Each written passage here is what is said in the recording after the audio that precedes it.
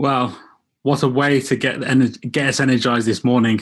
Thank you to the City of Culture Trust for this incredible video content. I certainly needed that wake-up call this morning. Can I ask for all microphones to be muted before we begin? I would like to welcome everybody to the Coventry Cultural Policy and Evaluation Summit. Of course, we would love to have you here with us in person in our wonderful City of Culture. The upside is that we can draw together an exceptional group of presenters over the next couple of days. Just to remind you that all sessions are recorded and streamed to YouTube, so you can catch up on any sessions you may need to miss and then have access to the entire summit for future reference. We've put the links in the chat if you have any technical problems. Please do use the chat. Our chairs will be asking questions from the chat Q&A for the Q&A sessions over the next couple of days.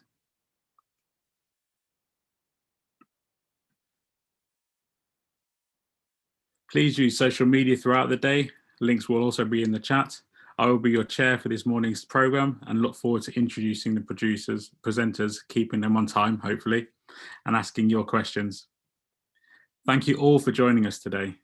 Thanks to both our universities and the Arts Humanities Research Council Cities of Culture Network for getting us all together to speak about the future for culture in the cities like Coventry.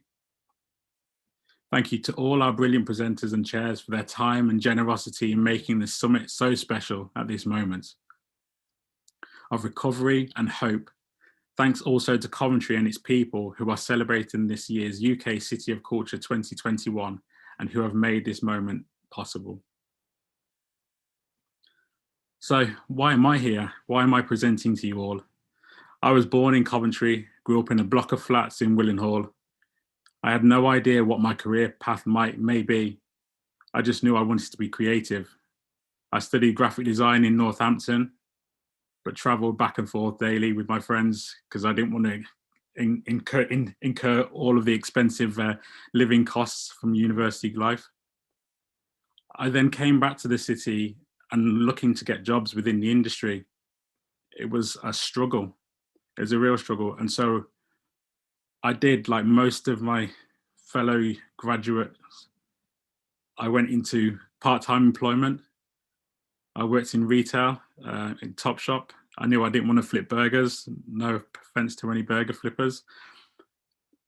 But Topshop was where I found my passion and was then able to go and explore. I was able to go up and down the country, opening new stores, working in visual merchandising, and seeing what the life outside the city could be.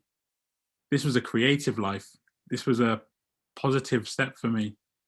But I had to leave the city to find that spark when I was coming through.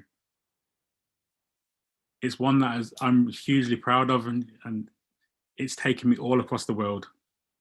I've traveled across most continents with my work, able to meet some incredible people, getting some incredible experiences.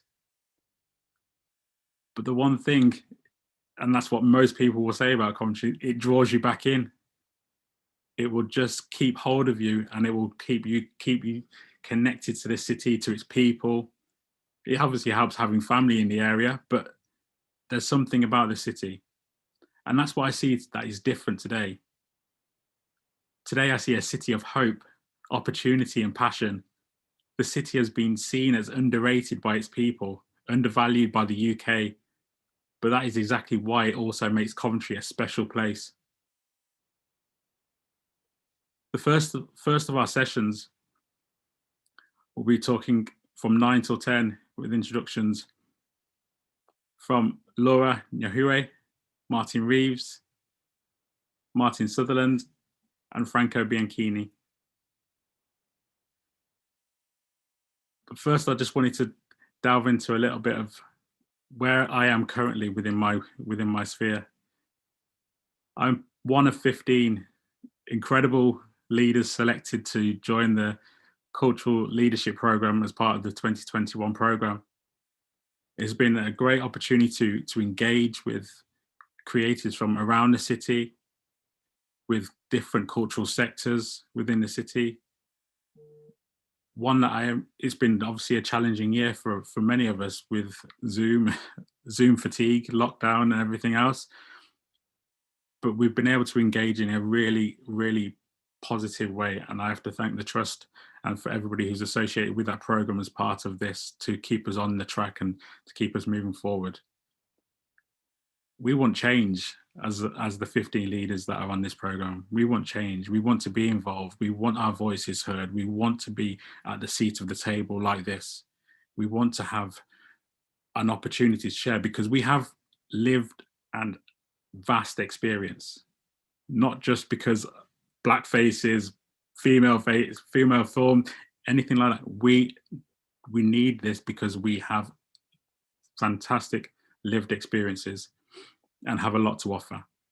And it's fantastic that we can actually start to have these conversations and be empowered and feel confident enough to have these conversations now. It wasn't possible a few years ago, but it's starting to be more prevalent now. And it's one that I am absolutely proud to be part of and absolutely wanting to lead. And so the leadership program has really given me an opportunity to do that and to voice my opinion and be part of this platform.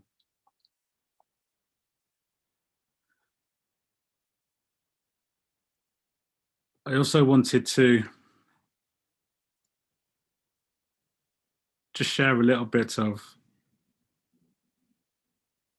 I suppose, what it was like growing up within this city. You know, you've got sport as a key anchor with the football teams in the 80s and growing up when there was a rife of not necessarily tolerant people. It was a hard city to grow up in. But I think those hard knocks, they set you up for the future. Not that we want everything to be hard in life, but life can be hard. But I really wanted to share with you what it was like for me growing up in those in a high-rise flat, single parent, like many people have gone through and still do go through.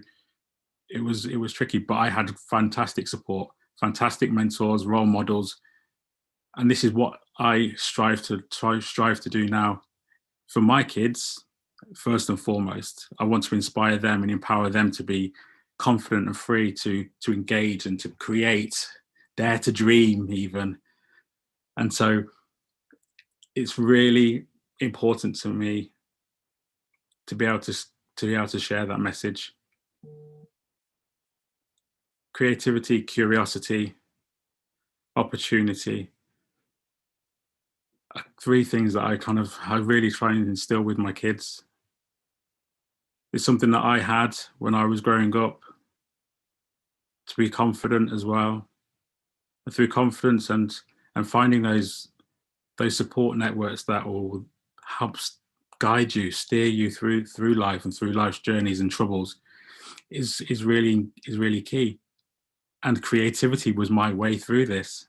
Creativity was how I found my tribe, my community, my place within this world.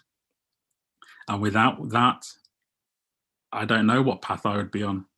And so I find it really important that we have these conversations to share. And I just wish that things like this were more prevalent when I was growing up. Maybe they were, maybe I just didn't have access to them. And this is what I think is key for us, to be able to talk to the communities that we want to reach by giving them the opportunity to come and sit and to listen to conversations that we're going to have over the next couple of days. Because it's not always in the boardroom or the offices that we gain the most experience or the most knowledge.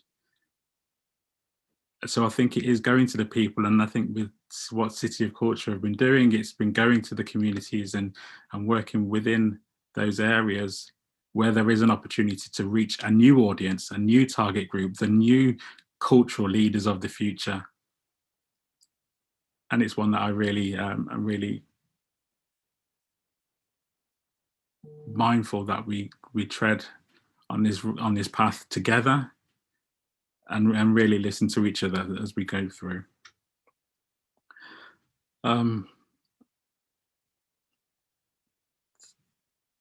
I just wanted to go, before I introduce our first lot of speakers for the first panel, just wanted to run through the rest of what the morning session looks like. So from 9 till 10, we will have introductions, as I said.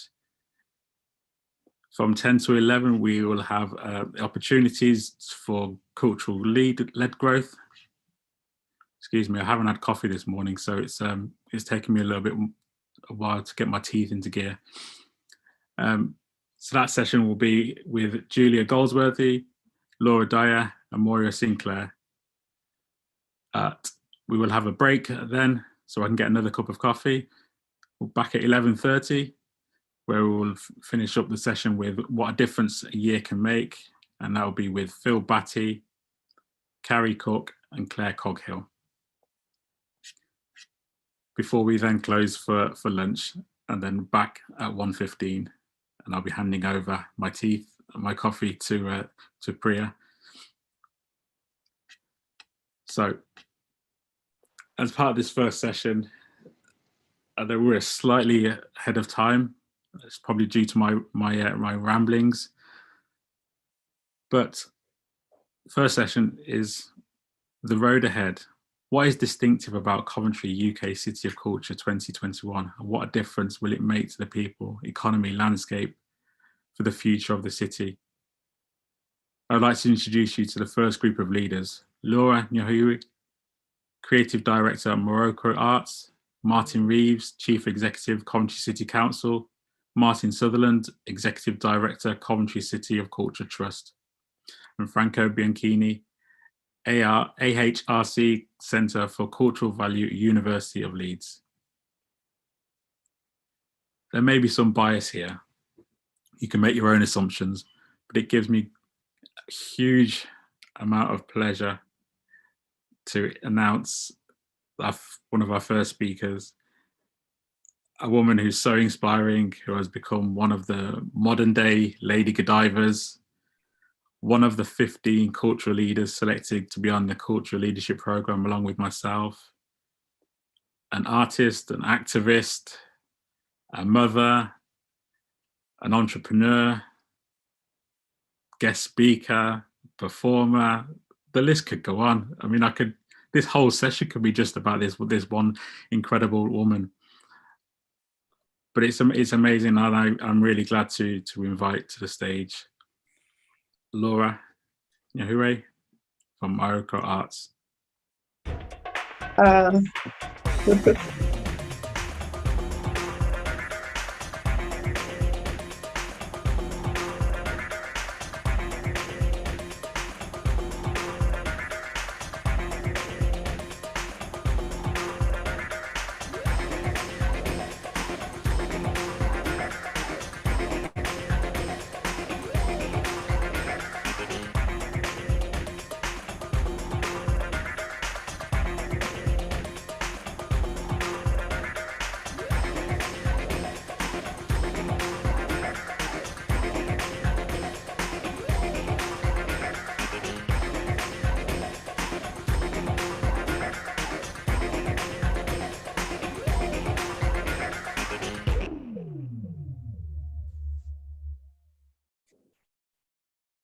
Thank you so much, Cory, for such a strong introduction. Thank you. It's good to be here. I'll just jump into my reading. First slide, please. Don't have a... Oh, okay. Yeah, I guess.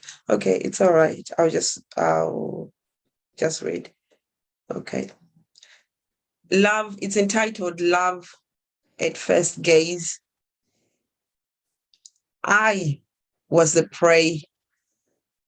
They were the glorified hunters, the gatherers. I was up for grabs, all in, drooling with anticipation. If I could cut myself wide open, I would. So, of course, like a sheep to the slaughter, I came. Palms sweating, insides turning, eyes bulging, grinning, grinning, grinning. Love at first gaze. So, of course, like a sheep to the slaughter, I came. Our ancestral graves cracked open, wide open, discovered skeletons together. Sorry. Discovered skeletons together. Sun baptized the snow-covered earth together. Broke bread together. Like a sheep to the slaughter I came, ripened of oil and honey, juicy, hearts open, love at first gaze. I was the prey. They were the glorified hunters, the gatherers. I was up for grabs, all in, drooling with anticipation. If I could cut myself wide open, I would. Well, they did it for me. They came, squeezed me dry, and they went. They came, cut me up, seasoned, barbecued me to the bone, chewed and spat me out. Like I said, they came. In 2019, I facilitated a workshop, and this was themed, I came bearing gifts. And in this workshop, it was celebrating Refugee Week. A migrant from Zimbabwe wrote the following, and he entitled it, "These Hands of Mine." He wrote, "I've touched bent grass. I felt rough, for I've dug deep pits throughout all my years. My palms have been beaten, my fingers trodden. Could this be all my hands have felt? If it is, then what a painful blow this life has dealt." And at that moment, I thought, what a lamentation. Today and tomorrow, there will be conversations about the road ahead. And I'm inviting you to consider, to dig deep and consider these questions and provocations. Is the road ahead a clean slate? Or is it full of sniffing, licking, trying, testing, squeezing projects, chewing and spitting out like poison projects? Is the road ahead full of black bodies justifying their existence via 9-minute videos of social media? Is it full of marches reclaiming our streets? The road ahead, is it full of privileged ignorance and so-called misunderstandings, nicely packaged unconscious racial biases, gender biases? The road ahead, is it a never-ending sit-down story full of gags muted buttons, male egos, no sheroes, policies, no heartbeats, picture sweet agendas, no soul, no depth. COVID blew in a wind of change. Sorry, my laptop. COVID blew in a wind of change, a chance to start over, legacy, a chance to inhale and exhale, legacy, a chance to jump off the hamster wheel, legacy. We are not projects.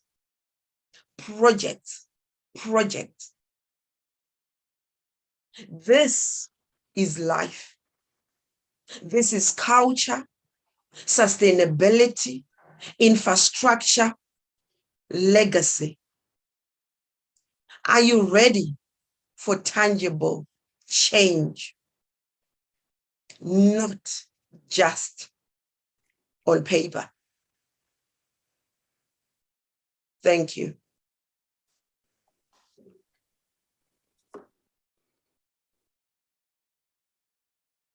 Thank you, Laura. That was incredible. Incredibly powerful, as always. I don't know about everybody else, but when I listen to Laura, I close my eyes so I can be immersed within my thoughts versus the visual, and it just gets me every single time. I would now like to invite Martin Reeves, Chief Executive, Coventry City Council, to the stage. Martin, no pressure to follow Laura at all. Yeah, thanks for that, Cory. Really appreciate that. Dead easy to follow that. Look, it's great to see everybody. Martin Reeves from the city. I just want to spend a few minutes in order to give my views on legacy, more importantly, impact with our people and with our city going forward. I thought the best way of doing that was, and I don't usually do this, is to look back, not in a way of trying to revise history, that's really dangerous, but to actually look at the context and the rationale for why we all got onto this particular journey of ours, because I think that will give us some clues as to what might lie ahead. So just a few moments from me, and I won't spend too long on this. If you think about a number of issues for us in Coventry in the City of Culture, and break it down as I do frequently around the rationale, the compelling rationale, but the challenging rationale for bidding in the first place, way back to 2015. The bidding process itself and what that did, good, bad, and the ugly, in terms of learning about our city, about our assets in our city, about the role of local authorities, independent art organisations, and leading up to 2017, and the third bit about the bid success itself in 2017 and what that meant palpably for the city. Then what I call the priming, the post-victory, which inevitably for our city, for our communities, for our arts organisations, for everybody, was a slight hangover after the victory of the party. But then to actually think about, well, what's the reality now of us priming and setting ourselves up for then the delivery stage, which clearly we're in now, and the excitement, exhilaration and challenges of that, to then lead to things that's really important about, well, what does this really then mean about the impact, the legacy, the difference that hopefully is going to be positively made, going right back to why we had the rationale for the bid in the first place. And I think if we then think about that briefly, rationale for the bid, a city that had a level of confidence that was nowhere near as high individually and collectively as it should have been for the assets that we had, often, frequently in abundance. The confidence simply not high enough. An ability to say, here we are now, here's our flag in the ground, we're here, it's our time, we've been missed out. And I talked about the notion of the cellophane city being looked around, but more importantly, looked through when others were being noticed. That was a compelling rationale. Also was the fact that we were not ready in terms of the finished product. We had too many rough edges, and that was good. We had too much of a burning desire to not just talk about all of the great stuff, but the things that just weren't good enough in our city. And Laura's already picked up some of the unfairness, the inequalities, and the challenges that we faced, and unfortunately disproportionately for some of our communities. So that was the rationale then leading to a bidding process that was an incredibly kind of overwhelming sense of what the city could do together, with a clear strategy, bringing people together from very much bottom up, as well as people like me in suits saying this is what we need to do. And that wasn't perfect, but it gave us a sense of just that balance between our assets and some of the challenges that we faced.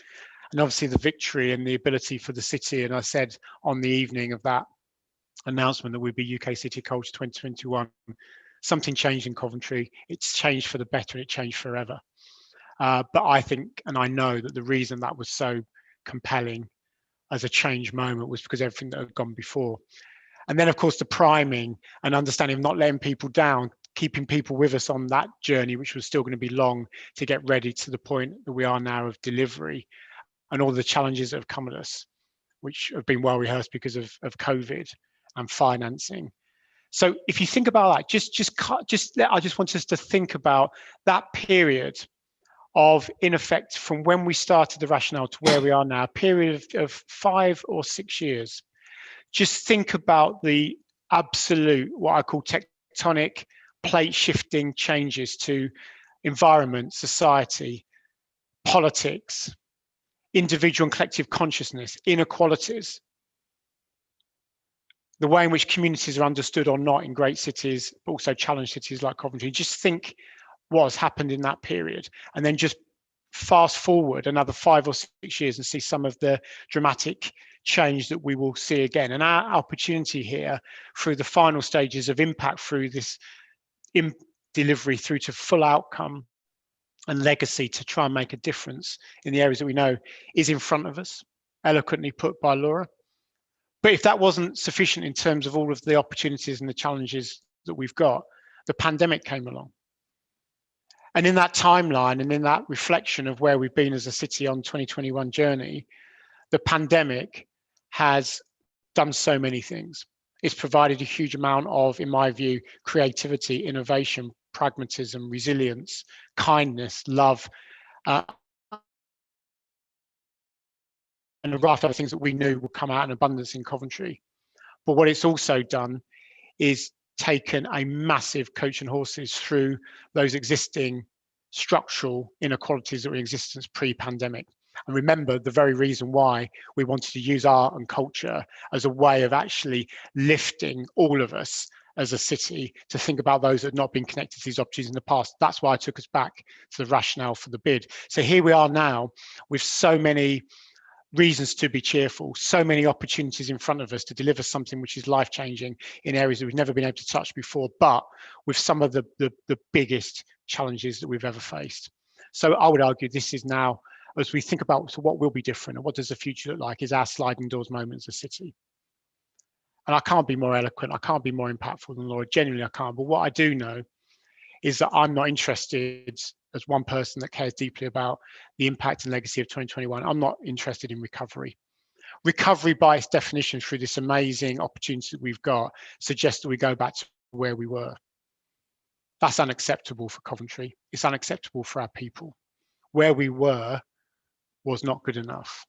Where we need to be is a reimagination, a reset of how we can do things that we know has been lost through the last 18 months, connect people to each other through the power of culture and arts and togetherness, connect people back to their natural environment, of which we know has been in some ways heroic and will be able to maintain people through the pandemic. For others, with lack of space, lack of ability, lack of a kind of support network and a resilience to be able to even take advantage of those natural assets that are right outside their front door. All of this lays in our wake to be able to reconnect, to reimagine, and to understand actually the power of difference, the ability to reduce those inequalities, to connect people to the amazing assets, opportunities that we've got, and ambition we've got for our place going forward, is hard, but it's possible if all of us search deep and think about the fact that it has to be different.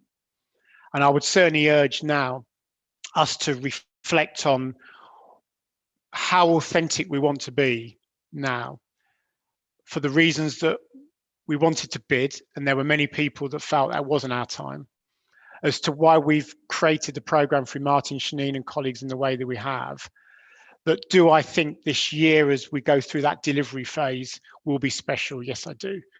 Do I think that it will peak moments of individual brightness and collective brightness for our city on a national international stage? Yes, I do. I have no concerns about that.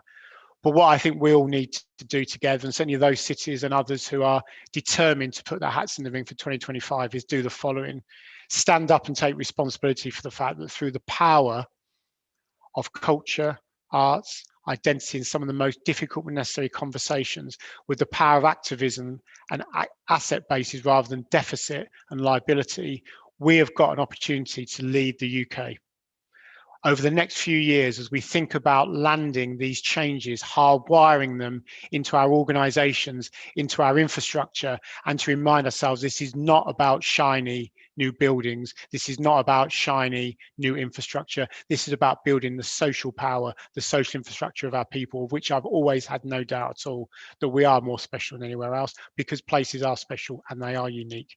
And I firmly believe that whilst if we're not careful, we can hide behind the necessary metrics, dashboards of what this could look like. There is something which is absolutely clear to me. There is another sliding doors moment, as there was back in the early days of our determination to bid as a city. And that is to say, can we do something that no other city of culture, in my view, any European city culture has done, which is not just say our delivery was exceptional and the economic impact was significant, but to say we have now been able to shine a light on something which now is irreversible. And we said that before was not good enough. And the future is actually going to be reimagined in a way which is actually to create a culturally enriched, sustainable, prosperous city, region and country that actually takes everyone with it and doesn't leave people behind. And I think that is incredibly exciting, but really scary at the same time. And I'm well up for that, as I know everyone else will be as well. Thanks, colleagues.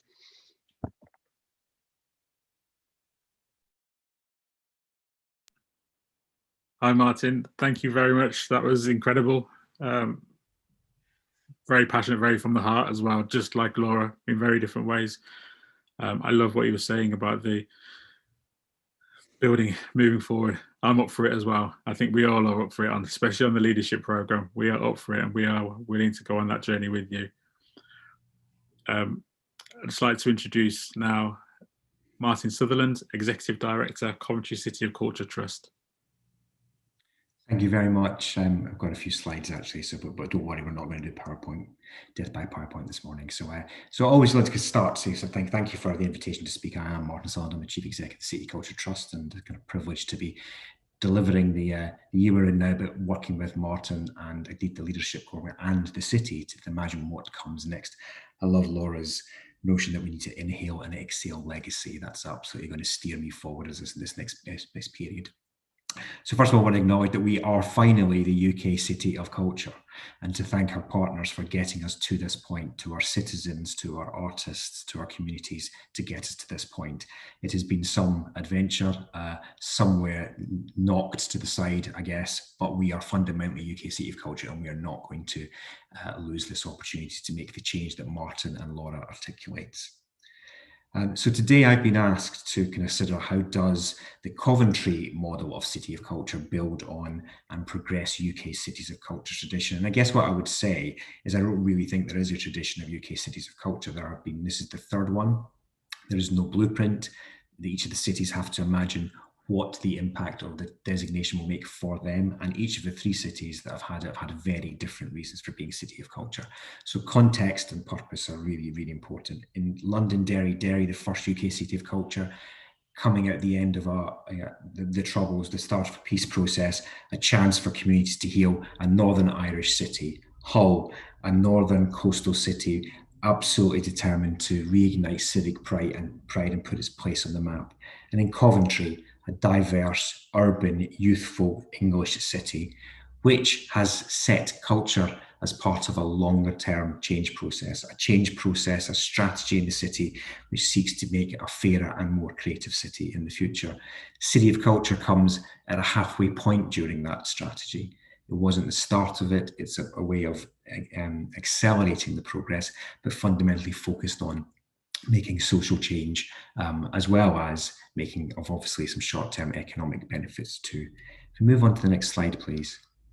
So our vision for City of Culture hasn't changed as a result of the pandemic. It absolutely remains intact. So absolutely determined to, yes, in 1 year, create a festival that celebrates the city's past, looks to the future, provides opportunities for artists and seldom-heard voices, which places citizens at the heart of decision-making, and which also makes this economic and social impact. But critically also, we want to be part of conversations and lead conversations about the changing nature of Britain. We're absolutely not interested in being simply a parochial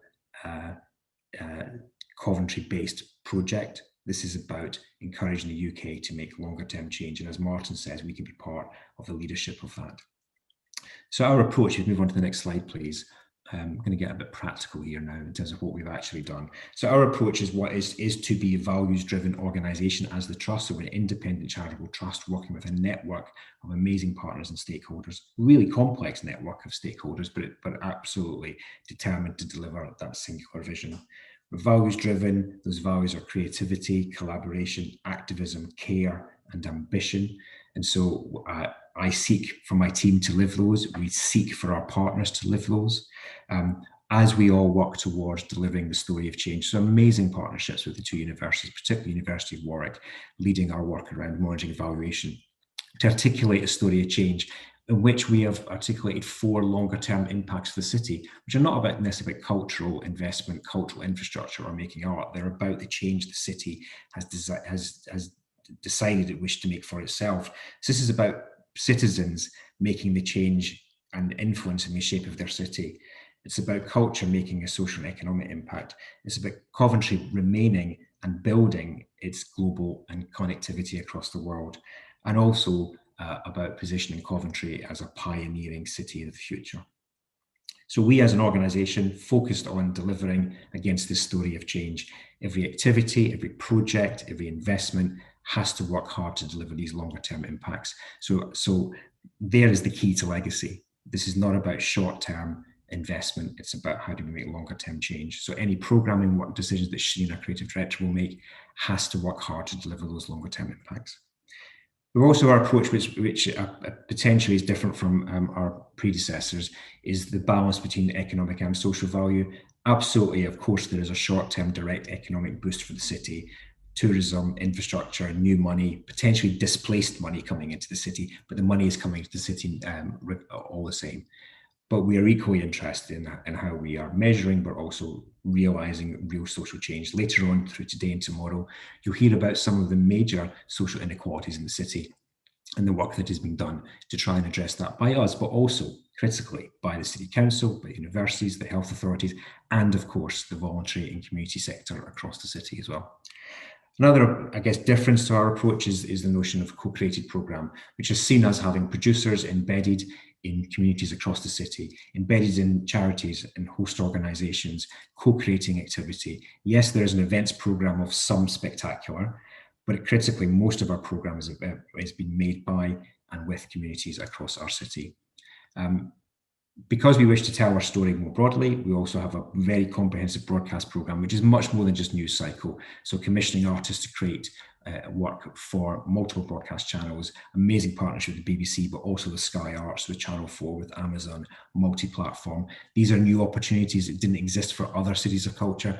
We've really embraced them.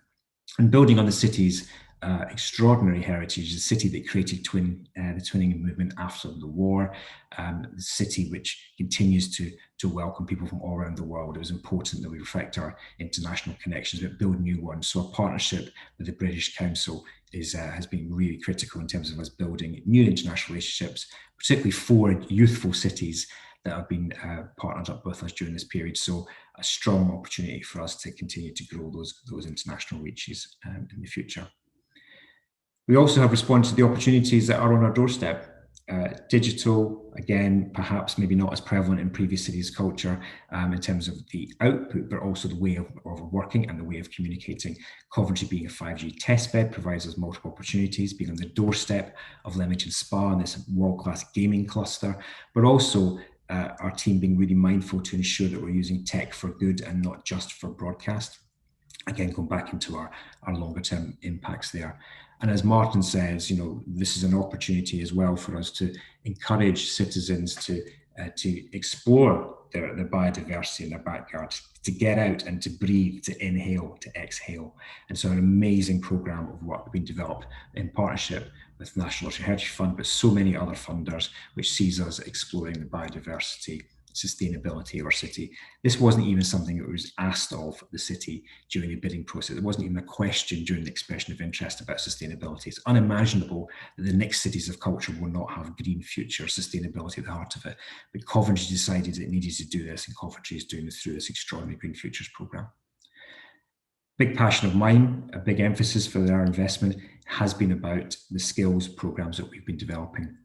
Again, I think this is probably quite distinct from previous cities of culture who have by and large delivered amazing volunteering programs. We've gone above and beyond that. We do, of course, have an amazing city host program, but as Cory and Laura have referenced, we have this leadership program.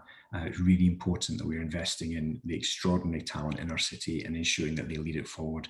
We also have our apprenticeship program, working with hospitality program, and working, of course, with the colleges and the universities. So massive focus, big investment in skills, and indeed in sector development initiatives, partly about ensuring the sector is ready to take advantages of the short-term opportunities, but also to ensure that the leadership of our sector better reflects the people who live in our city in the future.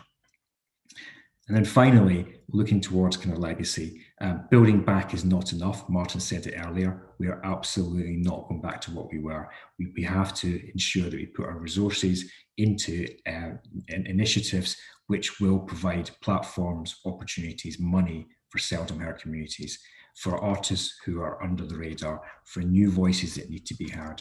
And so our programme has absolutely been focused on ensuring that we deliver those longer-term ambitions for the city, about being a fairer, greener, more creative city, but one which is more representative of those who live here. My focus for the next period is putting a structure around legacy, but actually what's more important is about we continue the conversations about the nature of the city we wish. And of course, a structure will be formed around that. It may not be by the Trust, it may be by other partners, but critically, we are not seeing this as a single year celebration. There will be no fireworks. There may not even be mass gatherings. So instead, we have to ensure that we use this as a moment to gather voices, new conversations, and continue to challenge what the city might be in the future. So our approach, quite distinct, I would think. Absolutely not denigrating what has gone before, but we are responding to our context and our opportunities. And I guess what I would do is encourage those who are bidding to be the 2025 City of Culture to not seek to mimic what Coventry is trying to do. It's important that it's right for the city at the time, and our approach is hopefully the one that's right for our Coventry right now. And that's it. Thank you very much.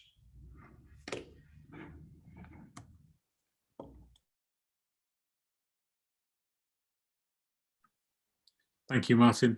That was incredible as well. I always love hearing you speak about the process and what's going on behind the scenes, because obviously you don't always get to see or hear a lot of the information that goes out.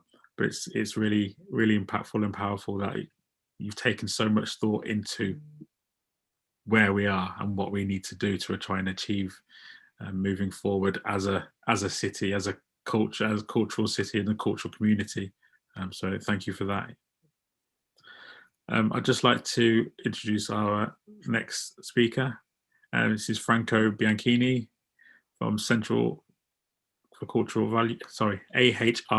Centre for Cultural Value and University of Leeds. Thank you. Thank you also for inviting me to this incredibly rich program for today and tomorrow. Just wanted to start by saying something about the Cities of Culture Research Network, which has contributed to funding this event, and of which I'm one of the co-initiators together with Professor Jonathan Nilans, who has put together the program for today and tomorrow. So basically, as the Center for Cultural Value itself, it is supported by AHRC, although as a center we are also supported by Arts Council England and by the Paul Hamlyn Foundation. And it is a network that, as the name suggests, tries to bring together policymakers and researchers, including young researchers, postgraduate researchers, from all cities that have been European city or capitals of culture in the UK, Glasgow, Liverpool, and also the UK cities of culture. So we have the representations of all 3 UK cities of culture: Derry, Londonderry, Hull, and Coventry. And we have representation from the London Borough of Culture and also from 2 other European capitals of culture, Galway, which was ECOC, European Capital of Culture, in 2020, and Aarhus in Denmark in 2017. So essentially the network, through meetings, seminars, and other initiatives, aims to create the conditions for a more honest and creative, constructive dialogue between evaluators, evaluation researchers, and policymakers, and as policymakers representing the cities that I mentioned earlier. So we are aiming to produce a report and also a special issue of a journal, Arts and the Market, which is gathering together articles on the evaluation of cities of culture. So one of the events of the network is called Upon Reflection. It is organized actually by our very flourishing postgraduate researchers group, and it will take place after this summit on the 30th of June from 9 a.m., 1 p.m. Upon Reflection, responses to the Coventry Cultural Policy and Evaluation Summit.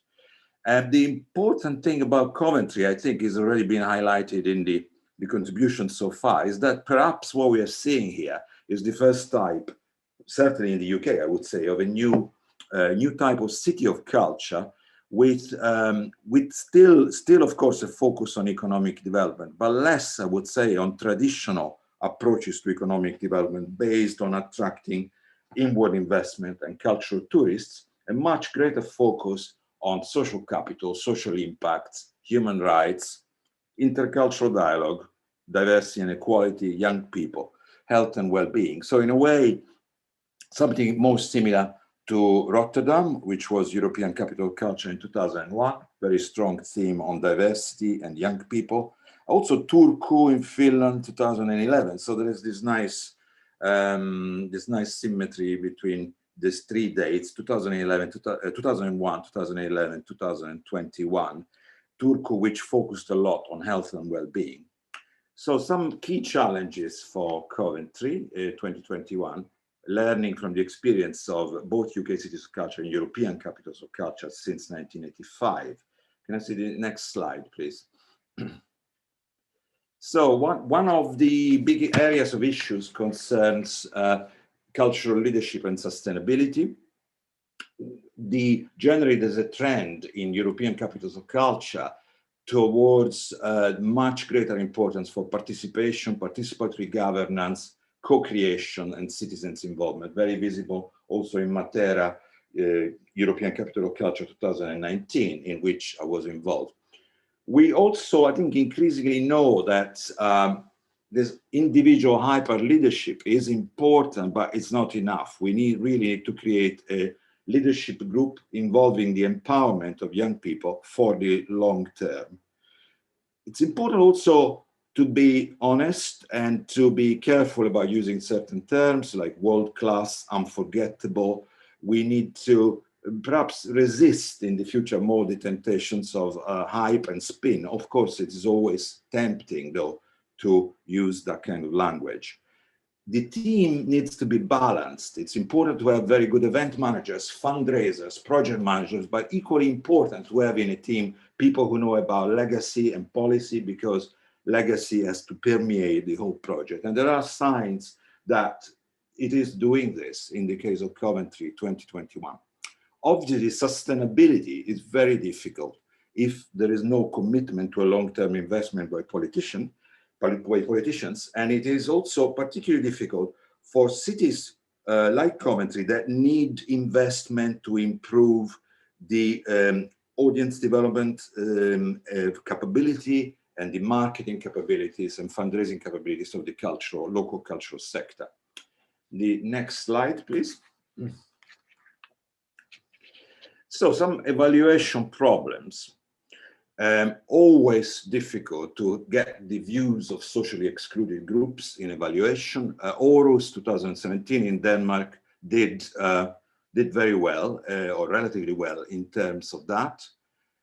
How do we, again, try to resist this problem of self-legitimization, even self-mythologizing and marginalization of dissent, which has characterized several European capitals of culture, for example, in the past? This often declaring a success paradoxically even before the event has taken place, which in fact, in some cases, it has been true, because in terms, for example, of media impact, some of these events are successful even before they take place. Big problem around overproduction of data. Sometimes we make the mistake of producing too much data which is not analyzed and interpreted properly. And who decides which data is more important, and how are these decisions made? Are they made in a transparent and democratic way? And then other common problems, very well rehearsed. One of them is certainly the problem of universities having a dual role as both major partners and evaluators. They can, because of that, be subjected to pressures that can reduce their independence. And it's equally important to not only to produce data, but also to think about how to disseminate them imaginatively so that they can reach different constituencies, different groups that need the data. So also we need to reflect on whether we need different types of evaluation for the delivery of the event and legacy, for the legacy phase. The next slide, please. So there's a lot to learn from HAL 2017, and you find some of the key learning points in the research that the University of Hull has done on the event. One of the learning points is clearly stresses the importance of a citywide volunteer program, of new creative learning models, of the integration of heritage and history in the cultural program, the importance of a strong start, but equally something that was a bit weaker in Hull, of a concluding season, a strong concluding season of the program that acts as a bridge with the legacy phase. And also the importance of experimenting with a broader definition of culture to appeal to students and young people that Coventry is certainly doing.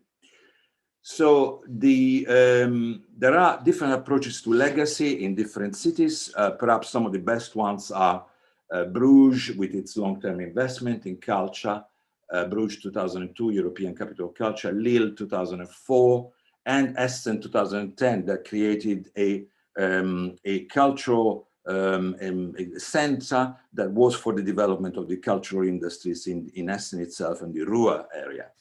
Key challenges raised by the pandemic.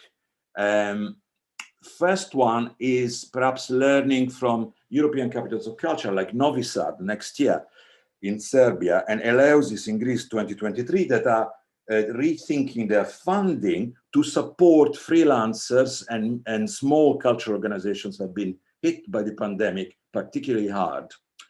The shift to a fully digital hybrid offer poses evaluation problems that the Center for Cultural Value itself is reflecting upon now. How do we evaluate an online offer? Is there a risk when we have more opportunities to reach a global audience that somehow we deprioritize local cultural engagement? The pandemic is also stressing the importance of fast adaptability and flexibility, because it is likely that you have to change the program or aspects of the program at very short notice due to the ever-changing criteria, safety criteria dictated by the pandemic itself. Big questions towards the end. what is the role of culture in rethinking the retail, nighttime tourism, and I would say also office, central business district economies of cities. There's all to play for there, as recognized by Richard Florida himself in a recent article on the future of central business districts, in which he really advocated an important role for cultural activities in this moment of transition. We could see a more curative, less economic development oriented approach to culture-led regeneration, with a growing importance of health and environmental impacts, which clearly also requires new types of indicators and evaluation methods. Very important to use cultural mapping to identify assets and resources for much more localized urban cultural strategies in the future, often at neighborhood level, linked with the idea of the 15-minute or 20-minute city, which is now being experimented on in various places, including Paris. So this growing importance of the hyper-local sphere is certainly a trend linked with the pandemic and the changes it is bringing. Final point, does the City of Culture format have a future at all? Because after all, it is dependent on large spectacles in public spaces. I think so. Certainly, it still has an important role to produce a shared vision of the future of the city and to put culture at the center of urban policy, which is also what happened, I think, in the case of Hull, 2017. Thank you. Thank you very much, Franco. Very insightful and really interesting to kind of understand, again, some strategy, some thinking and forward thinking about which will help not only 2021, but also moving forward and the rest of the communities. I just want to say a huge thank you to all of our panelists for talking today. It's been an amazing morning to listen, to hear some of the stories and presentations. We're going into a bit of Q&A now. So I'd just like to read out a few questions that have been going through the chat this morning. First one is,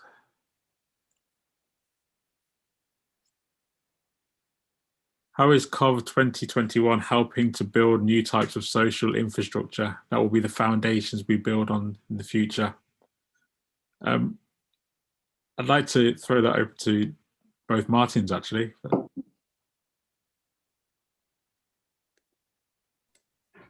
I'll happily, thanks, Cory. I'll go and then hand over to the other Martin. Plenty of room for Martins. So my point about going back, colleagues, to the start was, I was certainly conscious, a number of other people were, that creating the independence, not dependence, social capital, social enrichment through the understanding the rationale for the bidding process, the creation of a cultural strategy, which wasn't perfect, I'm not saying it was, but unusually, endemically from grassroots and understanding many voices than we'd probably listened to in the past, set the tone, I think, for how we could build that kind of social capital more sustainably going forward. And something that I was trying to put in the chat, I think I might just put it to Jonathan Neelands, if you can kick it out, John, to the wider audience, was, yeah, the funding issue is really important. It's not the only answer to this question, but otherwise we just have a really interesting theoretical conversation about building capacity, building resilience, growing our own, sustaining that which really matters in the long term for legacy and impact. But actually the decision very early that Martin and the trust took, supported by trustees and principal partners, was to shift, not insignificantly actually, funding capacity, their own skill base, to create some of that social capacity, but also the hopefully future-proofed capacity within the independent arts and cultural sector. Now, that wasn't a kind of non-deliberative decision. It was a thought through decision, and that absolutely was right. And Franco talked about, will that model change going forward? I hope so, because actually, whilst hopefully we won't be in the grips of a pandemic and actually existential threats to independent and larger arts and cultural organisations as a result, hopefully we won't be. But even if we're not, and we're into what some might call a different kind of future, I would still argue we need to think differently about how we see corn and prime exactly this kind of future, and then get into future sustainable funding model. Otherwise, as I say, it just becomes a lot of conversations rather than the real kind of sustainability that we need for our individuals and our organisations to do things maybe differently to the way we've done them in the past. Thanks. I guess kind of practically what we have done is I say we've put producers and resources into grassroots organisations who are already embedded in communities. We haven't sought to create new structures temporarily. We're investing in what was already there and hopefully kind of helping them build.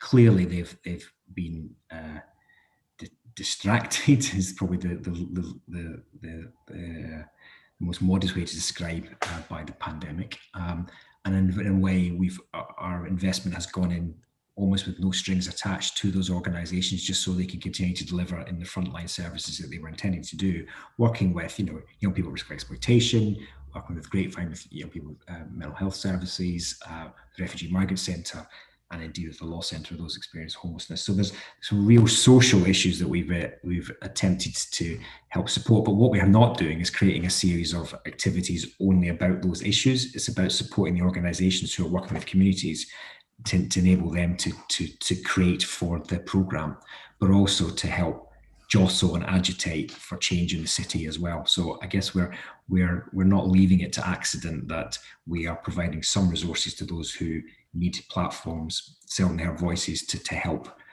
make the case for funding and make the case for change as well. So it's not simply an arts programme, it's a programme to support activism, really. Amazing, thank you. Laura, you talked about the road ahead being full of privileged ignorance, e.g. racial and gender biases. What can you see in Coventry 2021 that will start to help eradicate that privileged ignorance?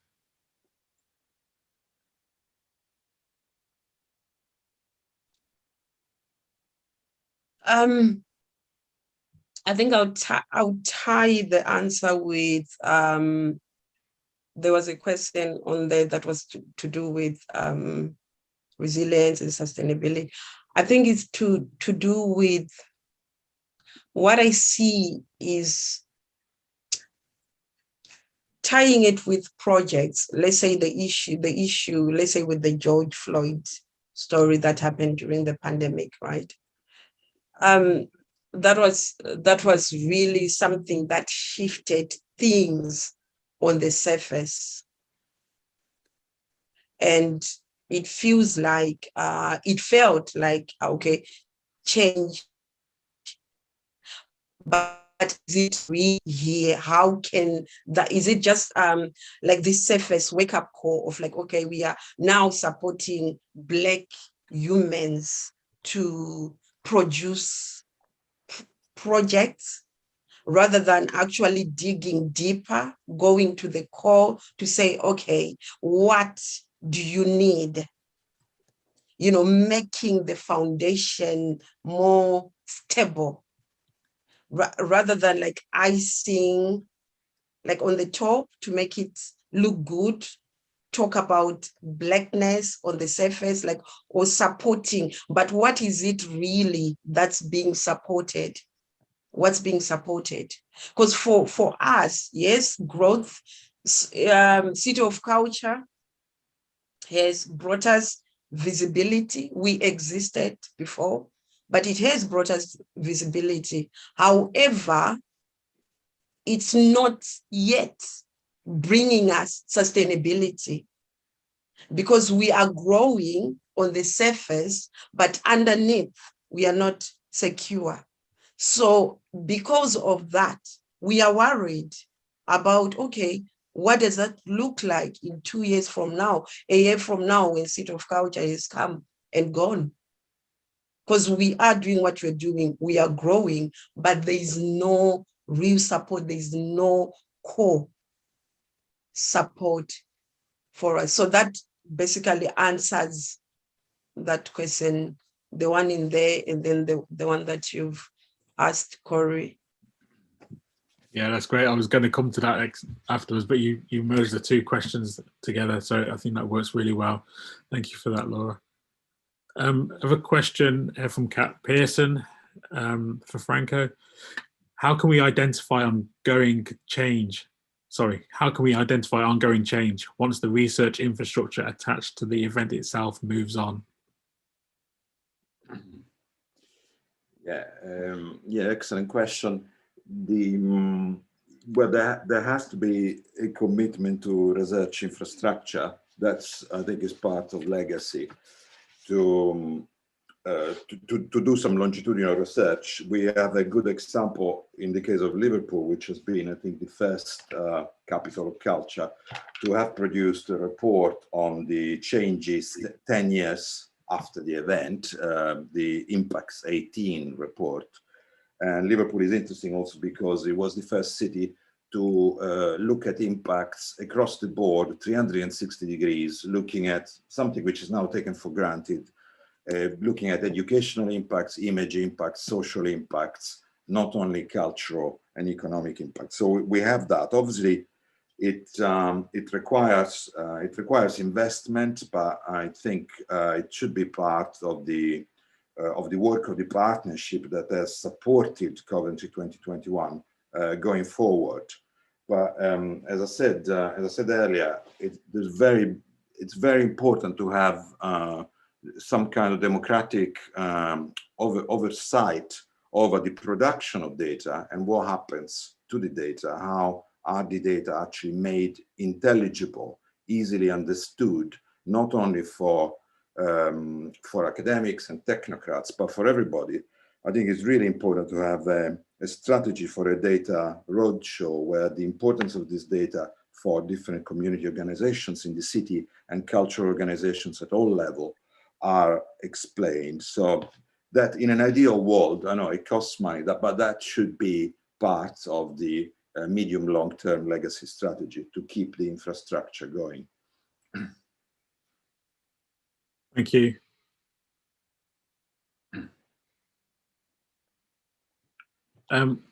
Just one final question, and I'd like to open it up just for last reflections on the overall question, if that's okay. How we make the positive results of change endure and become the foundation of something new and better. Let's open it up to Martin first of all, then come to Laura. Martin R, shall I start? Look, it's really tough at the moment. It's tough in Coventry because of the pandemic and many of the reasons that I've mentioned coming into the pandemic, which some people want to airbrush out in terms of some of the sad but inevitable, I think, as a result of the Brexit discussions, disconnected to even our communities, polarization, as well as deep inequalities that we've spoken about. My view on City of Culture, I talk about emblems and symbols of change. And you, all of us, and I would argue particularly those that have suffered and struggled the most through the pandemic and because of those impacts, need positivity.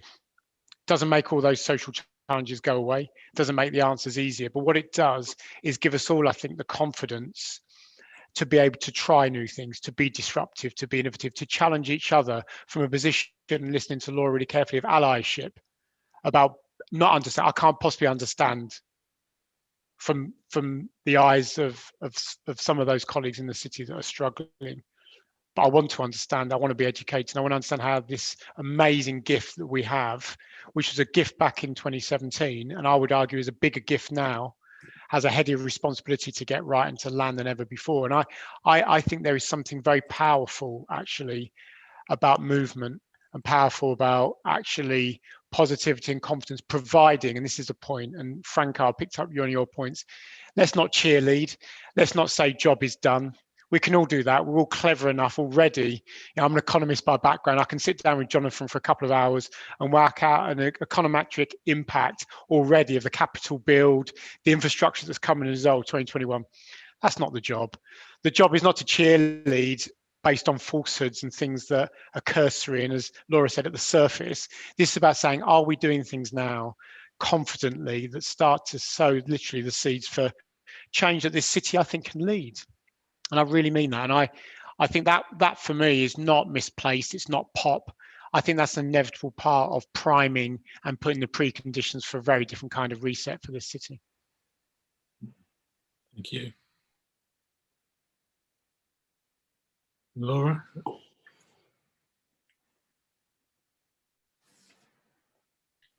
Can you repeat the question again? Yeah. How do we make the positive results of change endure and become the foundations of something new and better? I would go back to, the comment that you made about privilege, ignorance. It's about saying the problems for what they are, really coming face to face with the issues, get in the room, talk to people with lived experience. Because if the people who are making the decisions are there and not interacting face to face with lived experience, what are the issues in the city? What's going on? And who are the faces? Who has direct, experience with what we are talking about? If the decisions are just made from the top down, it will not work. We will continue having conversations, non-stop conversations. And it is tiring because it's reliving trauma, constantly reliving it.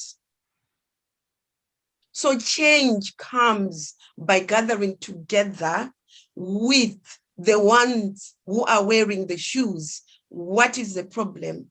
And then take action. By taking action. Thank you. I'll stop there. Thank you. Laura. Amazing. We're kind of coming to the end of our time in this session. I'd just like to come to each of you now for a quick 1 minute soundbite type of roundup of your thoughts, reflections from the question, the topic, the comments within the chat, and your thoughts from this morning session, please. If I come to you first, Martin S. Thank you. Thanks for the questions and everybody taking the time this morning on this. I'd echo Laura, it's action. And so, as I said, the City of Culture comes halfway through a cultural strategy and a modest action plan. And I guess what we need in the next steps is whatever comes next has to have resource, has to have different sort of leadership, and we need to be focused on delivering the change rather than talking about the change. So that's what I would take away from this morning. But it's also have assurance that there are networks in the city who are already working, that we're already working on this, but we need to be communicating more clearly that change is possible, but we need resources to do that, and it needs to be longer-term resources. So action is critical here. Thank you. And to you, Franco? Yeah, well, perhaps the key change is the continuation, the courage really to continue with an inclusive model of leadership that involves also organizations that are absolutely key for a long-term transformation of the city. HAL is beginning to get it right now with the local cultural education partnership, with the beginning of a partnership, strengthening of a partnership with the NHS, with the clinical commissioning group. Liverpool did some really good partnerships just before I was involved in the Liverpool 2008 team and after the event, for example, also with the police, with the fire brigade in the more deprived areas of the city. So this inclusive leadership group has to has to continue, has to strengthen, and to continue to keep culture at the absolutely at the center of urban policy. If that happens, I'm very hopeful that Coventry will be a model for other cities of culture. Thank you. And to you, Martin. My 1 minute, Cory and colleagues, would be that the reason, in my view, that Coventry won in 2017, and there were some other great cities too, was because we were prepared to talk about things, to challenge through the lens and power of culture, our identity, in ways that maybe other cities weren't. I think now we'll be tested on exactly that, and how far we want to go. And it's a point that's already been made by Laura and Franco. How far are we prepared to go when the seduction will be the need to keep ticking boxes and to show demonstrably the new capital bills, all of those really important and make a big difference to us. How brave and bold are we going to be to remind ourselves as why we got this in the first place? And I know we'll step up to that, but I think it's going to be, you know, a tough few years ahead. But I'm so confident that we've got many of these challenges as other cities, but they haven't got what we've got. They haven't got that resourcefulness and that determination, in my view, to stand up and have some of the most difficult conversations about how activism works and makes change in sort of post-pandemic cities like ours. Amazing, thank you. Final word to you, Laura. I believe we have an opportunity for change. For just the fact that we are here talking about this, we have an opportunity to act, to take action in order for something amazing to actually take place. We are the city of culture, like what everybody else is saying, for a reason. And this is our opportunity to put our hands on deck and make it real. So that's my final words. Thank you. Thank you. I'd just like to say a massive thank you to all of you for great first morning, for being easy panelists for me to look after and to chair. So thank you for that, and thank you for all of your input and conversation. We will now move on to our next panel group. And I'd just like to say thank you again to Laura, Martin, and Franco.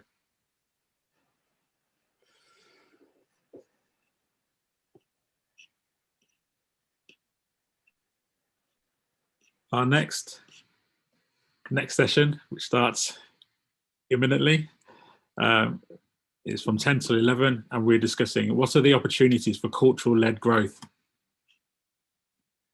I'm going to be joined by Julia Goldsworthy, Director of Strategy, West Midlands Combined Authority, Laura Dyer, Deputy Chief Executive, Places and Engagement, Arts Council England, and Moira Sinclair, CEO, Paul Hamlyn Foundation. I'd like to invite Julia Goldsworthy to the stage and to then start to talk. And welcome, Julia, to the stage. Hi, good morning, everybody. Thank you ever so much for having me. I'm really, really pleased to be here. So as Cory said, I'm Julia Goldsworthy. I'm the Director of Economy and Strategy for the West Midlands Combined Authority. Yeah, really, really pleased to be here and just to have a chat through my perspective on how some major public events like the Commonwealth Games and the City of Culture can contribute to social and economic prosperity post-pandemic. So just to give a bit of background on kind of my role, the role of the Combined Authority. So we've got a very, very small cultural policy team based in my Strategy and Economy Directorate. So from a kind of just high level positioning point of view, from my point of view, this is an absolutely core area to contributing to the inclusive growth that the Combined Authority and all its key partners have kind of highlighted as being critically important. It's going to become even more important in terms of thinking how we recover post-pandemic. And our role really is very much in a kind of supporting, convening and unlocking space. It's not about running big programs of activity. It's about where it is helpful, bringing people together, maybe supporting with small bits of seed corn investment where it's useful and resource to help unlock opportunity. And just to make sure that from a culture point of view, we're doing everything we can to connect those perspectives and opportunities into the rest of combined authority activity. So we support a sector-led cultural leadership board for the region, plus an officer group. And as I said, we link into the rest of the combined authority, and it's kind of helping engage with a wide range of stakeholders that includes LEPs, local authorities, the sector, those kind of things. Our priorities, which kind of align to the broader opportunities and impacts and legacy of major events. So we've got 4 objectives. One around COVID recovery and business development. So it's about strengthening regional networks and building resilience. A second objective around widening access to arts and culture, so that all communities have the opportunity to kind of realise the benefits of engaging with arts and culture. And a third objective around kind of really highlighting the role of culture in place-based work, recognising the transformative role and potential it has for our cities, towns and communities. And then a fourth around promoting our region through our vibrant cultural sector, and using the major events to position the West Midlands as the best place to live, work, visit, invest. So I think all of that really just shows how critical cultural activity is to kind of, our economic, social, personal and place success, basically. So that's the kind of guiding mind behind what we do. If we move on to the next slide, please. This is just really to give you a bit of a sense of the kind of work that we're doing. So this is a new mapping study and research piece of work that we have been undertaking with collaboration with a wide range of people, as you can see. It was initiated by the Cultural Leadership Board, and it was about better understanding kind of the footprint of activity and the value of it at a very, very granular level. We focused on 3 areas: audience engagement, economic and social value, and the digital and cultural infrastructure map. And this will be published very, very soon, so in the next week or so. So please watch this space. And it's been a really, really useful partnership between the Combined Authority, the Commonwealth Games, City of Culture, Birmingham City Council, GBS LEP, Culture Central, the Growth Company, with support from the Arts Council England and DCMS. So it's really, really been a really, really useful exercise, really rich layers of information that this work will show. So please do take a look when it's launched imminently. So if you move on to the next slide, please. In terms of the contribution of cultural events to inclusive growth, I think the key point on all of this is about taking the long view.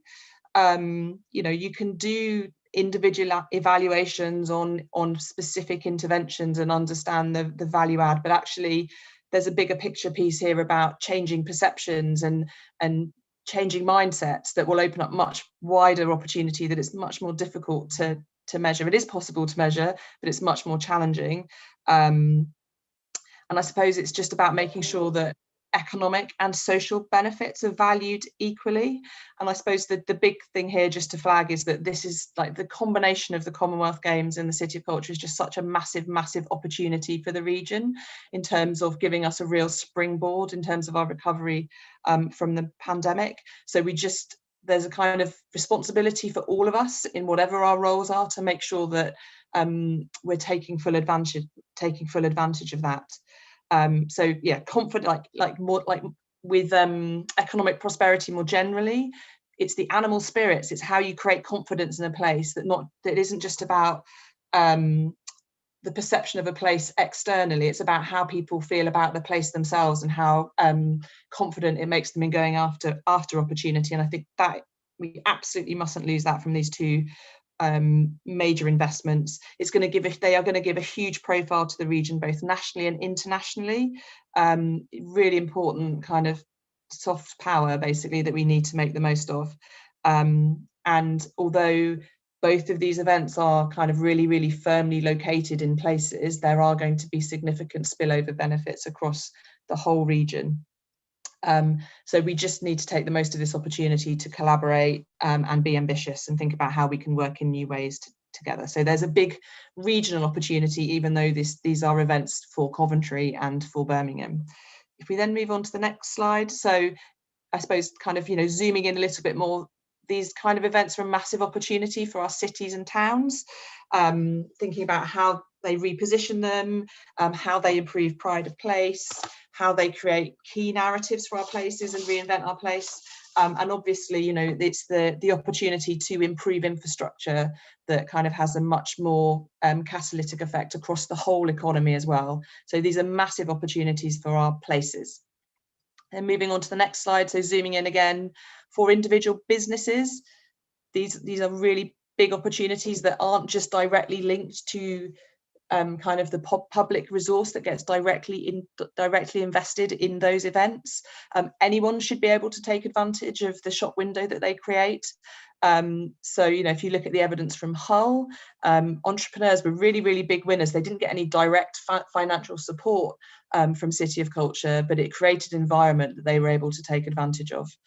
So again, I suppose it's just spelling out how these could play a really, really critical role in broader pandemic recovery, provide opportunities for innovation and collaboration, and a platform to attract new investment, new networks, new markets. And whilst we have things like the business and tourism programme to kind of explicitly seek to capture some of those things, there are informal and indirect ways in which we can kind of go after those opportunities as well from a business point of view.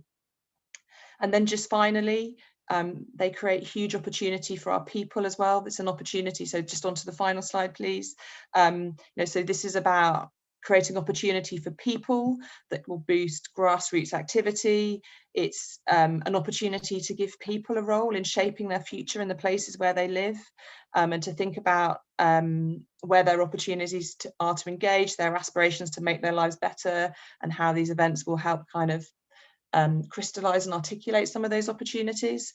And I think Coventry has done this really, really well in terms of its focus on longer term outcomes and like non-cultural outcomes. So it's really about an opportunity to generate real change from within, and direct opportunities around volunteering, skills, new jobs, talent development for our young people. It's, these are events that are going to bring people together, and there will be great opportunity that comes out of that, very often in kind of potentially unpredictable ways, but it's really exciting. We all have a collective responsibility to play our part in picking this up. So I suppose ultimately it's about kind of legacy and change being more about a mindset for us all, rather than a process. And we just need to make sure that we don't allow the parameters of that to be too tightly constrained by kind of resources in and impacts out. It's a much, much broader opportunity than that. The onus is upon all of us to play our part in taking full advantage of it. Thank you very much. Thank you, Julia. That was really insightful. I picked up on the regional collaboration. I think that is absolutely key. For too long, our cities, towns have worked in silo. And I think this is an amazing opportunity for all of those across our region to collaborate more effectively. So thank you for that. I'd just like to introduce Laura Dyer, Deputy Chief Executive, Places and Engagement, Arts Council England. Thank you very much, Cory. And I'm really delighted to be here, and sorry that it has to be digitally, not least because Coventry is my local city, and I'd have loved to welcome you in person to everything the city has to offer. In this session, I've been particularly asked to focus on how cities of culture are contributing to and reflect the shaping of Arts Council England's policies and funding priorities. And you won't be surprised to hear me say that I believe in the transformative power of culture. Creatives can make us see things differently. They can present things in such a way that makes us question and challenge the world and our place in it. Now, it can be disruptive and uncomfortable, but it can also be joyous. And culture gives us a very emotional link with our location, be that urban or rural. It can help us feel connected and part of a place or a landscape in a way that elicits a very instinctive response. And it can make us feel like we belong, are part of a community, are enjoying a shared experience, something I think we've all missed in the time of the pandemic. And nothing, I would argue, achieves this quite like culture. And in the City of Culture programme, opening events like We Are Hull and Coventry Moves, which touched every neighbourhood in the city, have clearly demonstrated that uniting and celebratory power. Now, of course, culture has a range of other benefits, the holistic case, as our former chair, Sir Peter Bazalgette, put it. But I think it's important to note that its unique attribute, the thing that gives it its resonance and its power, is that kernel of the creative idea. And whilst over the next 2 days, we will talk about that wide range of additional benefits, give loads of stats, figures, and point to the change that can happen, I want us to remember that unique quality, that spark, which makes all of the rest possible, the indefinable, unquantifiable wonder. Now, I'd also like to note that places don't hold a single identity. Place is often used as a shorthand, expressed in the singular, as though it's a homogeneous thing, that places can be made or shaped through a single top-down vision. But that simply isn't true. My experience of Coventry as a local visitor who lives a 30-minute drive away is very different to a resident of Wood End. And we know that there are a huge range of different experiences and outcomes linked to the neighbourhood in which we live. Men living in Foleshill's life expectancy is almost 13 years less than a man with a Stoneleigh address. Both residents in the same city of Coventry, but their experiences and life outcomes very different. So every city contains many places, many identities, different histories, memories, and different futures. What culture can do, and what I believe Coventry City of Culture is really highlighting, is the opportunity to reveal and celebrate all of those experiences, those histories, those lives, those communities, as well as raising ambition, raising the profile of the city, and actively planning for a different future, and allowing people to dream. But to return to the question, I hope that some of our thinking is helping to shape cities of culture, both Coventry's current journey, but also those places thinking of bidding for 2025. In March 2020, we published our new strategy, Let's Create. And that strategy was based on very significant review of past research, a critical look at the progress we've made at Arts Council England and as a cultural sector, and a substantial public consultation. And as a result of that review, we identified a set of 6 key issues which we see as the case for change. Firstly, that across the country there are significant differences in how arts and culture are defined, understood, and valued. Many people are uncomfortable with the label, the arts, and associate it only with either the visual arts or high arts, such as ballet or opera. And at the same time, most people in this country have active cultural lives and value opportunities to be creative. This showed we need to be really careful when we talk about the disengaged. Is this true? Or do they just not engage with the culture we choose to offer? Secondly, there are still widespread socioeconomic and geographic variances in levels of engagement with publicly funded culture. Thirdly, that opportunities for children and young people to experience creativity and culture are not equal across the country. Fourthly, that there remains a persistent and widespread lack of diversity across the creative industries and in publicly funded cultural organisations. Voices, experiences and talent are being overlooked and excluded. Fifthly, that business models are fragile and lack flexibility. And finally, that many creative practitioners and leaders of cultural organisations are reporting a retreat from innovation, risk-taking and sustained talent development. Now, these challenges have, if anything, become more stark post the pandemic. It's a checklist for all of us, including the Arts Council. And I'd argue that cities of culture have the potential to respond in meeting all of these challenges. And evidence from both Hull and Coventry is that they are. In particular, I'd highlight 5 ways. Firstly, the profile they can generate, a national and international profile of the value of culture in place-based work across multiple agendas. Famously, City of Culture put Hull on the BBC weather map, but it also put it on national and international front pages. Coventry Moves on the 5th of June, as well as staging activity in every ward, had over 100,000 online views and was seen in 67 countries. And its programme is now on the iPlayer carousel. Again, ensuring work is seen and branded.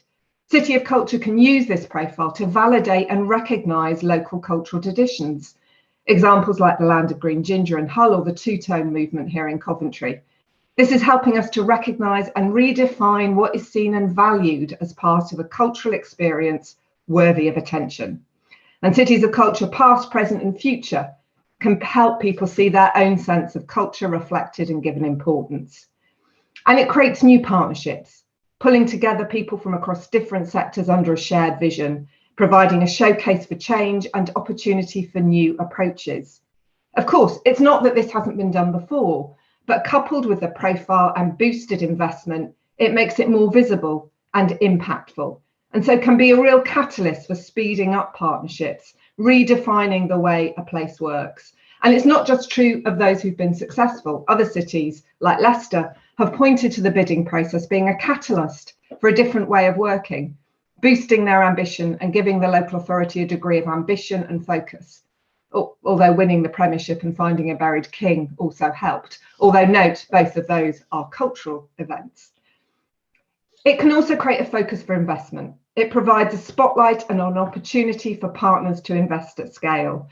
For us at the Arts Council, in the year that the Coventry was announced as City of Culture, our investment through project grants to Coventry-based individuals and organisations was 509,000. In 2021, and this included a period when our project grants was closed due to the pandemic, that figure has topped 1.7. This can begin to shift some of those geographic differences. It also shifts attention outside of the capital, demonstrating that not all roads have to lead to London, and that you can still get the world media's attention if you strike out to a different part of the country. The International Booker Prize winner was announced here in Coventry in May, and the Turner Prize will come in December. And finally, legacy. The year is critical, but ultimately it's not an end point. We want that case for change to be cooked into the long term. Now, Cities of Culture, like our own flagship programme, Creative People and Places, gives us the opportunity to change the narrative, to take the issues we identified underpinning our case for change and make significant strides. But I think the approach we take, the way in which we work, the leadership we exhibit is critical in all of this. And I absolutely include the behaviours and ways of working of the Arts Council in that challenge.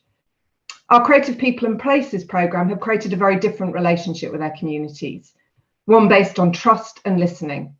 It questions historic notions of an audience. People aren't seen as cultural consumers, but as participants, co-curators and equals. And this is also true of the work in Coventry. It shows us that to reach people, the arts and cultural sector will need to change what, where and when we programme and broaden our choice of partners.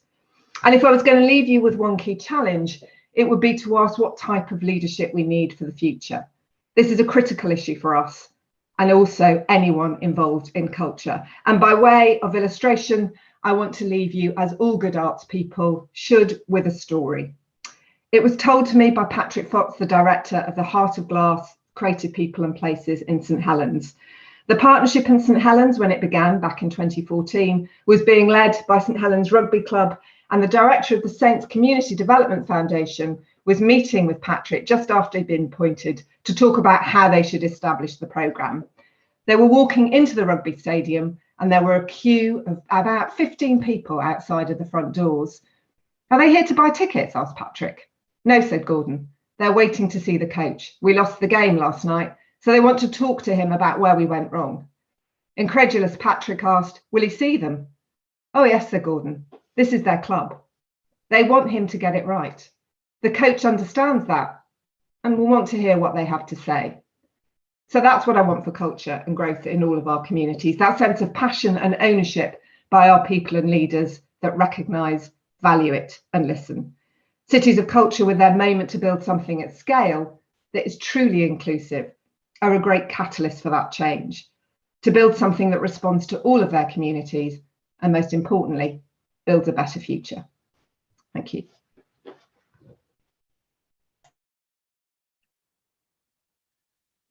Thank you very much, Laura. Really passionate again. I'd just like to say that I do have an Arts Council application in at the minute. Still waiting slightly.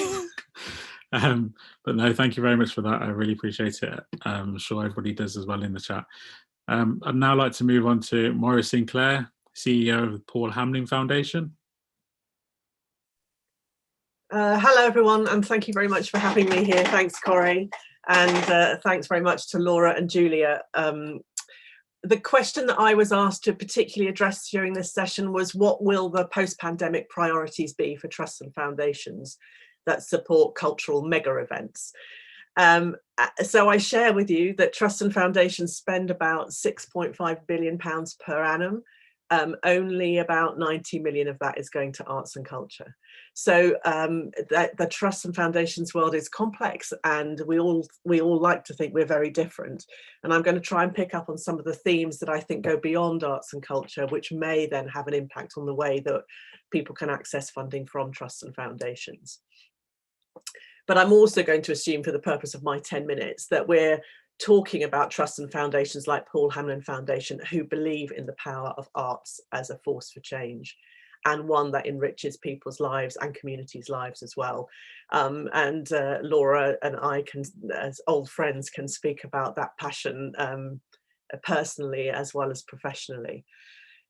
In the refresh of our strategy at Paul Hamlyn Foundation, which we published in 2020, we've placed a lot more emphasis and focus on a commitment to social justice and addressing inequalities. Now, arguably, that's the philanthropic heartland. That's why most trusts and foundations have been set up with something around speaking to people who were disadvantaged, that kind of language. And I think the language has been refreshed for the 21st century, refreshed for a post-pandemic world, refreshed for a world after the Black Lives Matter movements of 2022. I think social justice, addressing inequalities, they're going to be areas where we and other trusts and foundations will expect to see real progress in the organisations and programmes that we fund, as well as getting our own houses in order, which is something I think we're doing at the moment. We want to ensure that a wider and more diverse group of people have access to quality artistic practice, both as audience and participants. And building on our long history of work in this area, we want to support change in the way the arts are created, presented, accessed and experienced. And there's a lot of ambition in that statement. It's not simply enough to increase numbers. And I think as funders, we're often accused of being box ticking and that it's all just about just make it bigger. That's not what we're talking about anymore. Our emphasis is on addressing inequalities of opportunity and the systemic issues that put up barriers to access and participation in the arts. So a bit like Arts Council England and Julia talking about, this is long-term, not short-term. And I think investment in cultural mega events, in cities of culture programmes, will recognise that if you want to see change in and across the arts system, it doesn't happen overnight, it's deep.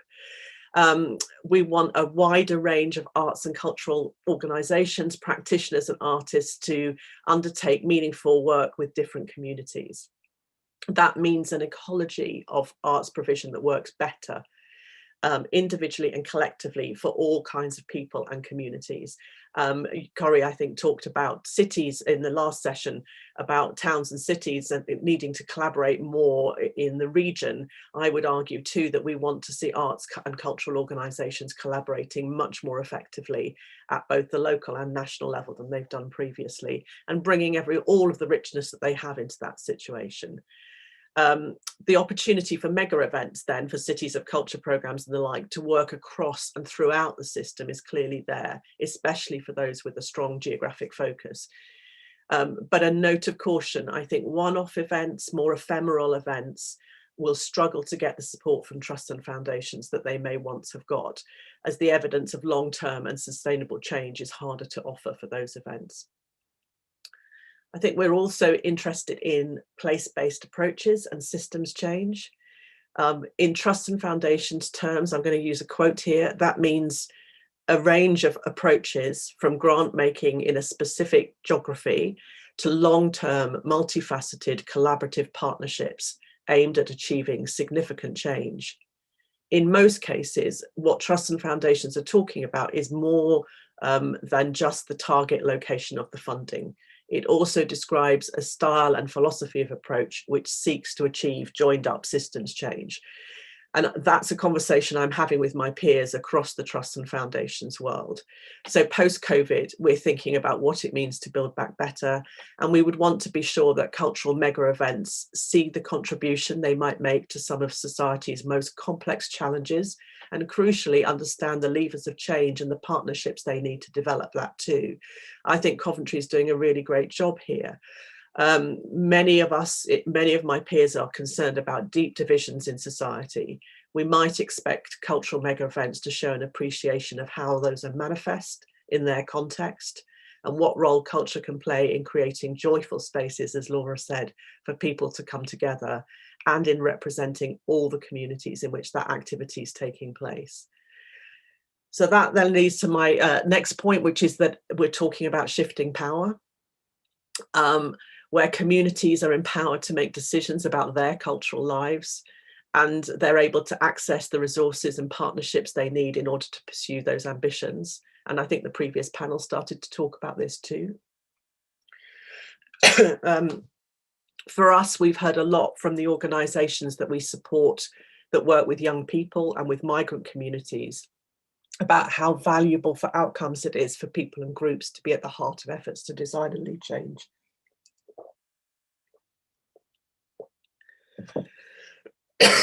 Excuse me. I think for cultural event organisers, a lot depends on who you're partnering with and what the terms of that partnership are.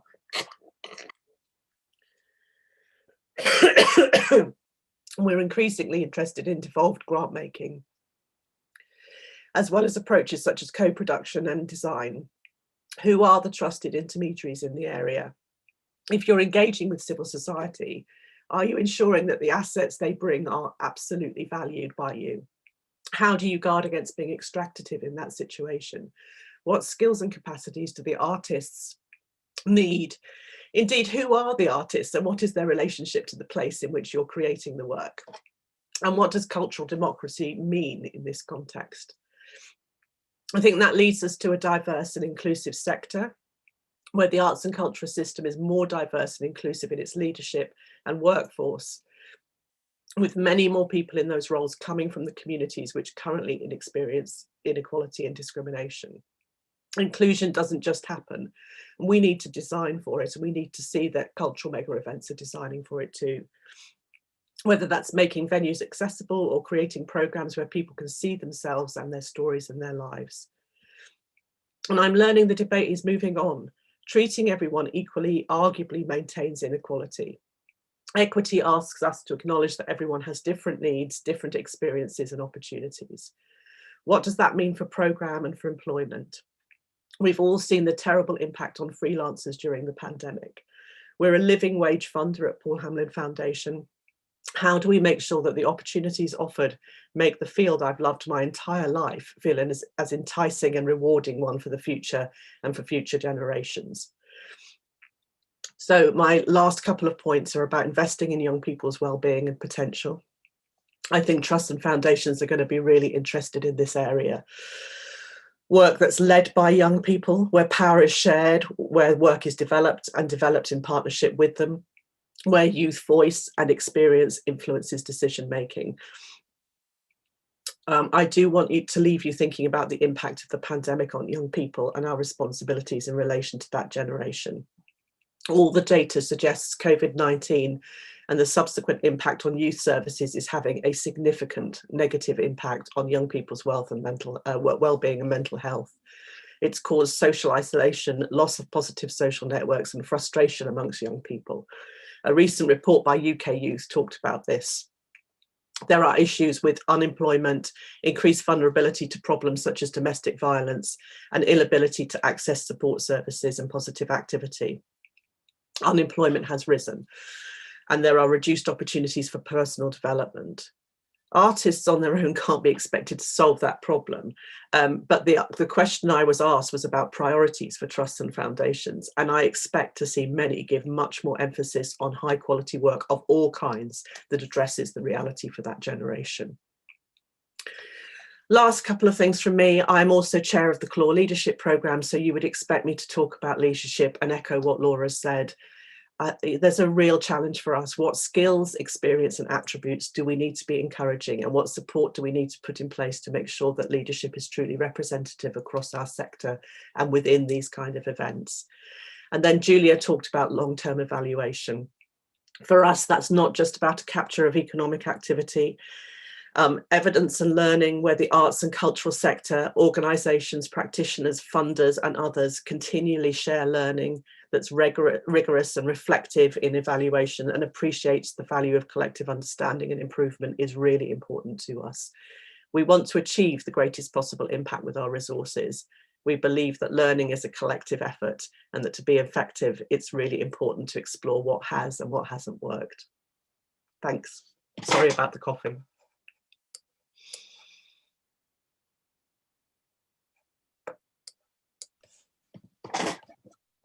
Thank you very much there, Moira. Again, very insightful conversation there and presentation. I find it really fascinating talking about the new leadership, how we look for new leadership, and that's something that I think we are on the leadership programme trying to ascertain at the minute, and also how we can then facilitate that leadership into our young people. You know, I do that looking at my kids as well from a personal level, but also how we can kind of pass that torch on, that baton on for them. I just want to thank you all for a very insightful second session, and really thank you for all of that. We've got lots of questions and lots of chat going on. I'd just like to pick up on a few key points. Julia, you mentioned animal spirit. How does culture animate the animal spirit?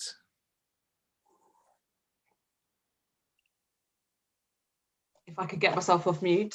I suppose it's one of those things that I was reflecting, listening to the conversation, and I think it's really clear from a city point of view. It's an opportunity for a kind of articulation and projection of what a place stands for, and for people to absorb what that means for them, but also to kind of influence what that looks like. And I think that from a regional point of view, I think one of the challenges that the West Midlands has is that it's fuzzy around the edges. So I think if we can use these as an event that helps people kind of think about the different layers to their identities, whether that's from a kind of individual, their own kind of communities, the neighborhoods that they live in, the cities that they live in, what that means for their region. I think that's, you know, it's that almost intangible, the animal spirits that kind of make a place distinctive and what it is. And I think you can't do that unless you kind of listen to, and like, you can't do that without culture. I don't think that's kind of what culture is, or one dimension of what it is. Thank you. I suppose to follow on from that, when you look at arts and cultural organisations, what does good partnership practice look like at local and national level? What should we be doing more?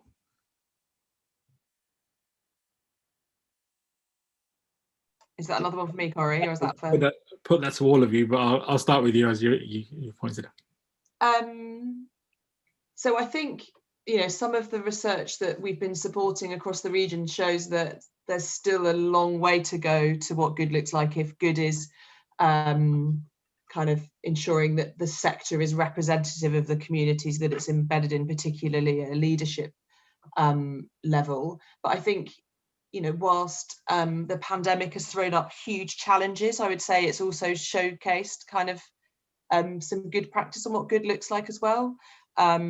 So I would refer to the way in which the region got together from a cultural kind of point of view through the cultural response unit that was coordinated by Culture Central, but that we were really, really pleased to be able to support. And it was amazing to see the extent to which the sector across the whole region galvanised. And I hope that kind of as we emerge from that pandemic, some of the good stuff and the good experiences from that we can protect and foster, rather than, you know, there's good stuff that we should learn and protect, basically, as a result of that, which I would look to. Great, thank you. Can I come to you now, Laura?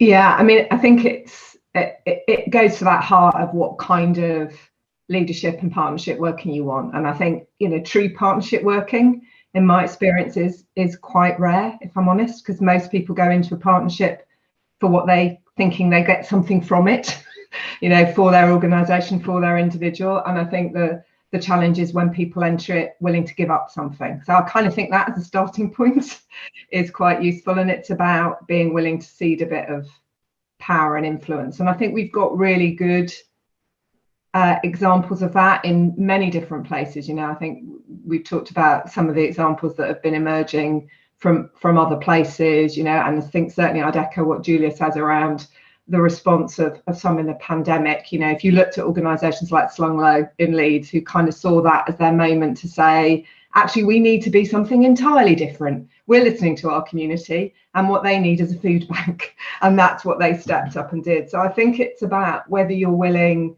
to truly listen. And I think the other thing we've seen it through some of the formal structures like cultural compacts, where you bring a range of people that don't necessarily talk to each other. We can be a bit of a cultural echo chamber sometimes. And I think how we make sure that we're truly interested in understanding and trying to jointly both problem solve, but also build on the assets of a place, not always look at everything as a problem that needs to be solved, but going, what can we really build on? So it's about coming together and putting your own agendas to one side. Great, thank you. And Moira? Yeah, I echo much of that. What's the conversation that you're having, and how open are you kind of to that conversation? I think in the past, arts and cultural organisations have often designed the product that they're offering out to partners and then expected partners to gratefully accept it. And certainly in terms of our funding, we're shifting the emphasis, and we would expect arts and cultural organisations talking to us to be able to talk to us about the quality of the conversation they're having with partners. And often we expect those partners to be in the room and having the conversation with us as part of a funding application. I absolutely echo Laura's point about kind of an asset-based approach, which I know sounds a bit theoretical and technical, but actually there are strengths out there in those communities. So starting from a point of what's the community's culture? What do they want to celebrate? What do they want to see at the heart of that partnership feels really important to me. And then there's a whole series of technical things about partnership, about actually establishing memorandums of understanding, or actually quite formal processes which create the space where you can have the difficult conversations when things start to go pear-shaped, and you can bring the partners back into the room to remind them the purpose of the partnership, the basis on which one establishes it, and what the power dynamic is there to look like. And in all of this, it's very easy for me to say it from a position at the Trusts and Foundations world, but more acknowledgement of power and privilege in the partnerships, more acknowledgement that we all of us in various ways hold some of that.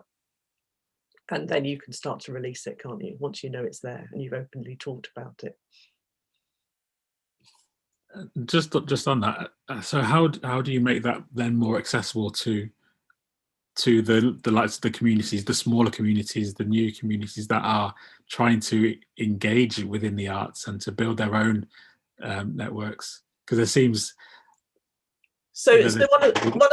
one of the interesting things we've done through the pandemic is think about devolved grant making, and that we aren't necessarily the best intermediaries into those communities, and that others are better placed to be able to contact people, recognize what the projects that they're talking about. So we've worked with organizations like Unlimited to reach into disabled artist communities through the pandemic, for example. Camden People's Theatre in London has done some really fantastic work getting to freelancers. So in effect, we've made a big grant to an organisation who has then on-granted into those communities. Eureka in Glasgow is another example of work that we're doing in that way. That's a really new approach for us as a trust and foundation. And again, across my peers, I'm seeing increasingly that those sorts of pooled funds where people come together, put money into a pot, and then the decision making about where the grant is going is residing much further down the line towards that community end than it is towards the kind of Tower in London end of the equation. It's good to hear from somebody who's applying as well and looking at funding, because it's a bit of a minefield. I mean, I'm new into the sector, really, and I think we've talked about it. There's that highbrow aspect of it where you just think of the opera, you think of going to the theatre and things, but there are actually so many more strands to it. And to open it up a little bit, there needs to be that wider arts and design and fashion and technology all part of this whole process, because it just seems that it feels that is one-dimensional in a way. So I'm just going to touch on that a little bit.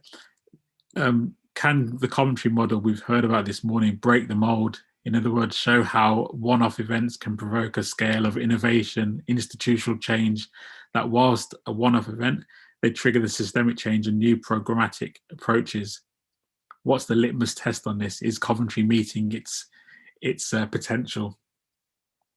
I'll pose that to Laura as the Coventry kid. Well, yeah. Actually, Leicestershire is where I live, so just to keep the on the borders. So Coventry postcode, keeping my feet in many camps. I think that the challenge, I think the thing with one-off events, we often remember them, don't we? So I can remember as a young adult, those kind of one-off moments that resonate. But it's then how do you build on that? So I often reflect. I was a member of a youth theatre. Yeah, the bit that I really remember is when we had two actors that came in because they were touring. The AHRC were touring. They went to a local comprehensive, and they came in and did a session with our youth theatre group, and it was extraordinary, and I remember that really clearly. But actually it was that ongoing commitment of the youth theatre leader. It was the kind of week in, week out opportunities that I had that gave me my passion, and then ultimately, I argue, kind of took me on a career in the arts. So one-off events can be hugely catalytic and memorable, and as I say, raise that kind of excitement and ambition, but they have to be underpinned by a kind of long-term program of engagement, because otherwise they are just moments in time. So I think that's always the holy grail, isn't it? You're trying to achieve of that balance. And so I think that's the challenge, and I guess that's what I know Coventry is really trying to meet, is how do you have interventions at all scales? How do you have opportunities? How do you spread and kind of share those moments? But actually, it's the day-to-day. It's that kind of how arts and culture becomes part of the weave and weft of your life that makes the difference. So it's, I think, bringing both, if that's not a cop-out answer, but it is, I think, having that underpinning program of activity that will just keep people engaged. Thank you. I'll come to you now, Julia.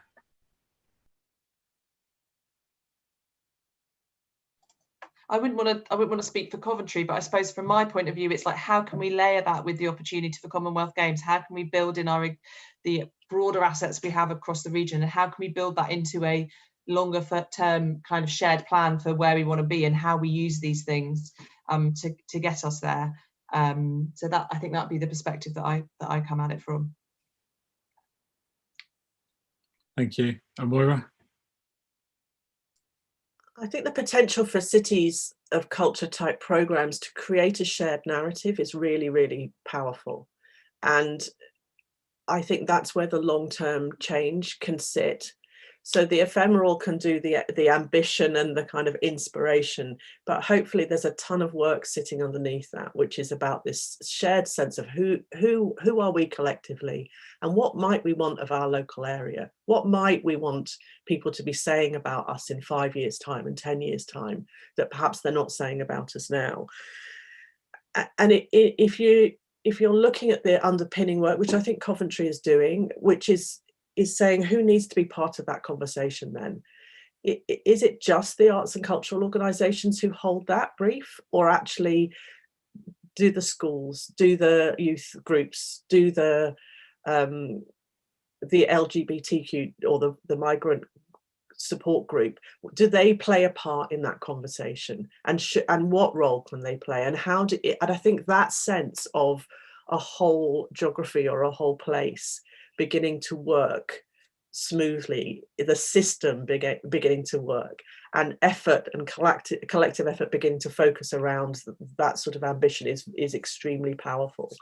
And I know that Coventry's been doing a lot of work over the build up to the programme to have those conversations and to embed artists and cultural leaders into organisations in different ways, and to think about where that sits in the system, rather than it sitting layered on the top at the end as the kind of icing on the cake. It's the cake. It's Laura's talking about, the cake is what you need. If you don't have the cake baked and kind of looked after well, then the icing is just going to, it's not the great bit for me. I never like the icing.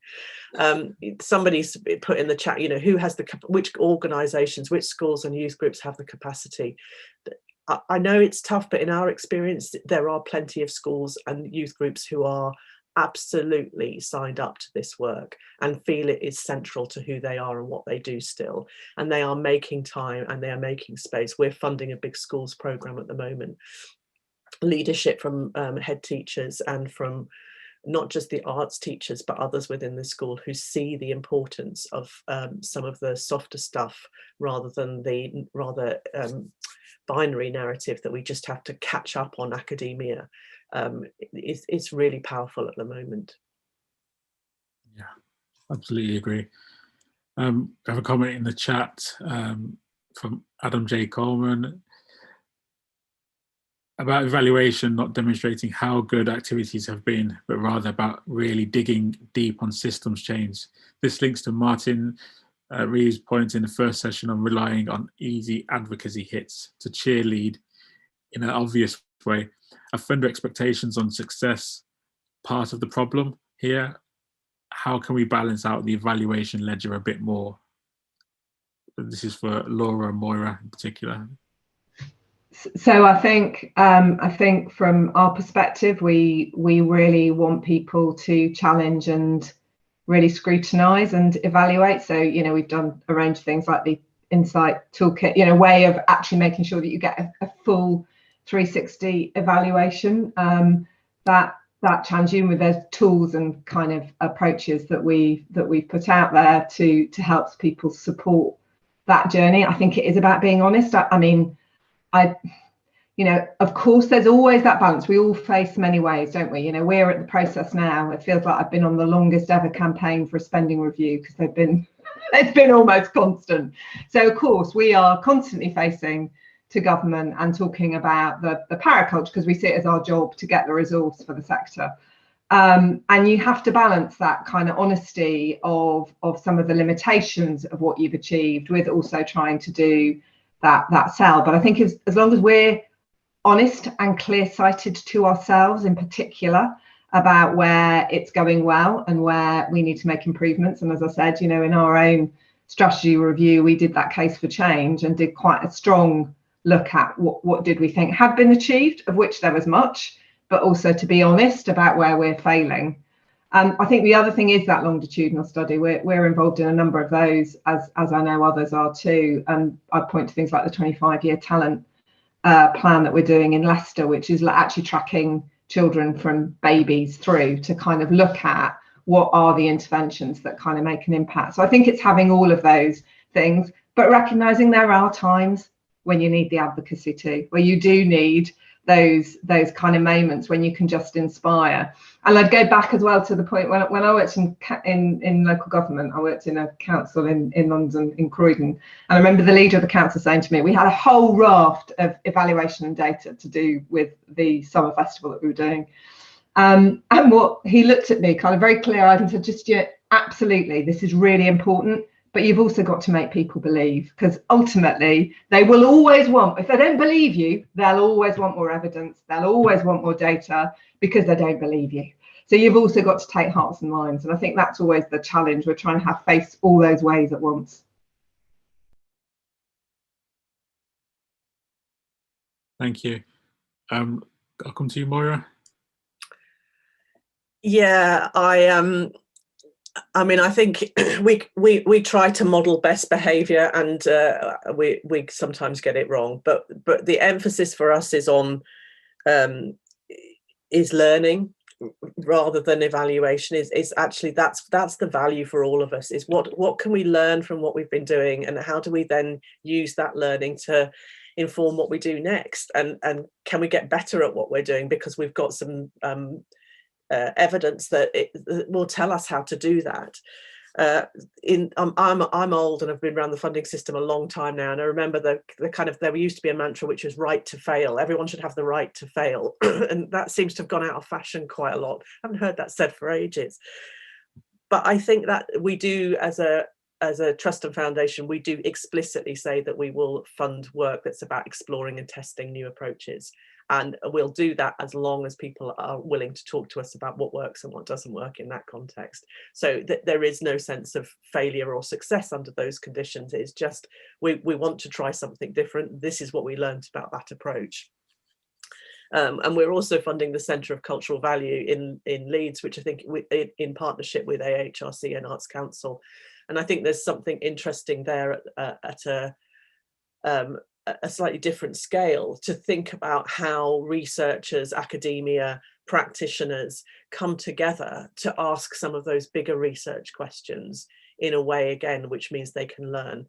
That doesn't mean we won't expect some of that stuff to become advocacy tools in due course, but it's not the starting point for us. It doesn't need to be in terms of trust and foundations work. Could I just draw it out to a broader reflection, because like kind of sitting where I do, where it feels like I've spent an awful lot of my time kind of trying to coordinate various different versions of new fund, or at least either having sight of or playing a coordinating role in various different funds, the most recent one of which being the Community Renewal Fund. It feels like more broadly we're entering this world where there is a lot of atomized funding, each of which comes with its own strings and evaluation requirements, which are very much about kind of outputs being tied to the success of the fund rather than the impact in the place. So I think it comes back to some of the conversations around like, how do we create the case for better devolution, where we can take a whole place view of kind of a whole number of different kind of investments and assets in a region to understand the broader holistic value that they're delivering for a place, and culture absolutely has to be part of that. So like, you know, we can play the game, but I suppose it's just not, it's recognizing that it's not the be all and end all, and if we've got a chance to try and change the rules of the game as well, we absolutely shouldn't give up on that. And I would just signal, like, actually the Arts Council have been really fantastic partners on that, where, you know, we've had, if I think about some of our relationships with other art arm's length bodies, it's very much kind of the relationship is we are the holders of the rules, so tell us what you want and we'll judge you against the rules. Whereas I would say we've, you know, our relationship with the Arts Council, it's there's that conversation about joint intent for the place. How can, like, what are we trying to achieve? What are the problems that we're both trying to address, or imbalances that we're both trying to address? How can we then work together to try and address them? So I suppose it's kind of having the conversation up front about the impact that you want, and then that means you can design the evaluation at the other end to judge it against that. What we want to try and break out of is this world where kind of, you know, the rules are set with these disconnected random funding streams, and you end up, you know, from a place-based point of view, the risk is you end up with a bag of bits and you have no idea collectively what it's delivered for a place, and that's what we're trying to avoid. That's a great point. I've got a question which I think focuses more on the micro that you were talking about versus the macro that you're talking about now. This is from Kat Pearson. I wonder if people who work in the arts funding underestimate the barriers to certain groups to apply for funding. In her experience, there's a huge amount of assumed knowledge in applying for funding, especially in terms of knowing the priorities of funders. I'll put that to all of you. Start with you, Julia. Yeah, I mean, I'd just cite the example of the Community Renewal Fund, which is kind of much broader, but the concerns we had looking at the criteria set by government was that there's, you know, compared to some of the EU structural funds, there's just no kind of technical assistance or capacity funding. So with the limited resources that we have, we absolutely were targeting that at how we could put potential bidders in a better place to be able to participate, basically. Otherwise we just risked cutting out kind of organisations who just didn't have that capability or capacity. So I do think it's a really, really critical point. We do need to think about how we do the capacity building, how we design that into our processes, basically. I think it's really, really important, and there are some quite big risks at the moment. I think particularly with the thinking around the kind of cliff edges around the current EU structural funds in particular. It's one that's front of mind at the moment, where, you know, actually some of the biggest cliff edges are going to be on the and that is exactly what kind of the organisations of the questioner described. You know, we need to make sure that we're building that capacity so we can get a diverse set of proposals coming forward, so that we can make sure we've got good representation and that we're delivering on the outcomes that we want. Thank you. Come to you, Moira. I totally share Kat's pain. I do both sides of this. I am a funder, and I also chair organisations that apply for funding, and I know the system and I still find it really painful. I'll share a couple of bits of our pain. Demand is extremely high at the moment coming out of the pandemic. In order to try and avoid wasting people's time and energy, we then default to putting more information on the website about what we're looking for and about the criteria, which has the impact, unforeseen or unintended impact, of actually narrowing the field rather than broadening the field. So we're fighting against that quite hard. We are providing technical assistance. My team hate it when I do these kind of events because there's always a spike in applications afterwards, and the arts team in our area is, you know, I have 4 people in our team and they're working across the entire UK. So if we offer everybody a phone call, which we do, that takes time for us to process. So they're all sitting there now. I can imagine they're all going, oh God, she's on the phone again. I think increasingly we're trying to look at other ways around it. We're going to longer term funding, and that means people have to apply less to us. So rather than having to do this sort of project funding on a year by year basis, we're moving out to 3, 4, 5, and in some cases even 10-year funding, which is a really different approach for trusts and foundations. We're also doing a lot more on, talking to Julia's earlier point, we're doing a lot more on core and unrestricted funding rather than project funding, which again, I think means you can have a different quality of conversation in the application, because you're not trying to tie everything down to very specific outcomes. You're looking at a much more thoughtful conversation as a funder, but it's tough. And the kind of outreach events that we're all doing, I think, are an important element of that. Again, I would speak to this participatory grant making and devolved grant making as possibly being some of the solution to that pain and the barriers that people face. Yeah, I mean, I'd echo a lot of what Moira said, and just by way of example, you know, in this just financial year just gone compared to the previous year, we processed around 15,000 grants. That was our sort of average. Last financial year, it was 42,000. That's the change in scale. Now, obviously, that involved the emergency response funds, but I just think that the level of demand is really high. And I think what Moira says is right. What we try to do is make it clear what we're looking for, but at the kind of unintended consequence of that is it's more information that people feel they have to absorb and take on.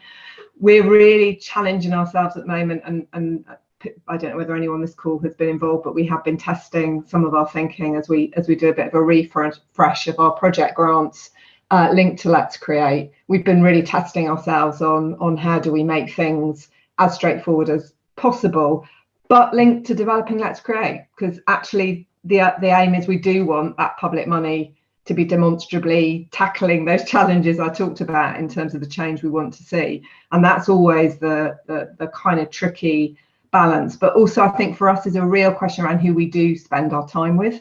One of the issues for us as an organisation, I think, if we're honest, is that we spend too much time speaking to people who've already had funding.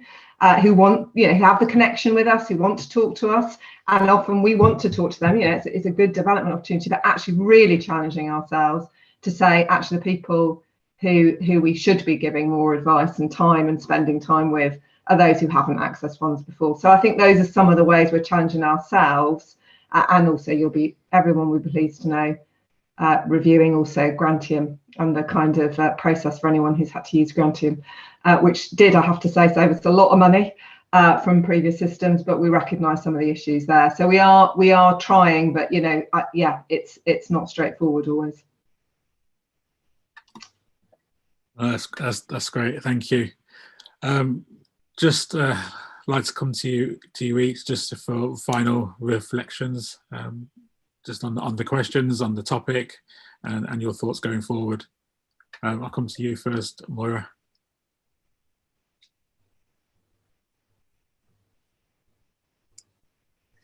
I mean, I think overall there is a space and role for these kind of mega events, and the potential. I think what we've seen through the previous examples and what we're beginning to see coming through the Coventry programme is that there is something powerful and exciting about a whole systems approach and a whole geography approach to reimagining or rethinking or strengthening its own narrative, its own sense of the place and the people who live there. And culture has such a fantastic role to play in that. So I've been involved and passionate since day one around these kind of programs, and I remain very hopeful about the role that they can play, and look forward to talking to other cities and other towns in the future. And I see some of the learning beginning to play out in different ways. So in places like Gloucestershire, there is a real sense of that place coming together anyway, regardless of whether they're a formal city of culture or a formal programme. People just understanding there is a real value in working differently. Right, and to you, Laura. Yeah, I am ultimately optimistic, actually, about the journey we're on. And I think that's for two reasons. One, very early in my career, like Moira, I've been around a long time. Very early on in my career, I worked at one of the Michael Heseltine-inspired initiatives, the Garden Festivals. I worked at Garden Festival Wales in Ebbw Vale. And there were some great things, but actually the legacy was incredibly limited. And I think it wasn't looking at that systemic change. It was absolutely at that cosmetic and slightly superficial of, not doing it down. It transformed a part of the landscape and made a huge investment. But actually, most of the people that we engaged with who did have great opportunities there, the way that they continued that journey was by leaving Ebbw Vale and moving and carrying on careers elsewhere. So I think we've learned a lot. I think actually, if you see the evidence from the experience of both the European cities of culture and also the City of Culture here in the UK, it's making great strides. But down to it, I think, is that kind of systemic approach, as we've all talked about, and a different form of leadership, which, similarly, I heard in the previous session, a commitment to not follow me leadership, but how do we work together leadership. And I think that's the real impact that we can see and make change. Thank you very much. And finally to you, Julia. Yeah, I'd endorse all of that, the importance of kind of thinking in a systemic way. There is just such a fantastic opportunity to build that momentum in the region, and these events are absolutely kind of huge potential there, but kind of our job is to just keep pushing along the momentum rather than, as Laura said, thinking we've got to lead from the front. And I suppose the other thing just to reflect on is it's easy just to think back to the kind of anyway, in a lot of my world is thinking about the economic impacts of the pandemic, but actually if you look back to the last pandemic, the flu pandemic, what followed was massive social change. Maybe we got a bit of a flavour of that with Black Lives Matter, so it's absolutely that sense of change is coming, we've got momentum, how do we help catalyse and support it? and kind of allow the people of the region to kind of create that exciting future for themselves. So I think it's a really, so there's a lot of uncertainty, but there's absolutely a ton of potential and momentum, and I just think that is really exciting. Amazing. Thank you so much, all of you, for your conversation this morning. It's been really really insightful and great learnings from me coming into this, and lots to take away, I'm sure. We are going to go for a short break. You'll be glad to know you can get a glass of water, another cup of coffee for myself, and we'll see you back here at 11:30. Again, just a massive thank you to Julia, Moira and Laura for the conversation this morning, and look forward to catching up with you at 11:30. Thank you.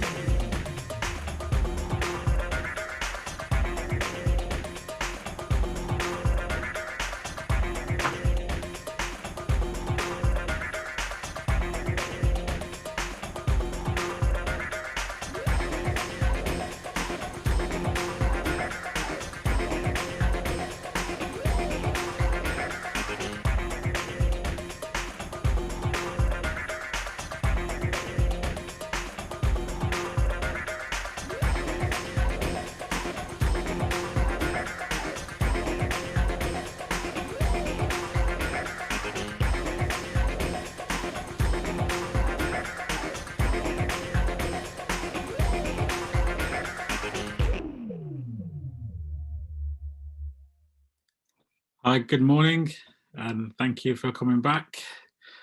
This is our final session this morning. And the topic is, what difference can a year make? How can cultural mega events be planned and delivered to secure lasting change and impact? What are the potential social and economic returns in investment?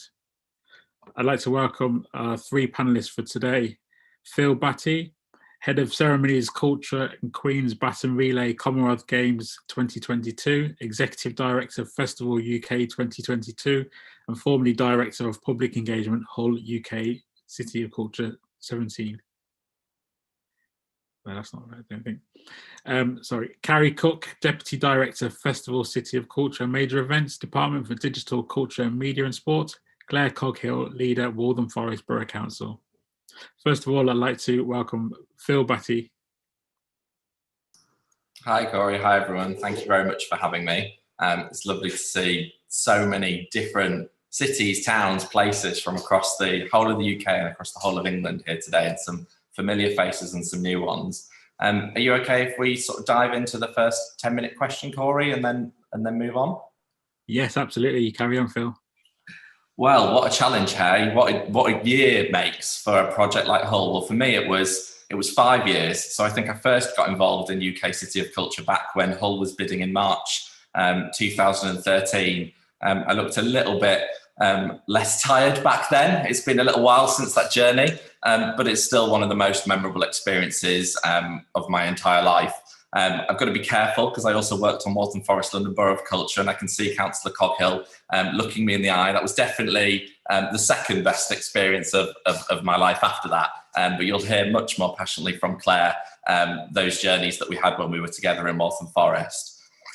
So what did we do in Hull 2017? Well, what didn't we do? Everything from giant outdoor light shows and spectacles, creating mass volunteer programmes, moving 75-metre wind turbine blades into city centres, and putting on some of the most incredible performances, exhibits and cultural activity that I'm sure will live on with me, many of our audiences for years and years to come.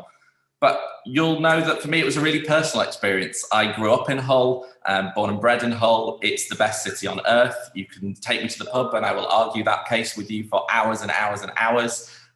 It's not known how great it is, and City of Culture gave us just this phenomenal opportunity to talk about that story to a wider audience.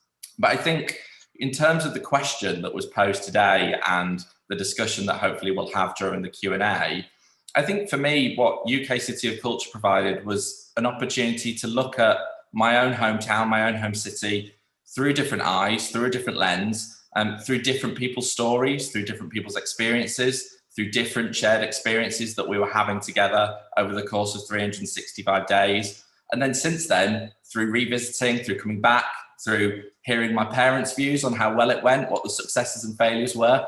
As with Mum, there's always more failures than successes, and she's not afraid to tell me about them. So I think it was a real personal experience. And I think therefore, in terms of what's been taken from that experience into future projects and future ways of working, it's shaped who I am. There's so much about everything I do every day, my friends, my networks, my social circles, my career that I've gone on, the things that I want to do in the future that have been absolutely informed by that experience and by that project. But I wanted to just focus on three that really, really stood out and that I think bear a consistency to a number of the projects that you're hearing about over the course of these 2 days, but also that will hopefully be practical ones we can take forwards into the future. The first is about people. You cannot do any cultural project without incredible people. And by incredible, I mean people who make you smile, people who make you laugh, people who you respect, people who are willing to challenge you and make you think differently, people who are going to help you grow, people who are going to open your eyes to new experiences, and people who are going to not be afraid to question why things are being done and uncover new ways of doing things and innovate and find solutions that you couldn't have ever found on your own.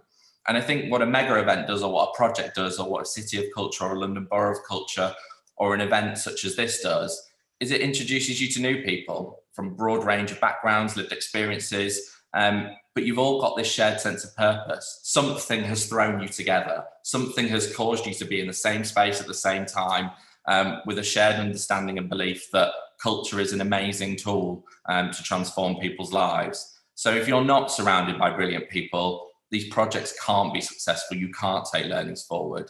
The second area that sort of I reflected on was that projects have to be built from the architecture of the place where they're based.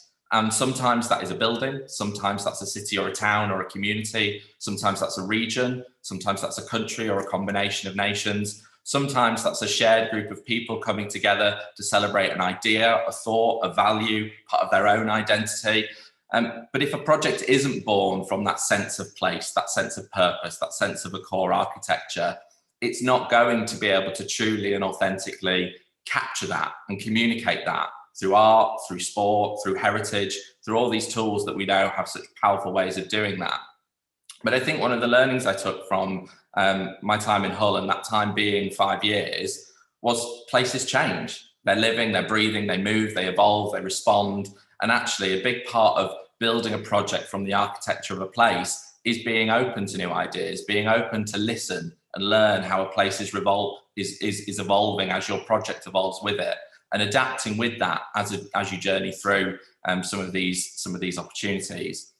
And then the third and final area that really stood out to me in terms of reflecting on that year in Hull was that learning is continuous. And we talk, a lot at conferences about evaluation and data. And, I absolutely am a data geek, and I mean that in the most positive, passionate way through and through.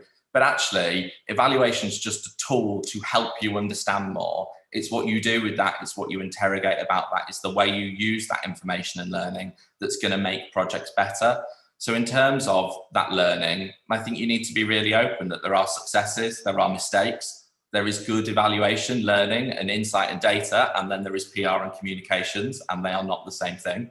There is a need to understand that all of these projects are really complex, and you need to have this hunger and curiosity to scratch beneath the surface and find out a bit more as to why was that the outcome, what led to that, what were the circumstances, who were the people that contributed to that, what were the environment that made that happen. And I think that's a really important question to reflect on, particularly when you think of the legacy of Hull and its time as UK City of Culture.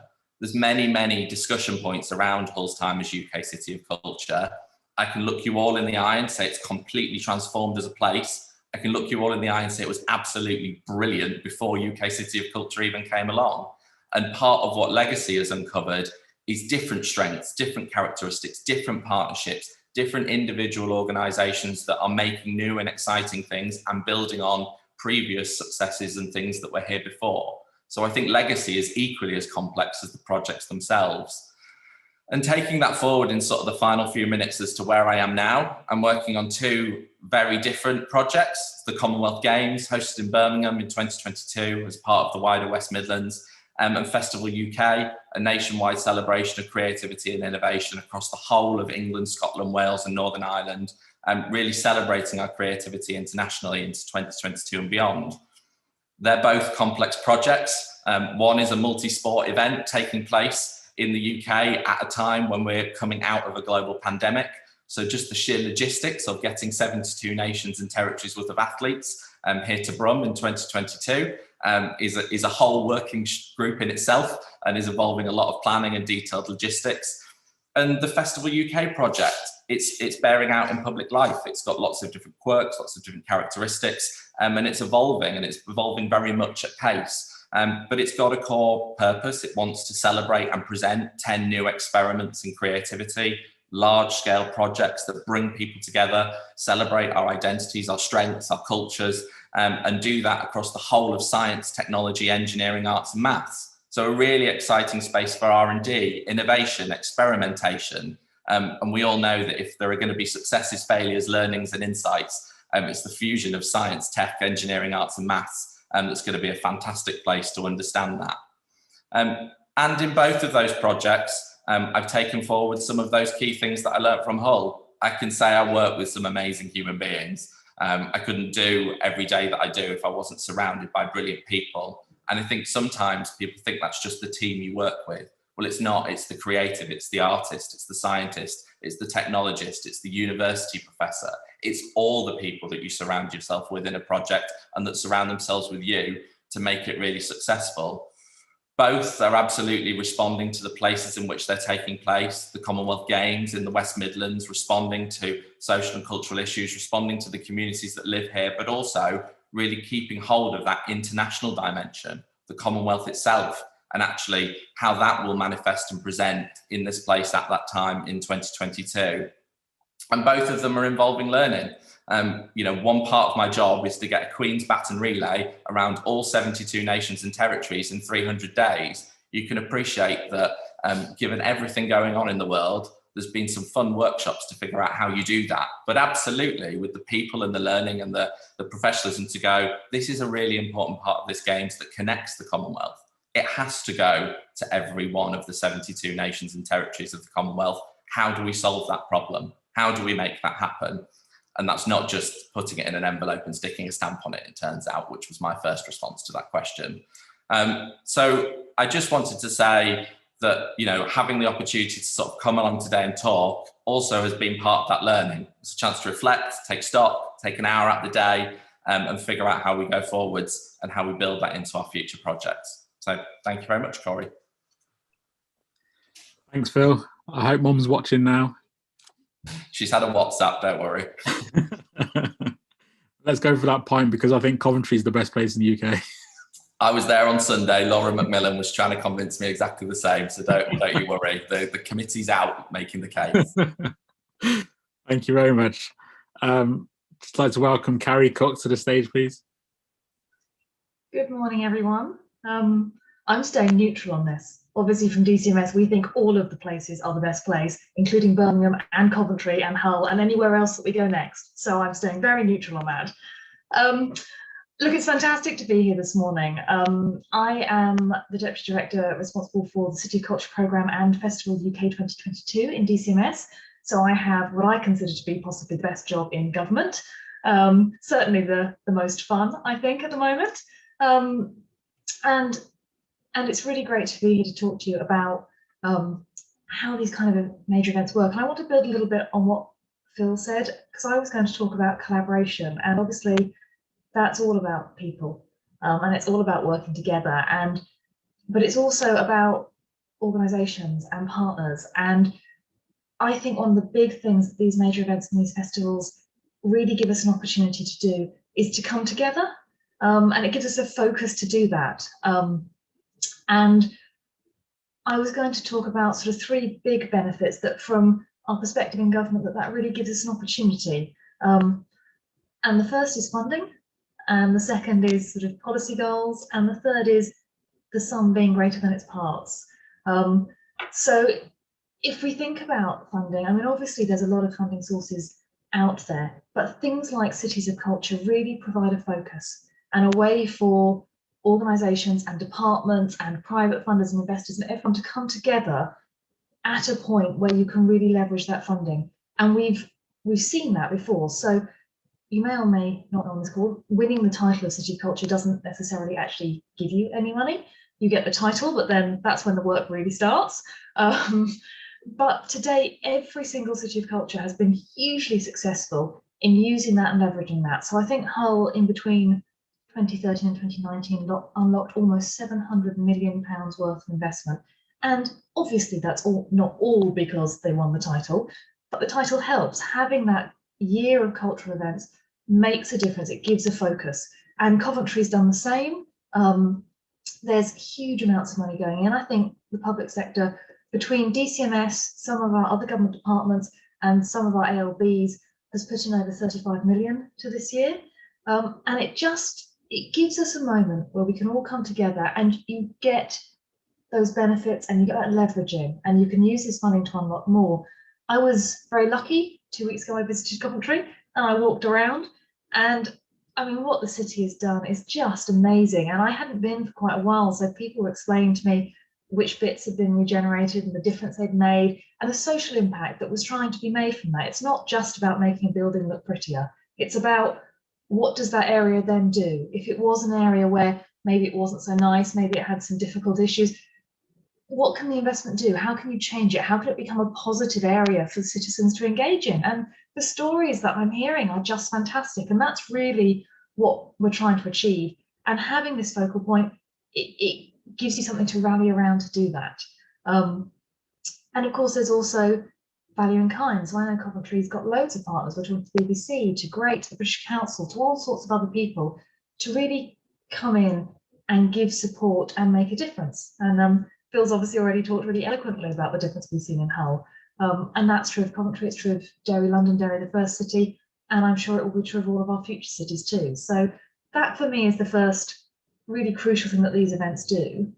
The second, as I said, is around bringing people together to collaborate on a common goal and to focus and to work together to support each other. So, for example, the festival, which Phil mentioned as one of his many jobs that he has at the moment, we're obviously festival is 10 fantastic commissions. That's the core of the programme. In March, the teams were announced, and they're going to do an absolutely exceptional job. But what it also gives us an opportunity to do is to talk to all of our colleagues across government about how can we support festival from the different departments and different agencies, and how can festival support us? So, for example, right now, I'm talking to my international colleagues, and they've all got fantastic ideas about festival shining a light. So can Visit Britain use it to attract tourists back next year? Can British Council use it to help make partnerships between the teams and other international people? Can the Department of Trade use it to shine a real spotlight on our sectors and bring some more inward investment?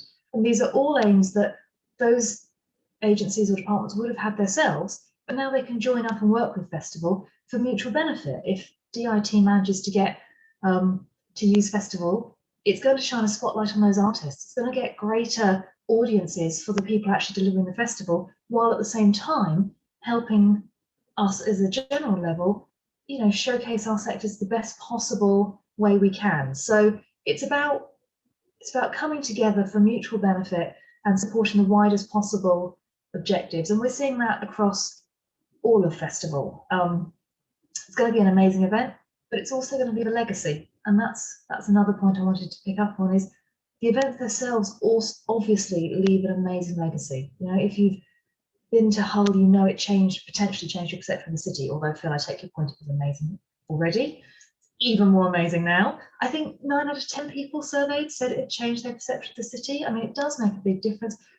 We know in 2012, the Cultural Olympiad, there was something for everyone almost, and it made people happy. You know, somebody talks to me about the legacy of memory. I was at the South Bank Centre recently. They have a small exhibition there of the 1951 exhibition of Great Britain. And as I stood looking at it, somebody walked past me and said, I remember my mum bringing me to this when I was a child. And it had stayed with them for that long. That was the power of that cultural event. And that's what they do. They change people's lives, and they change the economics of the area, and they change the social benefits of the area. And they give us a focal point that we can all come together to really drive those benefits and make a difference. So that's my second, and my third and final is sort of linked to that. Is the sum is greater than its parts, because obviously we're all working at all these things all the time. But having a major event like this, or a focal point for the year, it enables us to all come together. And if, for example, we look forward to next year, where we've got the Queen's Platinum Jubilee celebration, we've got the Commonwealth Games, we've got the festival.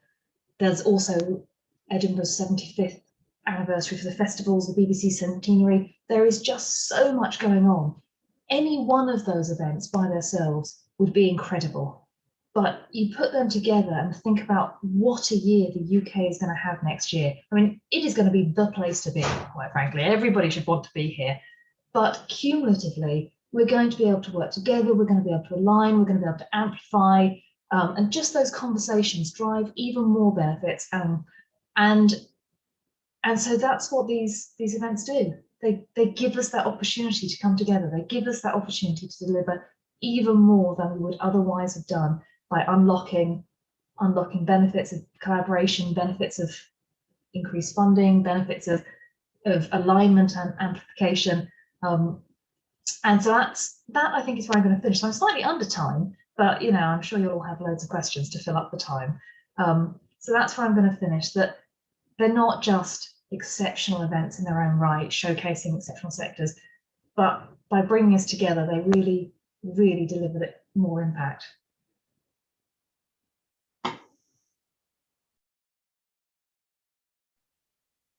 Thank you very much, Carrie.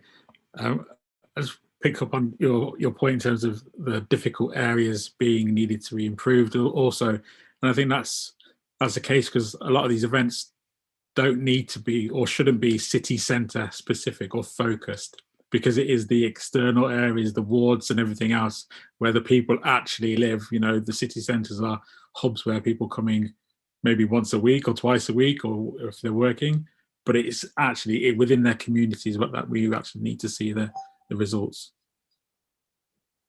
Absolutely, I completely agree, and that's, you know, that's one of the other benefits that some of these things, these types of events do, is they make activity, they make culture more accessible, because by doing a big event, you take it out of maybe the city centre theatre or gallery where it was, and you take it to where people are. And you know, that's fantastic, because not every place in the entire country can have a theatre or a gallery. That's just not reasonable. But it doesn't have to be in a building like that. These events can be anywhere.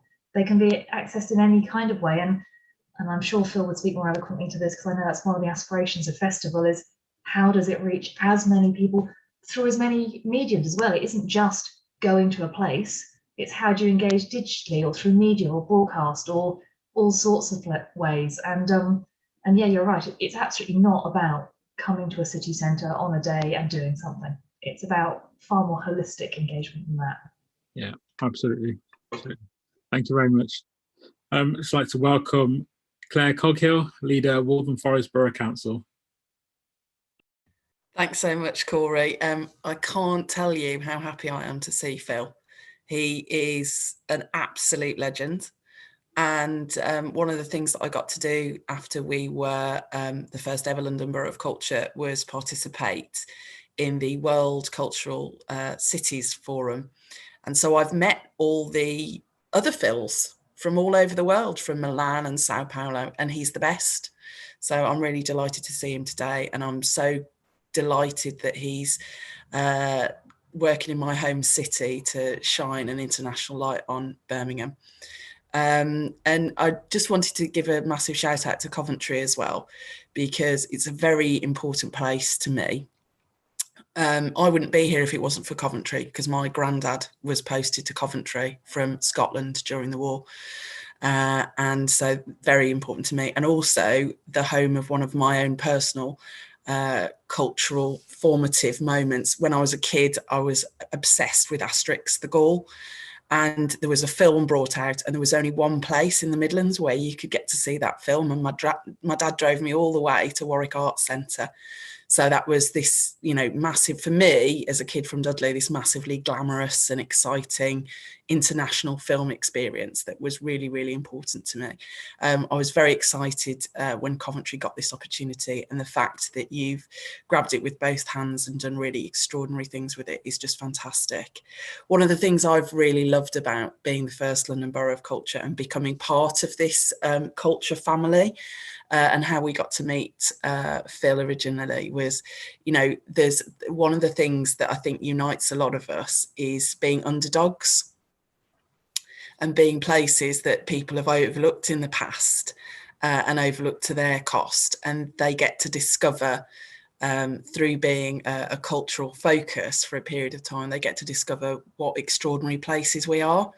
And I think the fact that Waltham Forest was the first ever London Borough of Culture, and we're an outer London borough in North East London, not everybody's heard of us. I think we've really put ourselves on the map, but we're not Camden, we're not Islington, we don't have the South Bank, we don't have these national cultural institutions. And it was so wonderful to see the spotlight on my residents and what we've been capable of achieving. So if someone would mind just putting my 2 very quick slides up, that would be really great if you can do that, because I certainly can't. But basically the slides focus on some, they might not have given them, oh, thank you so much, thank you. I gave you no warning either. So if you could just click onto the next one, please, that would be fab. Yeah, so these are some of the stats. Phil was absolutely right to say that data is vastly important. He was the master of this during our period, and it made sure that through the year it was an iterative process, and we were learning the parts that we weren't reaching straight out the gate and where we had to do more work. But this is a really quick summary of some of the top lines. So the number of visits was extraordinary. The economic activity that our businesses benefited from as a result of that was also extraordinary. The workshops and the events and everything that we did that touched so many people in so many different ways, that was really wonderful. And the Legends of the Forest volunteers, that really was Phil and Sam and Lorna at their very best. Where that's been so wonderful as well is as soon as we knew that we were going to go into lockdown and we were going to need to reach face-to-face, socially distanced, of course, but hundreds and hundreds of vulnerable people who were going to be trapped at home without the ability to get out and do their shopping. We contacted our Legends of the Forest volunteers, and apart from those who were working in other areas, working on COVID in their professional lives, the vast majority of them signed up and then became COVID volunteers. We've kept the branding and the livery and all of that. And so they are the friendly faces when you go for a test. They're the friendly faces when you go for a vaccine. And they have been an absolutely fundamental part of our response. They've also continued to grow in number. So we've doubled the number of people who are volunteering through that as well, through COVID. So that really is, you know, on the points that Carrie and Phil have made. It's the people who make these things a wonderful, wonderful success. And that's been a key part of our legacy, our understanding that it's our people and their commitment that makes it amazing. We pursued every single last school, including a couple of schools that were sort of a bit confused about how Borough of Culture would relate to them. So we got 100% coverage, and you know, making sure that people feel connected and that Waltham Forest is a welcoming place where everybody feels welcome and included was really, really key. And if we could just click onto the next slide, please, that would be lovely. Thank you so much. And you can see a picture there of our legends in their amazing outfits that they've really enjoyed wearing. They're just incredible people, and they've got so much out of being involved. So our legacy, we even when we were doing our bid, we were thinking about legacy. Because we're an Olympic borough as well, but very tangentially, I sit on the London Legacy Development Corporation. So I'd seen aspects of how to do legacy and where legacy didn't work so well. And I think it's all about planning from really early stages to make sure that you know where you want to get to. And that was learning that that we went through and continue to go through. But the legacy that we've secured, I think, is even bigger than we'd imagined. So, you know, I think you've every reason to be massively ambitious when it comes to legacy, because you will have transformed the way people see you and the people who want to work with you, because they'll have seen what a phenomenal success City of Culture has been. So culture is a bond, culture is our identity, and culture is a catalyst for the future. These have been key things that we're still doing. And the picture at the bottom is of the Soho Theatre. Soho had wanted to work with us for a long time. The building concerned is known as the EMD in the community, Granada EMD. It went through various planning iterations. The applicants didn't get planning permission twice, and then the local authority, it was an extraordinary shock to us because we didn't think our case was terribly strong, but we won our court case with the planning inspectorate, thus preserving one of the most beautiful grade 2 star listed theatres in London that had long fallen into disuse and was basically a massive pigeon loft. But restoring that is a key part of the legacy, and bringing Soho Theatre to outer London is also a massive part of the legacy. That will be a place where young people get their first opportunity and their first break, and that's always been vastly important to us. So if you could close the slides, please, whoever the amazing technical person is. Thank you so much. And really, there were just a couple of examples that I wanted to give. You know, I was listening to what Phil and Carrie were saying, and both really inspirational contributions to hear. And for me, it wasn't just an amazing landmark opportunity for my local authority and for my 280,000 residents and for all of our school children and young people. It was also a personal journey for me. And I just wanted to share a couple of stories that were really important, because I think they throw a spotlight as well on what you can achieve. And, you know, there were so many highlights, but one was meeting Sir Matthew Bourne, who was educated in the borough. He went to Roger Ascham Primary School, and he went to George Monarch's College. And when you're standing in Matthew Bourne, world famous choreographer, has redefined ballet for the modern age, has been really radical in having all male casts, just absolutely mind-blowing stuff. And he told me the story of how he got started. And he wanted to dance, and he wanted to put on a show, as he called it. And his headmaster at Roger Ascham all those years ago called him in to his office, and he said, "I hear you want to put on a show." And he said, "Oh, yes, please, sir, yes, please." And he said, well, do it then. And he said, "Oh, but who can I do it with? How will it work?" And he said, "Just go and pick the other children that you want to do your show with. And then at the end of the week, you'll put it on and we'll all come and watch." And that was the opportunity. That was the thing that got him started. And he got started as a really small child. So giving young people that scope, that opportunity, is just absolutely an extraordinary thing. And for me, the real legacy is going to be the long-term impact. I wanted to share something else that was really powerful to me, because one of the things you might ask yourself is, well, how do you get a whole council engaged? How do you get your waste crews excited about it? How do you get your social workers engaged? Well, they all felt it. We all had our Borough of Culture lanyards. Some of us still wear them. We all wore badges. We were all, I mean, that sounds naff, but it's not. We were all very, very connected and all very, very committed. And that was just a wonderful thing of all the staff coming together. One of the really powerful things for me, and I'll finish with this, was our social workers have to do, they have to tell the stories of children's sometimes very difficult lives so that they can read those accounts when they reach maturity and they have access to their files. And because of the cultural and creative input and opportunities that existed in Waltham Forest for that period, our social workers were changing the way they wrote children's life stories. And that is just incredible. Everybody was engaged.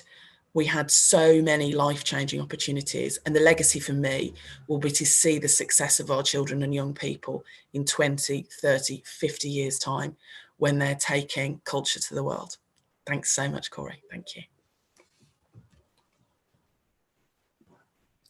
Thank you, Claire. That was amazing.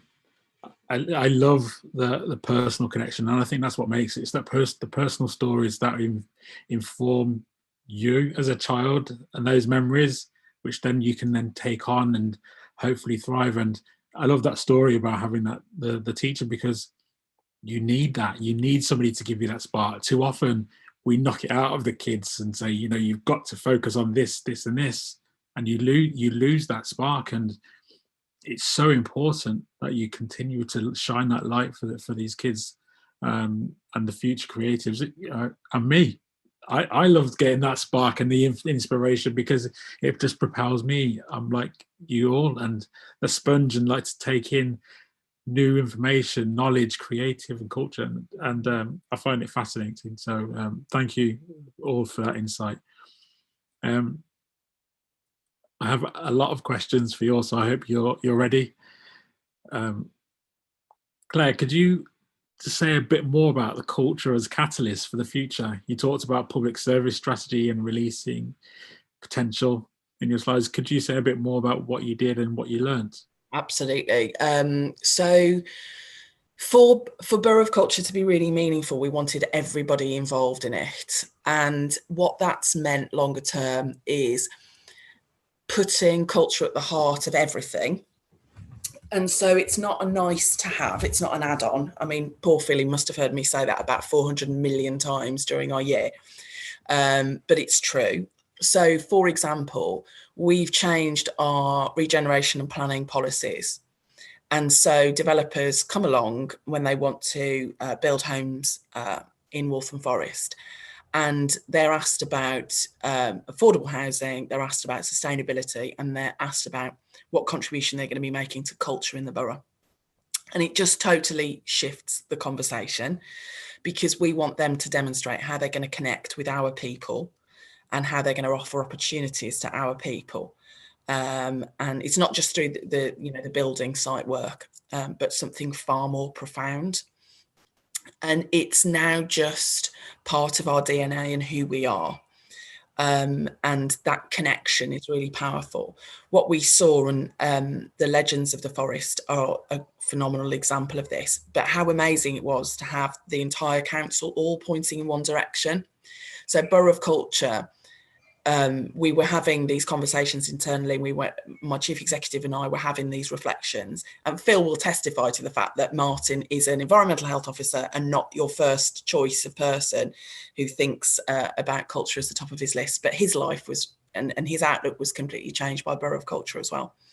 And that meant that when we were planning for the future, that was front of our minds, but then COVID happened. But it's like, okay, so how do we marry those things together? And what we'd seen through Borough of Culture, both internally as an organisation, but externally in terms of our residents, was when we come together with shared purpose, how extraordinary that is. And civic pride is not to be underestimated. I think Carrie, has spoken really eloquently on this before as well. It's really important that people feel proud of where they live and feel connected with one another in the place that they live. So it's been this really profound process of reflection and deep understanding about culture as the glue that holds us all together, and helps us solve problems and helps us be more creative and helps us enjoy amazing quality of life. Hope that answers it. It's quite, it's big, which is good. That's great, thank you so much. Just to come to next question, regarding the Commonwealth Games, what are the challenges of implementing an event that has colonial legacies? What is being done to address those colonial legacies and histories of racialization? Yeah, so I have put a quick note in the chat on this, because I think the first thing is they need to be acknowledged, understood, and it is essential and part of hosting a Commonwealth Games, particularly in Birmingham and the West Midlands, but in any place that the Commonwealth Games happens now, into the future, in the past and beyond. It's particularly for our organisation, as the organising committee putting the Commonwealth Games on here in Birmingham and the West Midlands, about understanding the very different viewpoints and perspectives of different organisations, drawn from their lived experiences, drawn from their own personal stories, and trying to use that to make sure the Games is a space where everyone can have a space to celebrate, a safe space to celebrate, a safe space to discuss, to talk, to openly talk about their connection with the Commonwealth and what that means to them. I think there is a real interesting perspective that a Commonwealth Games has around being both sport and culture. So yes, there is 11 days of sport at the heart of the Commonwealth Games, athletics, all the table tennis, all the different, right, you tell I'm definitely on the cultural side of the sport and culture side of the Commonwealth Games. So pretend I didn't just not know what all the sports were. But actually one of the opportunities of having a 6-month cultural festival is it does create a broader, wider space to do that. And we all know that art is one of the most powerful tools we have to understand stories, to explore issues, to find safe shared spaces to talk about topics like colonialism, like racism, and how they have no place in society today and shouldn't have had a place in society in the past. And I think what we're really particularly keen on with this Games at this time in this place in the world is working really closely with the Commonwealth Games Federation and the Commonwealth Sport Foundation to ensure that as the Games continues to grow, and we're in a time-limited organisation at a place at a time doing this programme, that the learnings that we experience move forwards and go forwards into other projects. I think one of the things we recognised really early on as an organisation was the need for our own organisation to be reflective of the West Midlands. And we've put a lot of investment now into ensuring that the pipeline that we're building of individuals working on the games in all parts of the business, from the frontline delivery through to sport, to legal, to finance, absolutely are drawn from this place and reflect the characteristics of this place. Yes, Claire. Can I just add on that, because I think it's such a massively important question, and you know, Phil is of course all over it, but I participated in the World Cultural Cities Forum, which is one of the best things I've ever done, and Wellington in New Zealand have done some amazing work, absolutely stunning, and I'm sure they'd be delighted to speak about that. But their understanding and their acknowledgement of the past, their recognition of harm done, but their sort of, it's a feeling that they were able to give, I think, of like communities healing and looking to the future, and the thoughtful work that they'd done, kind of, it gives me goosebumps to think about it actually. But I'm sure the team at Wellington would be happy to talk to people about it. They were just incredible. It's great. Carrie, do you have anything to add on to this? Yeah, I mean, I would echo what Phil and Clara said. It's a really important question, and culture is hugely important in this space. You know, as Phil says, it helps us to reflect on our past. It helps us to reflect on who we were and who we are, but it also helps us to explore who we want to be as well, and how we go forwards, and in a way that actually we can all engage with culture in our own way and in a different way. And it's powerful in helping us to have these conversations and helping us to go forward as communities into a more inspiring future. And I think it's absolutely right that we acknowledge our past and our current in these kind of events, but do it in a way that can help us to learn and help us to move forward. And I love that Wellington is so inspirational. I lived there for 6 years. I only came back to the UK for the role I'm currently doing now. And it is true. New Zealand in general was incredibly inspiring in this space. So I obviously went as an English person. I didn't know that much about New Zealand history before I got there, but there is so much work to acknowledge and so much work. Obviously, they have a very powerful dual culture there, and to make us all aware of it. So even in my 6 years there as a interloper, having what I consider to be really quite an extended holiday because my time was just so fabulous, a lot of sort of just basic things, like I now introduce meetings in Te Reo Maori because it wasn't as add-on, it was part of life. And I know basic cultural etiquette so that I can engage in that way and I can acknowledge that culture, and it is part of my culture now. And I miss it living in England, actually. I want to go back. Of course, when I'm there, I want to be back here. So, you know, I'm just going to spend my life switching between the two, but it is important. So yeah, I just echo that. Amazing, thank you. Phil, you talked about people, place and purpose as being key to the success of any mega event. What are the lessons you've learned from forging coalitions around the 3 Ps? How do you make the sparks fly and get everyone moving in the same direction? I think one of the most interesting points on the people point is getting a real mix of people who've done it before, people who've never done it before, people who've lived in a place for a number of years, people who are looking at a place for the first time through new eyes. And I had that moment when a couple of people arrived to Hull to sort of be part of the culture company. I was like, why are you here? Like, we've got it nailed, go away. and then obviously now I'm doing the same in a different role in different places. So I think that real mixture of viewpoints is really key to getting the people bit to work, which I think when you look at that in the wider context, that's what gives you both that radiator and that energy and that just drive, because you are a group of people working towards the shared purpose. And I just think you can't do it if you don't care. Like, at the core of all of this is you really, really, really, really have to care. Whether that's about the learning, whether that's about the purpose, whether that's about the program, whether that's about, you know, what you're doing each day, each minute, each second, you really have to sort of put a piece of your soul in every single meeting, every single project, every single day, because that's what incredible artists do. You know, at the core of our practice is, you know, you put a bit of yourself into every piece of work you make, and that's why it can have such an emotional human connection.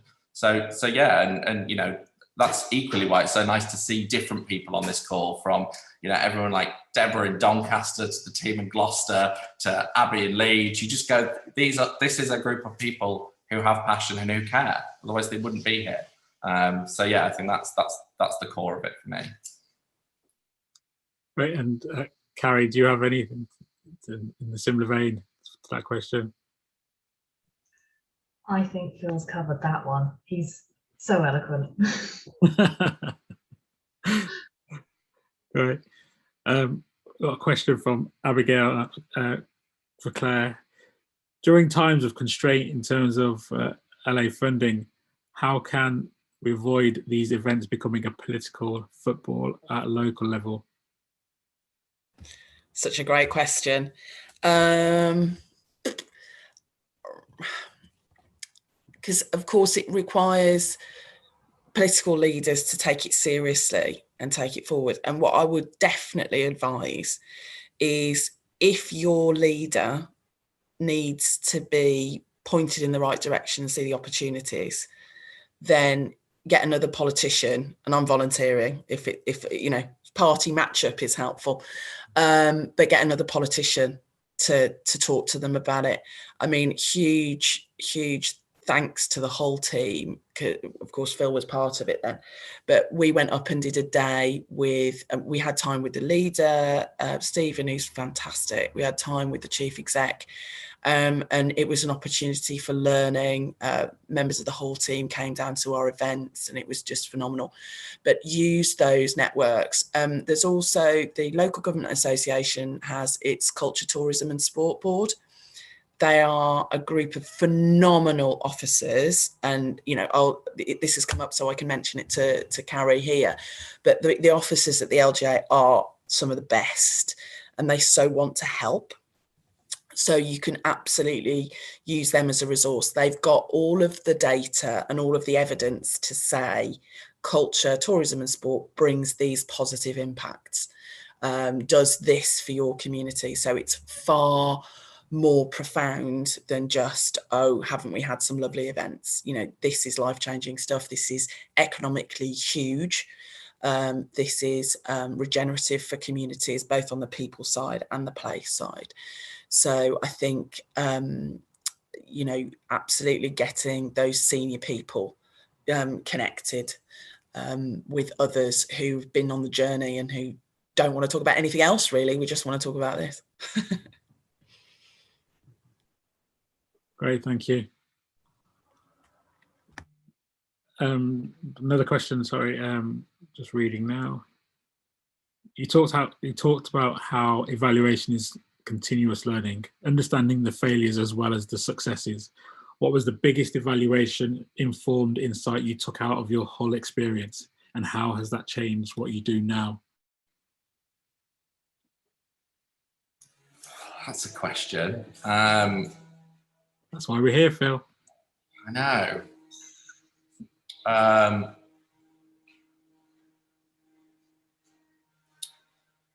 Capacity, and then not capacity building, actually capacity.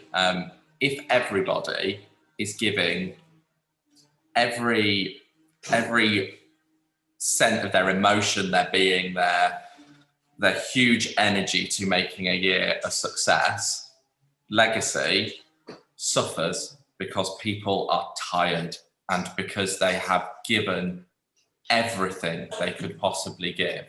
And that has to be dealt with in two ways. Either more people in the build up to and in the year need to be protected to create space for that really important work, or we need to accept that legacy is a longer conversation and it's not about what happens the next day or what happens the week after or the year after. It's a longer journey, because the immense amount of pressure that's created by those two things being in competition is really difficult. And although you sort of know it at the time, stepping back from it now, you realise it could have been done differently. It could have been approached in a slightly different way. And I guess in the way that we're tackling that now, it's also about, and I think Claire talked about this earlier, creating spaces before you begin to have really great conversations about legacy that are slightly messy and unstructured. You know, on Monday this week, we've got our 10 creative teams working on Festival UK coming together, and we've just put an hour aside to talk about legacy. No agenda, no, but okay, if we want there to be a legacy from this project, there's going to be a whole different set of viewpoints in there to make that happen. So yeah, I think capacity is hugely important, and it goes back to my point about people. If you don't invest in people, you don't look after them, you don't protect their well-being as well as their careers and their development, you can't have success. And that would be one of probably the core learnings I took. I think that's really key, and I can see that firsthand with obviously being in Coventry, being on the leadership program, doing projects that are as part of that program also. And what we've all obviously just gone through in terms of a pandemic and all of that, it's exhausting. It's absolutely draining, and we do need to invest in our people. And again, the communities that are not necessarily used to this level of input and spotlight and policy making and funding applications. It's a lot for them as well. And so I think it's how we manage that expectation and our own expectation of what we expect from our communities as well, because there's a lot of pressure on them. And I think, Cory, just to add in there, I guess it goes back to that sort of slightly jovial comment I made about PR versus evaluation. These projects create an environment where if you want to achieve the transformational perception change, everything has to be a success, because that's part of how you win the PR media conversation. It's okay for your team to not feel okay some days and to have bad days. And we all, get this wrong sometimes in our own workplaces or in our own networks, our suppliers. But I think just taking those moments out to go, I'm feeling a bit rubbish today, and how do we look after each other is something I don't think many of these projects have cracked yet. And I'm quite keen to figure out how we do that and how we create the space for that. Yeah, absolutely agree. Thank you all very much. I'd just like to come to each of you now for final reflections before we end on a high note with a video. So I'd just like to see what your thoughts are on the session that we've had today, the question that was posed to you, and thoughts going forward. I'd come to you, Carrie. That's all. Thank you. So look, I think it's a really great question, and I think this conversation has been really interesting. So my final thought starts with a thank you for everybody for asking the questions and engaging in this, and ends with just a reiteration of how important this is and how truly culture is, and all of what it encompasses is a way to have important conversations. And as Claire said, it doesn't just deliver a nice day out. It delivers life-changing impacts and community-changing impacts. And it's not a nice to have. It is not an add-on. It is not a thing we do if we have some spare money. It is absolutely core to everybody's life. And so sessions like this to take us forward and for us all to talk about it and learn from each other so we can deliver even better are absolutely crucial. So that's my final thought, how important it is and how great it is that we're all here talking about it so we can keep delivering more of it. Thank you. And come to you, Phil. Well, first of all, I'm going to put the sport schedule in the chat so that everybody does know what the sport competition schedule is for the Commonwealth Games. I did such a bad job of promoting that earlier. You'll be quizzed on that next time, Phil. Yeah. So I guess one of my reflections, and just really boosted my day, seeing so many people new and old and people that we've seen before and people we're meeting for the first time. I think at the core, I know what I have the absolute privilege to work on these two amazing projects. It's going to be a journey before we convince millions of people that these projects are going to be brilliant for everyone and bring everyone together and be spaces for everybody. And I guess just hearing so many different viewpoints today and having so many different conversations, this group of people are going to be the people who have to do that for each of their own individual towns, cities, places and projects. And I guess it's just keep that energy up and keep going through and actually lean on each other. Because I'm sure, like, when I have a day where I think, oh my God, why can't everybody else see how brilliant Festival UK 2022 is going to be? And I totally get the reasons why some people don't see that at this point in time. It is really important to be able to pick up the phone to someone and just go, can I just check this? Am I missing something? Are you on the same page? Are we working towards the same thing? So just keep going and keep smiling, because it'll be worth it in the end. Amazing, thank you. And to Claire. Thanks so much, Cory. Just on Phil's point before about sort of the connection and supporting people, it's one of those areas where there are different bits of local government where actually that expertise exists and it doesn't always transfer to other teams. And social workers have got this cracked in really good authorities and give space for one another to reflect and support one another. So I'm wondering if there's learning that can come from that. I'm just going to put it in the chat, but you know, everybody who's on this call understands that culture is fundamental to who we are as human beings. And there is a network of people across the world who really get that. I'm going to put the link to the World Cities Culture Forum in, but there's a network of people who I had the privilege of meeting, and the people in Milan, I mean, it sounds so glamorous, doesn't it? They're scratching their heads about how they use their public parks for public events, but charge, but then don't exclude people. In Edinburgh, they were scratching their heads. They solved the problem, but their issue was around licensing. I had a long chat with the very glamorous people from Sao Paulo, and they were talking about organising big events and having the landmark of the carnival, but then how do they connect with their communities the rest of the year? You're part of this international network of people who care about this stuff and would, I think, do whatever they could to support you and help you. And the act of coming together and trying to answer those questions together is phenomenal. I also wanted to give a big shout out to Justine Simons, who's Sadiq's Deputy Mayor for Culture. She's just an extraordinary human being. And like me, she's originally a daughter of the Midlands. She's a girl from Stoke who can dance and who is a mega brain and really gets this stuff. And she is respected internationally. And she always, always, always wants to connect with other people because she sees the strength of working together. I know that she was super excited about Coventry, you know, all of the opportunities that it brings. And so, you know, I hope you feel the energy and the support and the connectedness of all the other amazing people doing this stuff across the world, because you are part of that team of nations doing really extraordinary stuff. Thanks. Amazing. Thank you so much. Thank you all so much for your contribution today. It's been incredible to listen to. I've learnt a lot and made so many notes, and we'll be following up with all of you at some point, definitely knocking on doors, using this opportunity to connect with you. So thank you very much. A few little bits before we break. Please follow us on Twitter, use hashtag via Cov Culture Summit, and tag in Warwick Engages and Cov Uni Research. This is my last session. Thank you very much for all of the panelists that I had the pleasure of introducing today. It's been a wonderful experience. I'm going to hand over after lunch to Priya Gandali, who will be taking you through the afternoon session. We were going to end on a film which is from the Waltham Forest and their amazing year as London Borough of Culture, which Claire and her team have obviously worked on.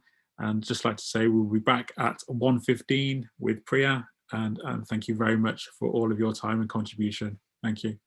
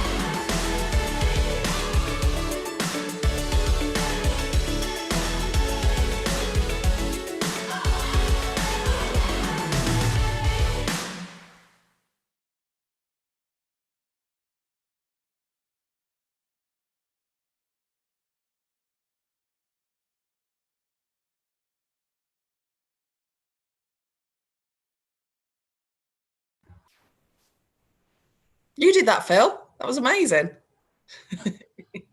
Thanks, everyone. See you later. Bye. Thanks, you three. Thanks, you three. Thank you so much, Cory. That was brilliant. See you later. Bye. Thanks, guys. Bye, everyone. Thank you. Bye, Kerry.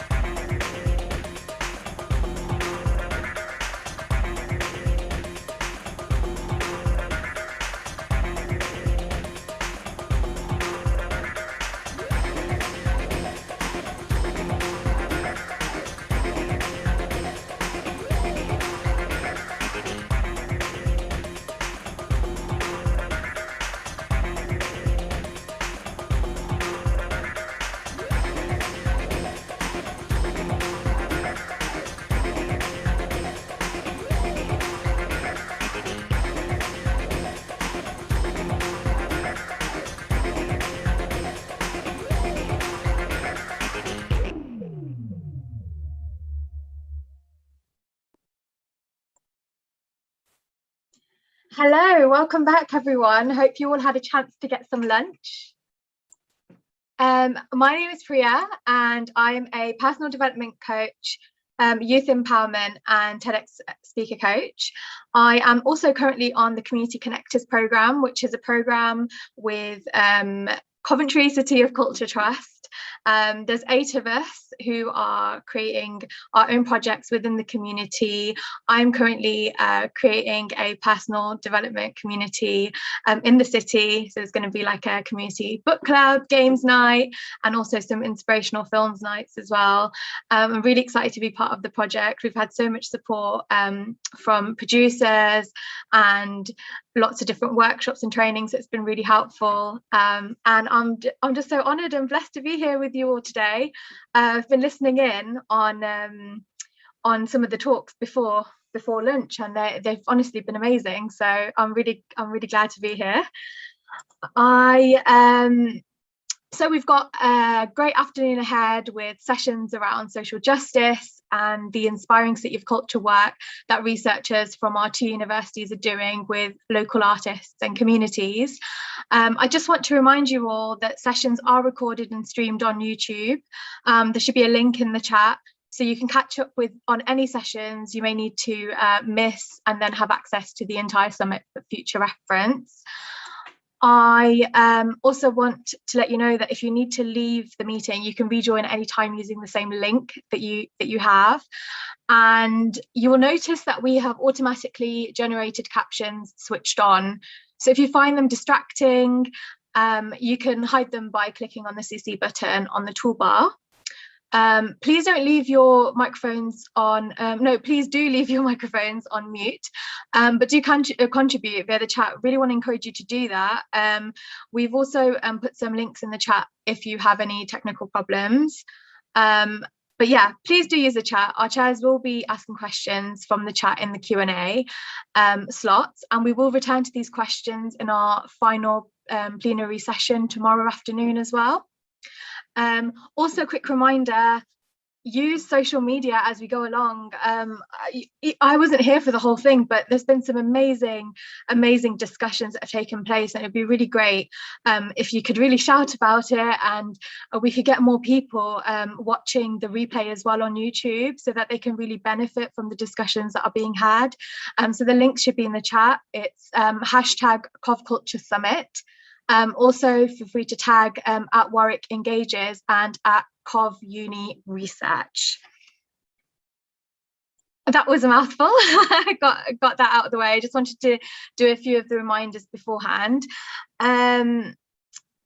So I would like to do an introduction to the first session, and I would like to do an introduction actually to Elizabeth Lawal, the cultural producer.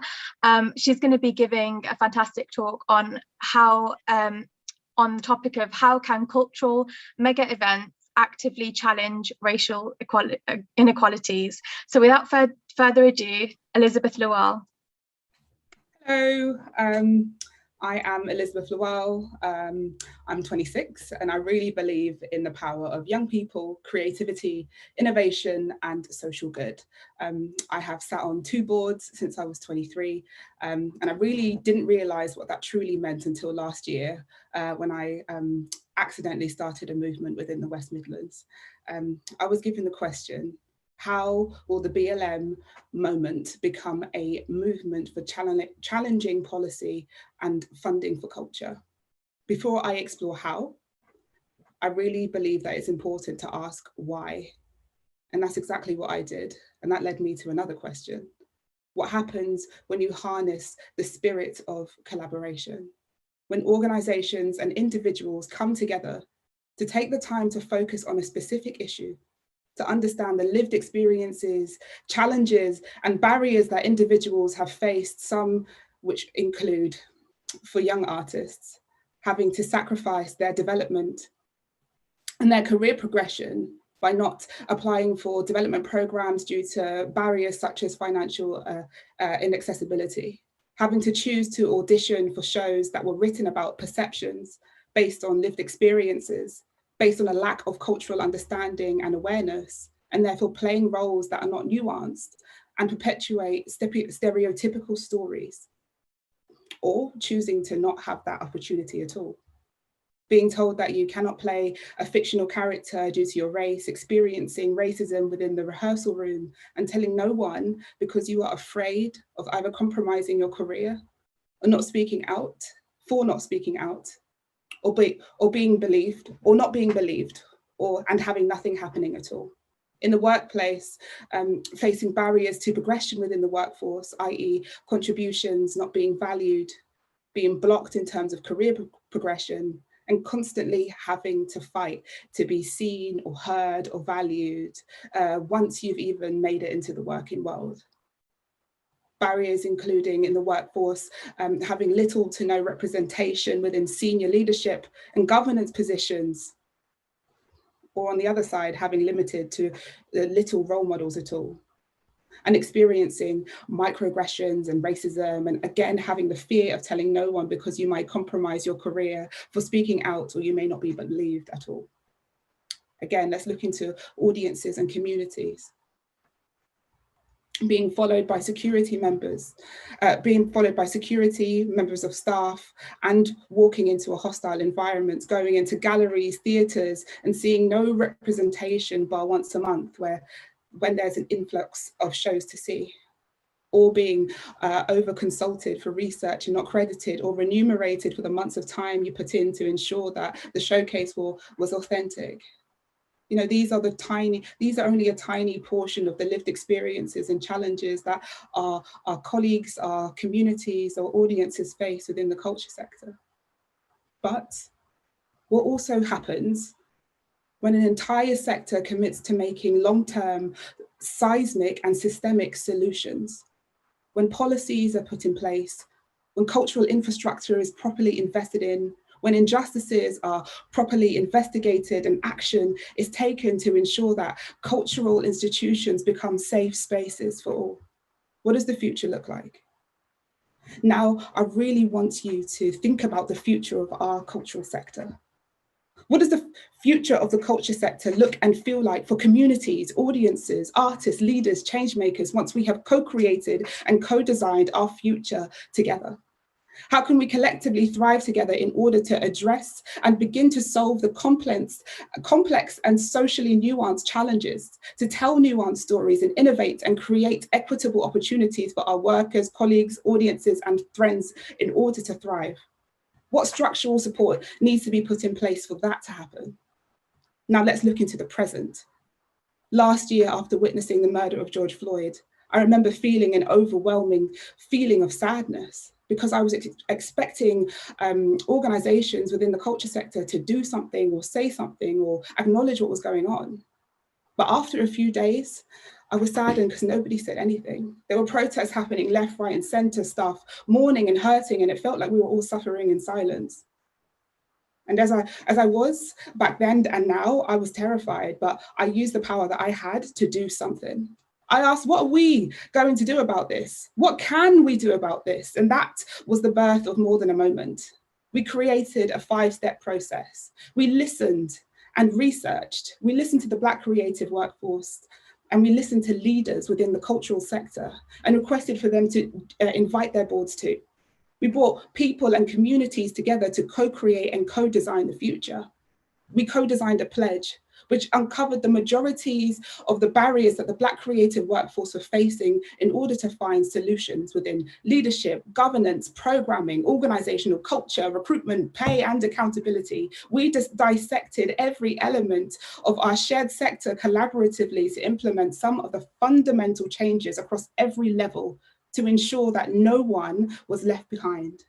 And in October, we launched the pledge for organizations to commit to making long-term, permanent and radical change.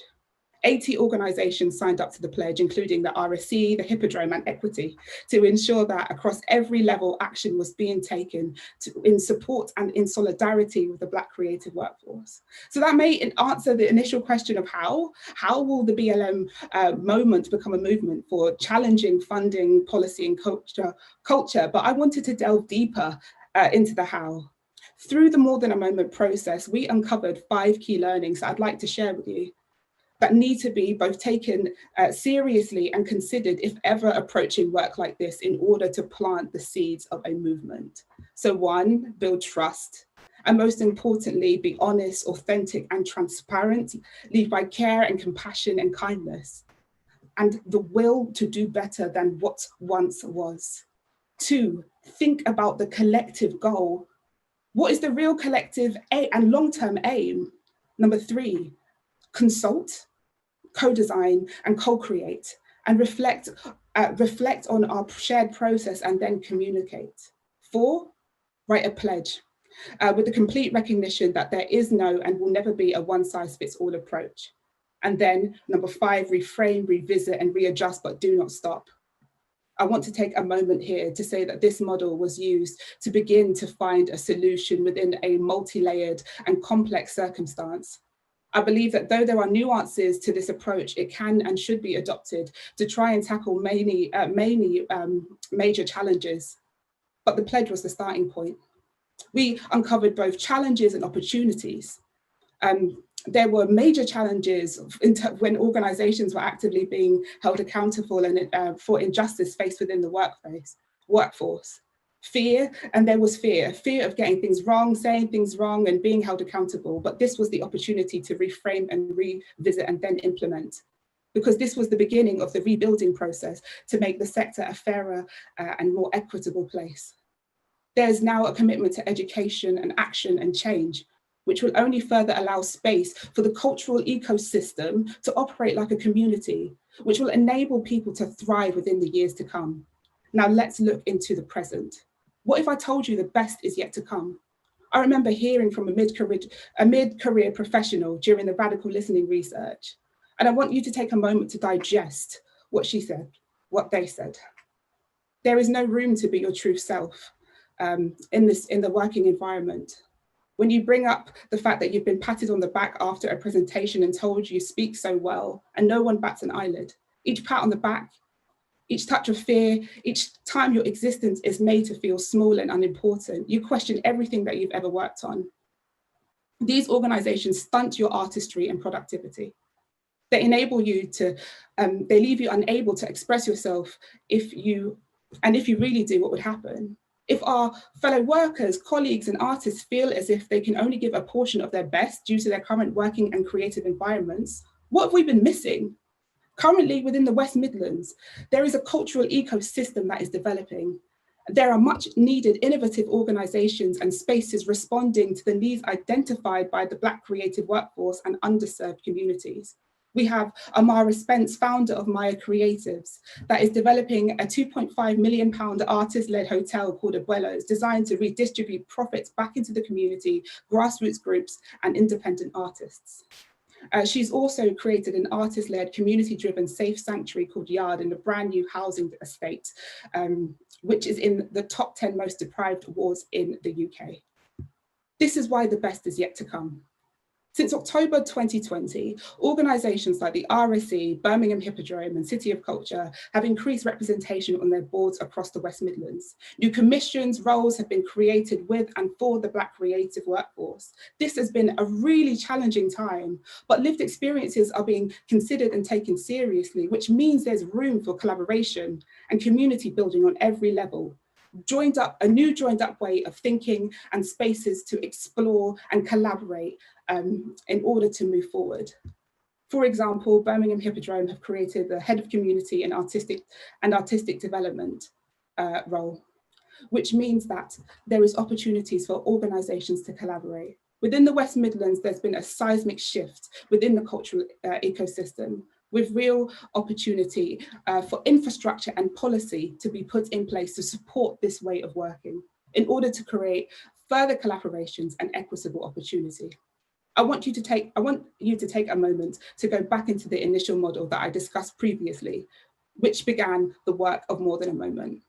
I realized that this model could be used and applied to problem solving in all aspects of the work that I was doing. I adopted this similar model to create the first ever Barriers to Bridges residency, where a Black British artist with lived experiences and personal barriers to trust within the West Midlands Police was working with young people who had lived experiences of the criminal justice system and the West Midlands Police to understand the deep barriers to trust in order to prevent further young people becoming at risk of exploitation. This was the first residency of its kind. This is where the innovation lies, where the infrastructural support is needed. I don't know if I can fully articulate how the BLM movement become a BLM moment become a UK movement for challenging policy and funding for culture yet. But what I do know is that what is happening within the West Midlands is a case study. By collaboration, education, and creating equitable opportunities, we can co-design a better, fairer, and more socially responsible culture sector. Together, we can make a sector that is safe and welcoming and enables us to begin to innovate in order to solve deep challenges. We can create a sector that enables our colleagues, friends, and artists and audiences to thrive. Thank you. Thank you. That was incredible. Honestly, that was so heartfelt, and I could just feel it. It was just honestly so inspiring, so insightful. Thank you so much for that. It was brilliant. Please also feel free to put comments in the chat as well. We will get to them for the Q&A. But yeah, thank you very much. I'm like still that passion that came through, it was amazing. Okay, so we're going to go on to our next speaker now. So I'd like to introduce you all to Doreen Foster, who's CEO of Warwick Art Centre. Welcome to the virtual stage. Hello, thank you. Thank you for the introduction. So just to let you know, I've just come out of another conference talking about inclusion, so I'm feeling more than a little emotionally drained, as I'm sure Elizabeth is after her presentation. So I don't know if I'm going to answer the question. So my question is, how and to what extent can cultural leadership and programming in a city of culture challenge racial inequalities? I don't know if I'm going to answer that question, but I'm going to tell you what I think. And I think it's pretty simple, yet so difficult. We need to care more. Now that could be the end of what I have to say, but I know you want more, so I'll go on. It seems to me the scale of investment is irrelevant without three things. The first is a requirement that we have cultural leadership that is not deaf and blind to the racial inequalities that exist in their communities and society generally. Secondly, the cultural leadership needs to care more. And thirdly, we need to have the will to do something about it. As cultural leaders, we have a responsibility to read beyond the arts reviews. Reports on the extent of racial inequality across our society in our cities, whether that manifests itself in poor educational outcomes, employment opportunities, equal access to healthcare and treatment, or experience of the criminal justice and immigration system, saturate our papers, research libraries, policy spaces. At least they saturate the papers I read. Yet it seems that until last year, too many of us did not understand that the colour of your skin still matters in Britain today. I can't speak to you, well, none of us, I think now, can speak about challenging racial inequalities without referencing the killing of George Floyd and the protests that followed, because it feels as though that was the moment the scales fell from people's eyes. Had we been having this conversation in 2019, I would have believed I was preaching to the converted. But what last year exposed was the sad reality that we've been kidding ourselves. I've been kidding myself. So we can't be deaf or blind to the racial inequalities in our society and cities. The leadership needs to be educated and informed. The leadership needs to educate itself and not make those impacted by their blindness do all the work. When we know more, we need to care. Knowing and caring don't always sit together. Leadership needs to care as much about challenging racial inequalities as it does other priorities. Make this a priority too. We then need to have the will to act, both head and heart. You need to drive, both your head and your heart need to drive you to do something, to demand change and to lead the way. If we agree that a city of culture should improve the cultural infrastructure, increase levels of participation and attendance, as well as show the city off to the world, attracting visitors from far and wide, telling the story of the city and its people, then in addressing these goals, leadership must take a good hard look at who is in and outside the room. Beyond that, where does the power sit? So who is in and outside the room and where does the power sit? And we need to choose to change the picture. As cultural leaders through our actions and our words during this period when the gaze is on our city, we need to choose to lead the way. Let's put our money where our mouth is. I hate talking about money. I hate that whenever we have conversations about racial inequality, we get to talking about money. But financial investment in the people and the spaces and the opportunities is a must. But that investment must not come out of pity. The level of financial investment during a city of culture turns on its head the cry that we don't have sufficient resources. Those who have the money to distribute must use that power as leverage to nudge leaders into action and to work together with individuals and organisations to draw up long-term strategies to address the racial inequalities as they play out in their environment. Let's all invite more people to the table and let's want them to eat too. That nudge must force us all to interrogate our programmes and our activities. Who are we serving and how can we support one another in being brave enough to smash the glass? Coventry City of Culture has been very assertive about its commitment to addressing the racial inequalities in this city. I'm sitting in London, but I'm still saying this city of Coventry because I know that's what we're talking about. The louder the trust is, the easier it is for those of us who are trying to make the case for change and drive through change. Money is power, another sad fact of our society. We all, as leaders, need to be brave enough to challenge the data, whether it be who your audiences are, where they come from, and how far they will travel, etc., and what those who aren't coming look like. This investment of people and money must help us all to find, learn, and embed new ways of seeing and responding to what is hiding in plain sight. This requires bravery because we've all followed the data for decades, yet levels of racial inequality have not changed for the better. So it requires brave leadership, persistent cultural leadership, to call it out and demand that we do something different, that we do more. Let's use the investment to build new houses, new homes and spaces for cohabitation. I'm stealing that from an amazing woman I was just in a session with. Let's create new spaces where we have these different conversations where we can all find our level. On talent development, to misquote Viola Davis, the only thing artists of colour are lacking is opportunity. Our cities are full of creators of colour with vast experience and little or no experience, just as we see in the general population. Let's choose to use the investment to unlock opportunities for talent development. In Coventry, we've developed a cultural leadership programme. Cory, one of our hosts, is one of the 15. Our big ambition is to transform the leadership of the city by investing in a tight cohort of 15 and a wider group of 80 plus.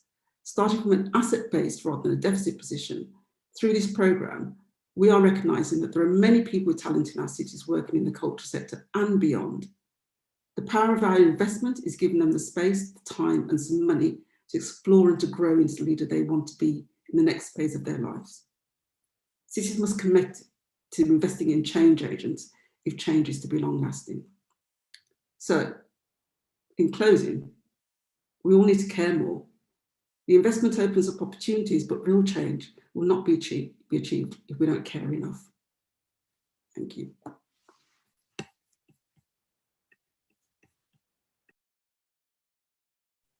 Thank you very much, Doreen. I thought that was really, really powerful. And the thing that really spoke to me as well was the whole knowing and caring don't always sit together. There was a real sense of urgency there, and you put it so eloquently. So thank you for sharing that with all of us. Before we move on to No, actually, we'll move on to the next speaker now. Just bear with me. So our next speaker in this session is Shahnaz Gulzar, the chair of Bradford UK City of Culture 2025 board. So if I could just welcome you to the virtual stage, Shahnaz. Hi, thank you so much, and I'm really pleased to be here. I am, as you said, I'm Shahnaz Gulzar, and I'm the chair of the Bradford City of Culture bid. The provocation for me today was to massively think about what an event like a City of Culture event could bring to a city like Bradford, and what our approach and our thinking is. Currently, as a producer, I am on the lead up to the Manchester International Festival, which is launching on the 1st of July, which might not be a year-long mega event, but is very definitely a mega event in this city and internationally, working with artists both nationally and internationally. So the last 18 months, very much living and breathing this question from a perspective of the City of Culture bid, but also from my day-to-day role as a producer. I want to start with a statement. I think that I, as a woman of a South Asian background, as someone who has committed her career and her life to working in the cultural sector, both as an artist and producer, there's a provocation that I give and a statement that I've been saying, I think since June last year, since the murder of George Floyd, and since supporting and working with my colleagues and my peers and my friends within the sector. And I'd like to say diversity is for life, and it's not just for a time-limited policy, cultural, or political moment. Just because we tire and we fatigue and we say, we're still talking about the race question, we're still talking about racial inequalities. That's because they've existed in the time that I have had my career in this sector, and since I've been born and brought up in this country.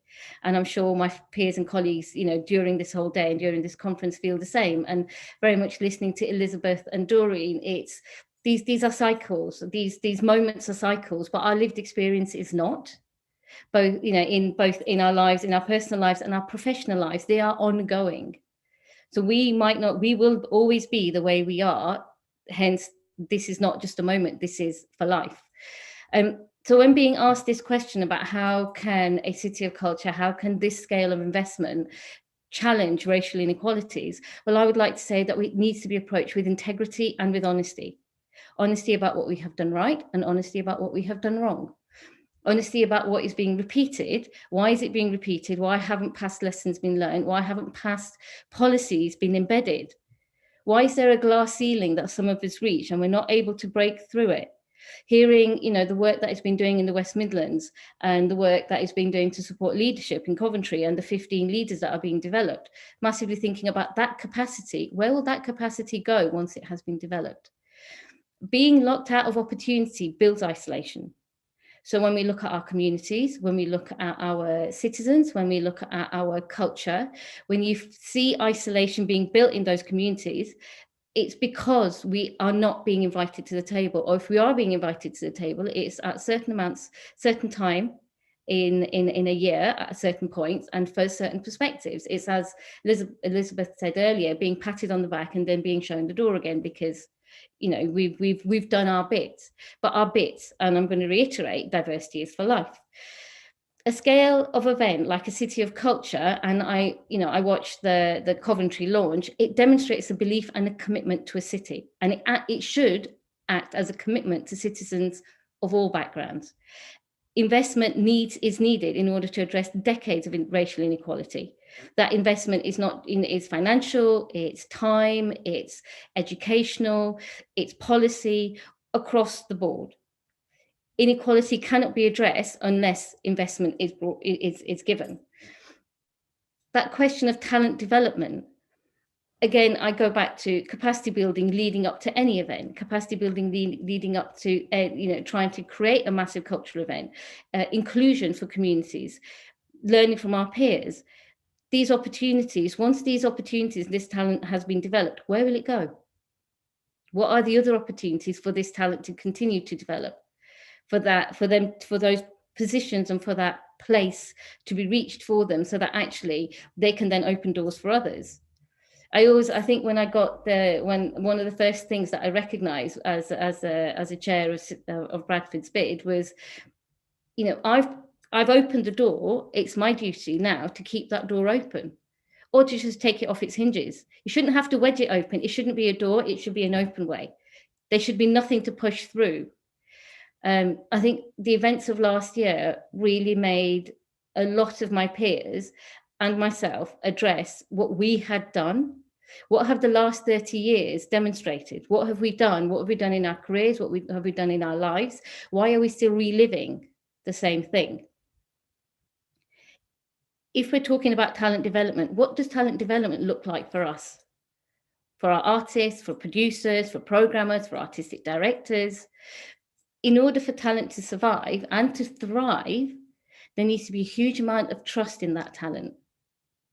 Trust in its different approach, in its diverse approach, in a diverse way of doing things, in a different way of doing things. When I think about talent development, I also think about programming.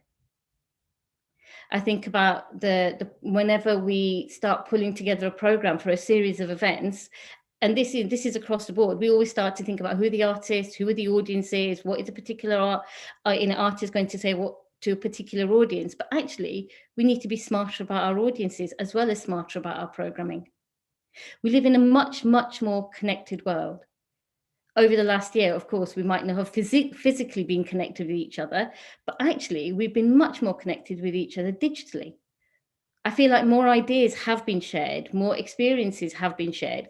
We might not have physically cohabited, but we have physically been in, digitally been in each other's spaces and seen how each other lives in a different way.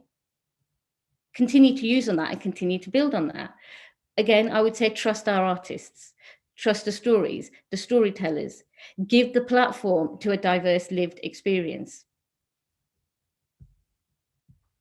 And that kind of brings me to leadership. That brings me to picking up on Elizabeth's points earlier, to Doreen's points about leadership. We need to support innovative ideas. They might seem unusual. They might be seen as this is not how it's done. This isn't how we approach things. But new practice, new ways of doing things don't emerge by staying within accepted norms. But who creates those norms and who are they created for? So I would say push what we accept as accepted.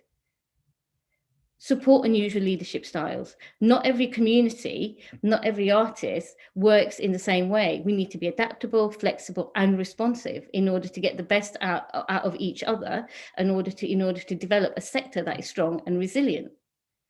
Resilience isn't developed, strength isn't developed, innovation isn't developed by being the same. Diversity is our strength. And I'd like to conclude by finishing on, and I think very similarly, I suppose, to Elizabeth and to Doreen again, the future belongs to the brave. We'll make mistakes when we're trying out new ideas, when we're trying to, push the, closed doors, when we're trying to break through glass ceilings. There'll be mistakes. That's all right, because we can only learn sometimes by making mistakes, but through that, we will also get things right.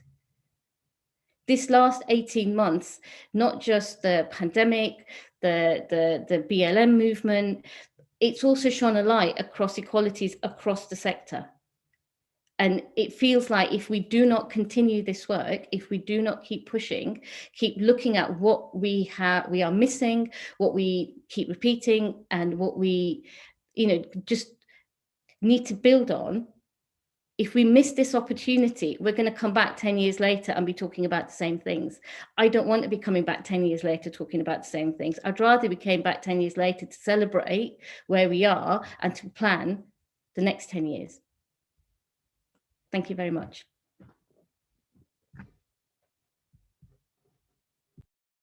Thank you very much, Shahnaz, for that brilliant and powerful talk. So we've been through all of the talks now, and we're going to kind of get to the Q&A section of the talk. And I've been looking in the chat as well, and I really want to echo what Cory said about how he can see that this topic is so draining for our leaders, and we are constantly asked to share information and our thoughts and feelings, as you are only Black faces in the space, and talking specifically about Doreen and Elizabeth here, and how leaders need to recognise this, as you've talked about in the last session as well, and focus on the well-being of its people and the wider community. I actually also wanted to ask a question to all of you, but before I do, I wanted to kind of come back to you, Elizabeth, in terms of your brilliant 5-step model. I just wanted to ask you if you could tell us a little bit more about your consult, co-design and co-create bit of the process. What worked best in this respect? Sure thing. I guess the most important thing was listening, and really deeply listening to the Black creative workforce and to leadership as well, and to bring those two communities together. In terms of consult, what we did two types really.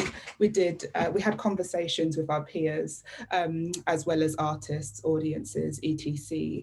But in terms of the consultation process, we asked people if they wanted to also, tell and share their lived experiences to leaders, with the absolute hope and trust that change will happen. But we also paid them as well for their time too, because that was really important in order to, I guess, build that trust in order to,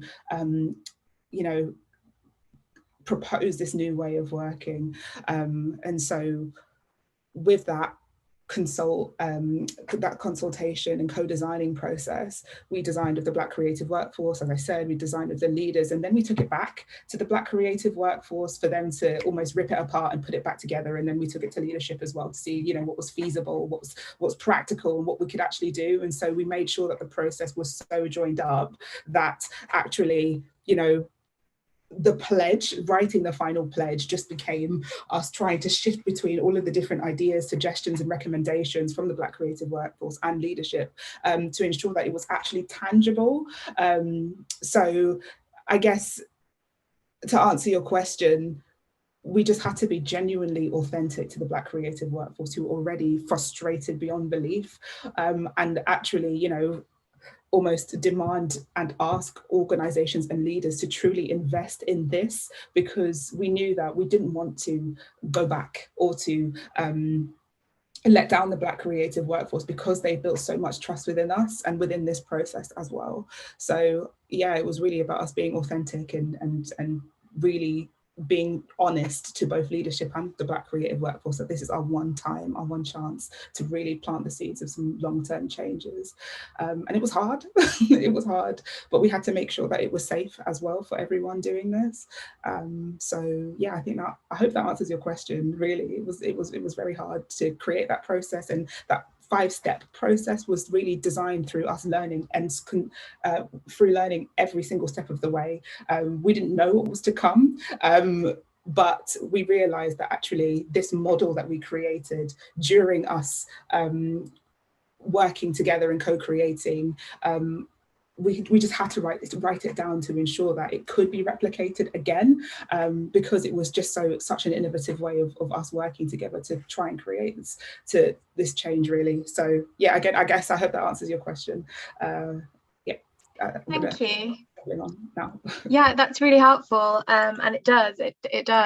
And I can only imagine, that kind of where your starting point is, and how much that trust and that kind of convincing, how much convincing it took throughout that process. So yeah, definitely helps. I actually wanted to put this out to the other panelists as well to comment on. So you spoke about authenticity, and I just wanted to know, is this about leading differently to open up the space? Like what are the other panelists? If I could go to Doreen. Well, I guess for some people it might require that they lead differently, learn to lead differently, because that's the thing that's going to create the shift, isn't it? I suppose it's also about having the generosity to and I hate the word to, you know, and create whatever it is, to make space without it being suggesting that they're the ones who have the authority, the power to make space, because, you know, so there is something about that, because, you know, we all have a voice, but it's just that unfortunately some people's voices are allowed to be louder than others. So if I want to shout, I need to have the right, I have the right to shout, but everyone needs to hear me. So there is something about, there is a shift that needs to take place. But I kind of think that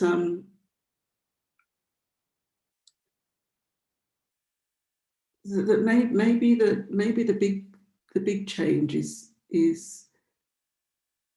and I use the we all need to recognize that in inviting other people to the table, it doesn't mean that there's going to be less food for you. So I heard a really interesting sort of quote, which is like, you know, it is inviting people to the table and wanting them to eat too. And just because I'm eating doesn't mean there's going to be less food for you. So, and that's the kind of, you know, spirit that we need to move forward in, that there's enough food for all of us. So yes, behave differently, but actually don't see it as you losing out because someone else benefits. And I think that, I mean, I suppose for me, the key thing is about, I don't know how we can have allowed ourselves to have got to this point, to be perfectly honest, you know, and just, you know, just reflect on what Shanazza said. It's like, it's true. It's like, you know, for those of us who've been working in the sector for, gosh, it is, I guess, 30 years for me too, it feels almost criminal. And, you know, I feel I'm partly to blame for it, but, you know, we're all complicit in this. So, you know, before we all find ourselves in jail or somewhere, you know, we have to change our behaviour. And we've got to do it fast, because, as Elizabeth said, you know, the younger generation, I feel awful saying that, Lisa, you know, it makes me feel really old. But like my generation, so I'm 56, so let me put it out there in the world, on YouTube, oh my God. You know, so second, third, whatever is generation immigrants, we were either taught or just learnt to put up with, you know. So, you know, after we discovered that the writing and all those sorts of things didn't work, we stopped and we just found a way of being, which wasn't necessarily being our true selves. But actually, the younger ones are not that way, and that's absolutely right. You know, they're hungry, they want it now because they know they have rights, you know. So we all need to wake up and pay attention to that before we find ourselves in much deeper, hotter water that we can't actually handle. I'm going to turn the mic off now. Thank you for that, Doreen. That was really insightful and really added to the conversation. I wanted to ask Shanaz if you've got anything to add to that. I love the analogy of food. You know, I'm one of 8 children, and you know, South Asian, so everything comes around to food. I would add to that actually, when you create the menu, you make sure there's enough for everybody. You make sure that everybody gets enough. So it has to be from the very planning that, you know, everybody who is invited to the table and is actually has an equality, and you are not frightened by diversity and difference, but actually and kind of engage with it. I think we all grew up with the word tolerance, didn't we? You know, I'm first generation, so my parents migrated here. I call them the immigrant generation, and I call myself the first generation because I was born and brought up here. But we grew up with that word tolerance. And tolerance is to put up with, whereas it's acceptance. When you say we accept diversity, we accept difference, that immediately, the semantics of that flips the whole conversation. And you recognize that actually you belong, you are being invited, you are being accepted. I think that really matters. I think the semantics with which this whole debate, this whole discussion is approached is really important. Words are important, words have meaning, and words stay with us. If we, you know, just kind of bring the Brexit debate in, if we had, you know, remain meant staying in one place, actually movement and momentum is what gives this change. I do think I'm hopeful that those of us that are born and brought up here, that we have done some work, which is why the next generation my daughter's generation, you know, the generation that come after me, do have that strength of voice, do have that platform and ability to have ownership, because we have done at least a little bit. I kind of look back on it. I was devastated last year thinking, what have we done? What have we achieved? We've done nothing. We've done nothing. We have lived in this country, belonged here, tried, you know, to kind of engage, embed, push, debate, discuss, make difference, transform. But our whole lives, we're now looking back at it and go, was it a lie? Was it a truth? What have we done? But 18 months later, I am looking at, the movement, the BLM movement. I am looking at how there's a shift in language and tone, and there's an ownership being taken. And that ownership is our right. It's not something to be given to us. We have it. We are born here. We are brought up here. We came here. We are here. It's our right. It's not something that can be offered to us.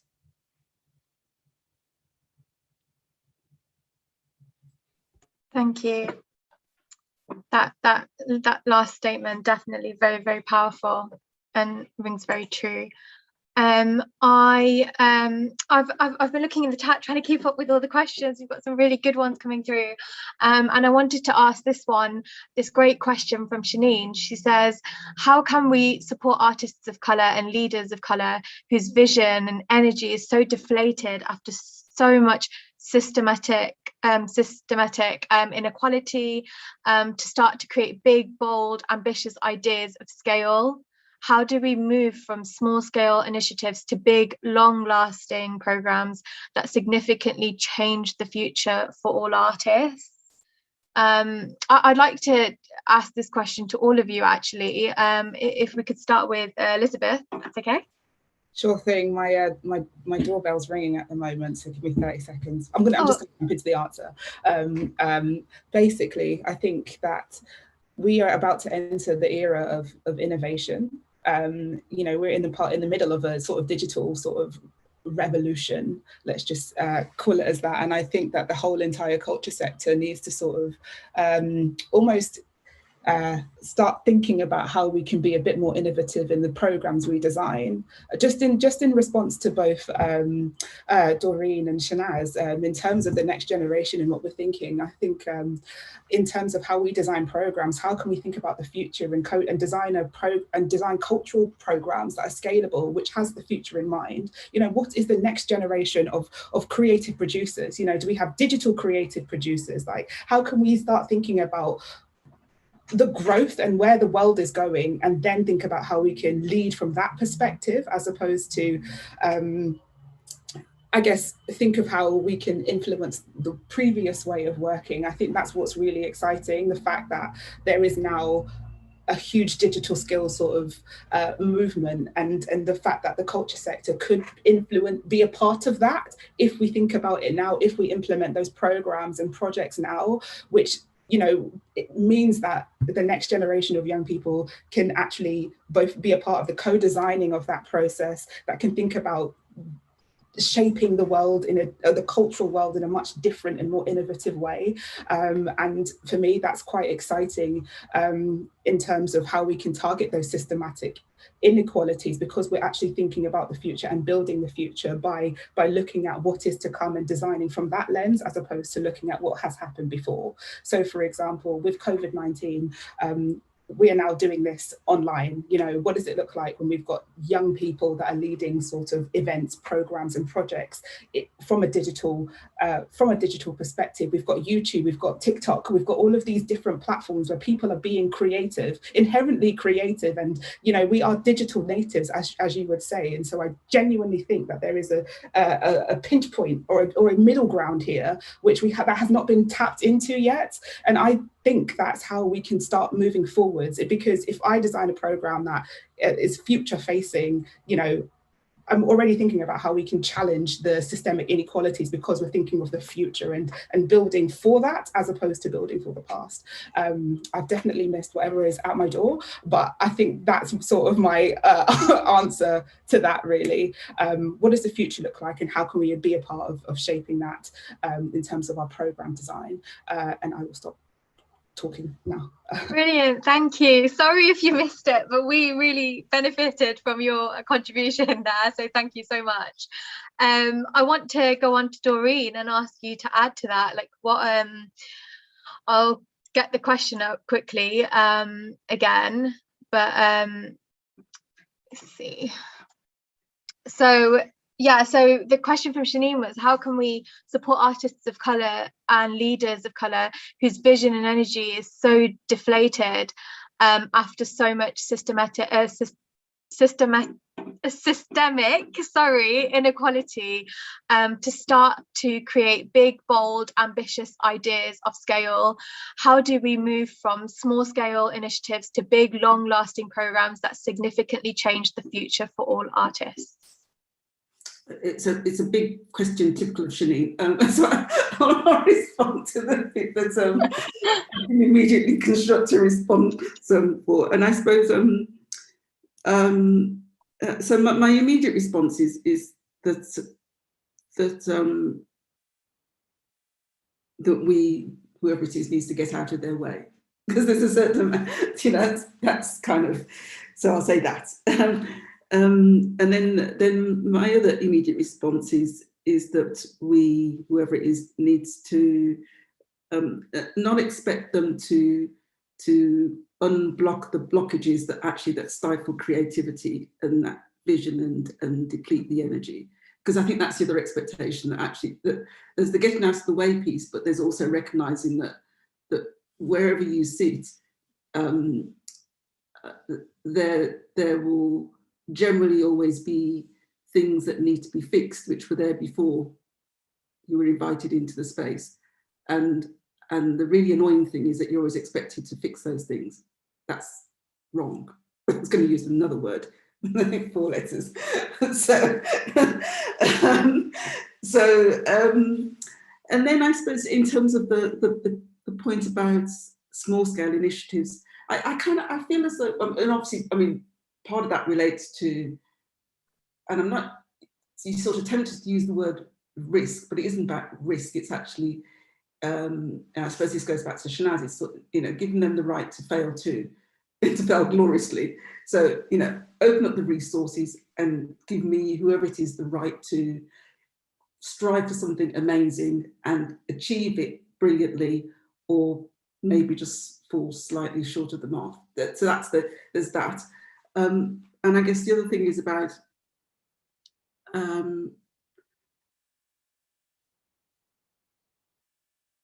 it's about, I guess, addressing who judges the ideas and the ambitions, and I think we need to change the face of that group of people who are judging what great looks like and who has vision, etc.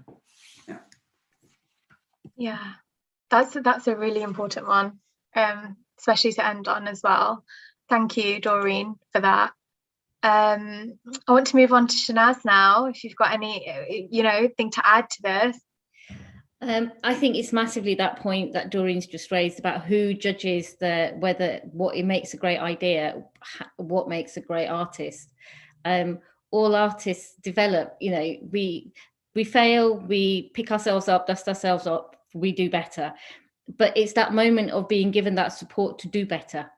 If you're given a platform, you are given an international platform, a national platform, to be trusted, your idea to be trusted fully, actually. And, if you do things a little bit differently and it doesn't fall into the way that organization works, actually that organization it needs to trust you to be able to still deliver and do it. Because actually there is no one way of doing things.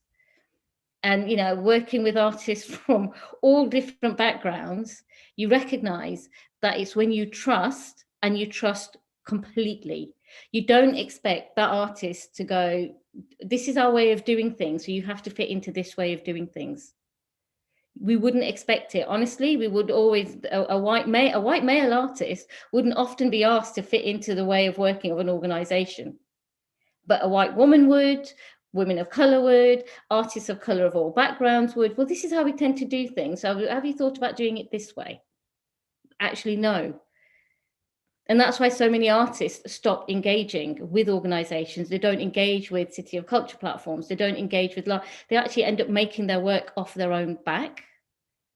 And then if you see artists doing that, if you suddenly see, small, medium companies, artists beginning to branch out on their own, I think it's a duty of the larger organizations, the larger establishments, to then support that artist and support that smaller establishment and trust them and give them the resources and trust them to use those resources.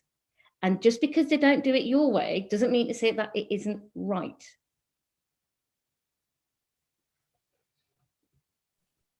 Thank you, Shanaz. That was really, it was it. It is like everything you're saying there. It really wraps it all together really well. And on that note, I do want to ask you all for your kind of final comments or remarks or thoughts on this section that we've covered.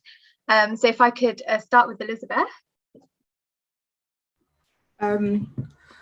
I guess in terms of closing thoughts, I think that we need to think about the future and innovate for that. I think that we are potentially in a position where our cultural ecosystem can support each other. So for example, large organizations supporting the grassroots one, as Shanaz says, and so I think that as long as we continue to invest in our cultural ecosystem and the infrastructure that needs to be put in place in order for artists, audiences and communities to thrive, I think that our sector will be fantastic. So yeah, just trust us, do it, support each other, and then, we'll be brilliant. That's all from me.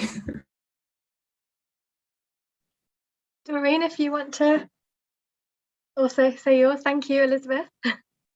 Well, just reflecting on actually some of the comments Cory's been pushing on in the chat, and I think it was Elizabeth said about the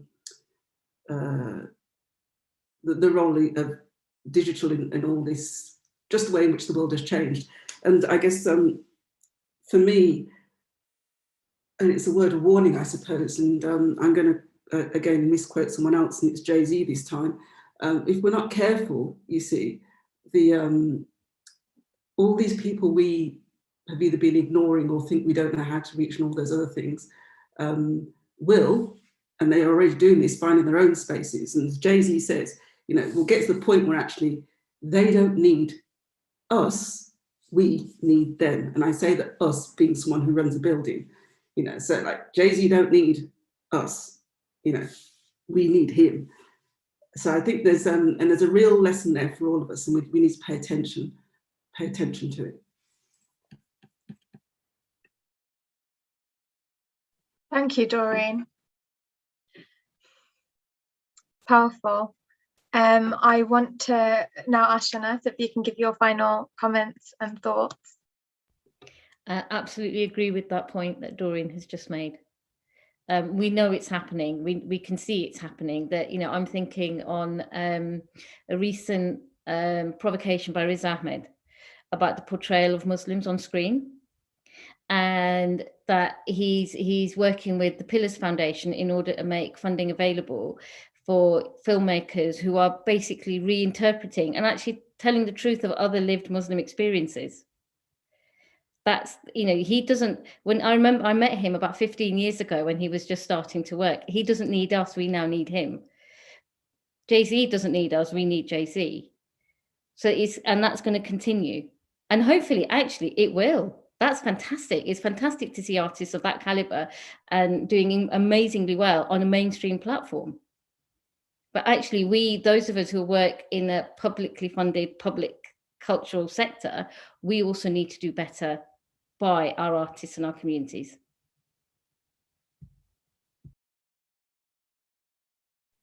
Thank you, Shanaz. This has been such a powerful conversation, and I know that Cory as well in the chat, he was talking about how exhausting it can be and how frustrating it can be to have these conversations, especially when the changes that we require to be made are not exactly happening. And so I just wanted to thank you all for sharing your thoughts and ideas and yeah, comments on the section. It has been an absolute pleasure hosting this section, and I want to thank you all. I also want to encourage everyone to put comments in the chat, put questions in. We've had so many great questions, so we will really try and get through to them. But yeah, thank you very much. Thank you. So now that we've done this section, I am going to introduce the next section of the day. So the topic here is levelling up. So how can seldom heard communities and individuals impact on policy? For this topic, the first speaker that I'd like to introduce onto the virtual stage is Shanine Bethina, the Creative Director at Coventry City of Culture Trust. Welcome, Shanine.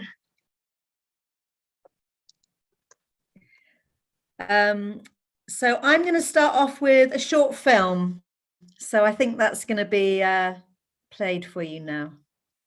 In the future, I think like different things are going to take over the world. The parks are going to be bigger. In Coventry, there will be parties every Thursday night. There will be less people getting sick. Do you know, in the future, there wouldn't be a coronavirus in there. No more coronavirus.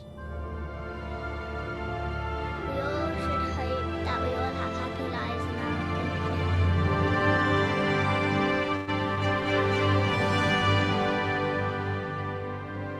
What Coventry is going to look like, it's going to change. It's going to turn around. It's going to look like a beautiful land. In the future, I think it's going to be more colourful and exciting. In the future, I hope there will be a little more magic.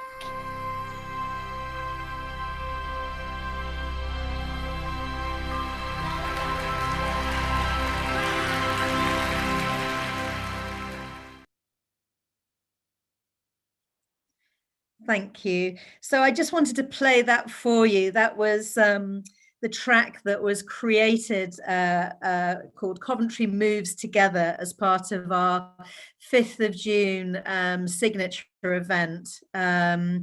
Created by Dan Jones, who's an incredible composer, working with children, about 100 children from across our city, and a really incredible listening project, I think. Really thinking about our future and I suppose demonstrating the spirit of our program, which is very much about how we co-create something with power and impact made by the community, speaking on local global issues. So I just wanted to share it with you, and there is a longer track which you can join in. I suppose the other thing I wanted to say is that we created that with community radio stations. And again, very much the spirit of our program is to create everything that we're doing out and about with our communities, and no more important ones than community radio, because they really get into the homes of so many different citizens. They speak in the different languages, they connect in a different way, and so vital to have them as a creative collaborator on that project. I'm just going to ask if my slides could be brought up. That would be lovely. Thank you. So maybe to the first slide, that would be grand. So I just wanted to talk a little bit, I suppose, about the approach we've taken in Coventry to really challenge the inequalities that people in the city have faced historically around cultural access and production. And I think Martin mentioned this morning, you know, we've got a strong identity aligned with activism. You know, people in the city very much challenge social issues and inequalities. And we've welcomed so many people into our city from all over the world, city of welcome and sanctuary. And as a city, always reinventing ourselves and looking at change, innovation and invention. And so I suppose the City of Culture moment is a chance for us to have that big kind of thought time as a city, and to come together and really look at who we are now and what the future holds for us. And the image you can see in front of you was from Coventry Moves, and was it's a fantastic installation of ribbons and banners created with residents in the city and school children as well. So we sent out postcards to every house in the city, every household, should I say, including apartment blocks, so that everybody could have a voice to share with us, you know, what their hopes and aspirations were for the future. And with children creating these incredible banners, you know, really bringing their creativity into the center of everything that we do. And we were able to do this because of the way we've set up, I suppose, the way in which we work. So with our collaborative city team, they're on the ground, they're working across all 18 wards in the city, connecting with community centres, faith groups, schools, libraries, local businesses, family hubs, and really kind of on the ground working with people, building trust, ensuring that everybody that wants to have a space in our year of culture can find an opportunity to really engage with us. So really thinking and making sure that we're working in that very hyper-local way, and putting the creativity of residents and people in the city on a massive platform, giving them the spotlight, letting them do the storytelling. This isn't about bringing in, you know, for me, it's not about me kind of creating my own playlist of all my favorite artists in the world. This is very much a city change program. For us, this is about how we start to understand each other better, how we connect with each other better, and have genuine conversations and dialogues in the city that really inform the future that we're heading towards. Just moving on to the next image. So one of the ways in which we want to engage with people is to really think about how we inspire social action and create positive change in how we work with people in the city. And this is one of the projects that we're running called The Walking Forest. And you might know a little bit about Coventry, but from right back in the early days of Lady Godiva, who campaigned for social justice, people in our city have been leading campaigns to create the trade union movement, to think about population explosion, creating the Green Party, tackling racism through music. We always talk about two tones coming together in one voice, and inventing great movements like theatre and education. So Coventry has always cared about these things and never been afraid to air its voice as a city and as a group of people. And I suppose the Walking Forest project is a great example of that, because it's a 10-year artwork that kind of marks the connection between women, activism, and the treescape around us, and really helps us to think about how we put local communities that care passionately about their environment at the center of everything that we're doing, and creates that active citizenship in our city. I'm just going to move on to the next slide. So the next slide is a slide from a wonderful event that happened at the weekend called Can You Hear Me Now by Stand and Be Counted Theatre, the UK's only theatre of sanctuary.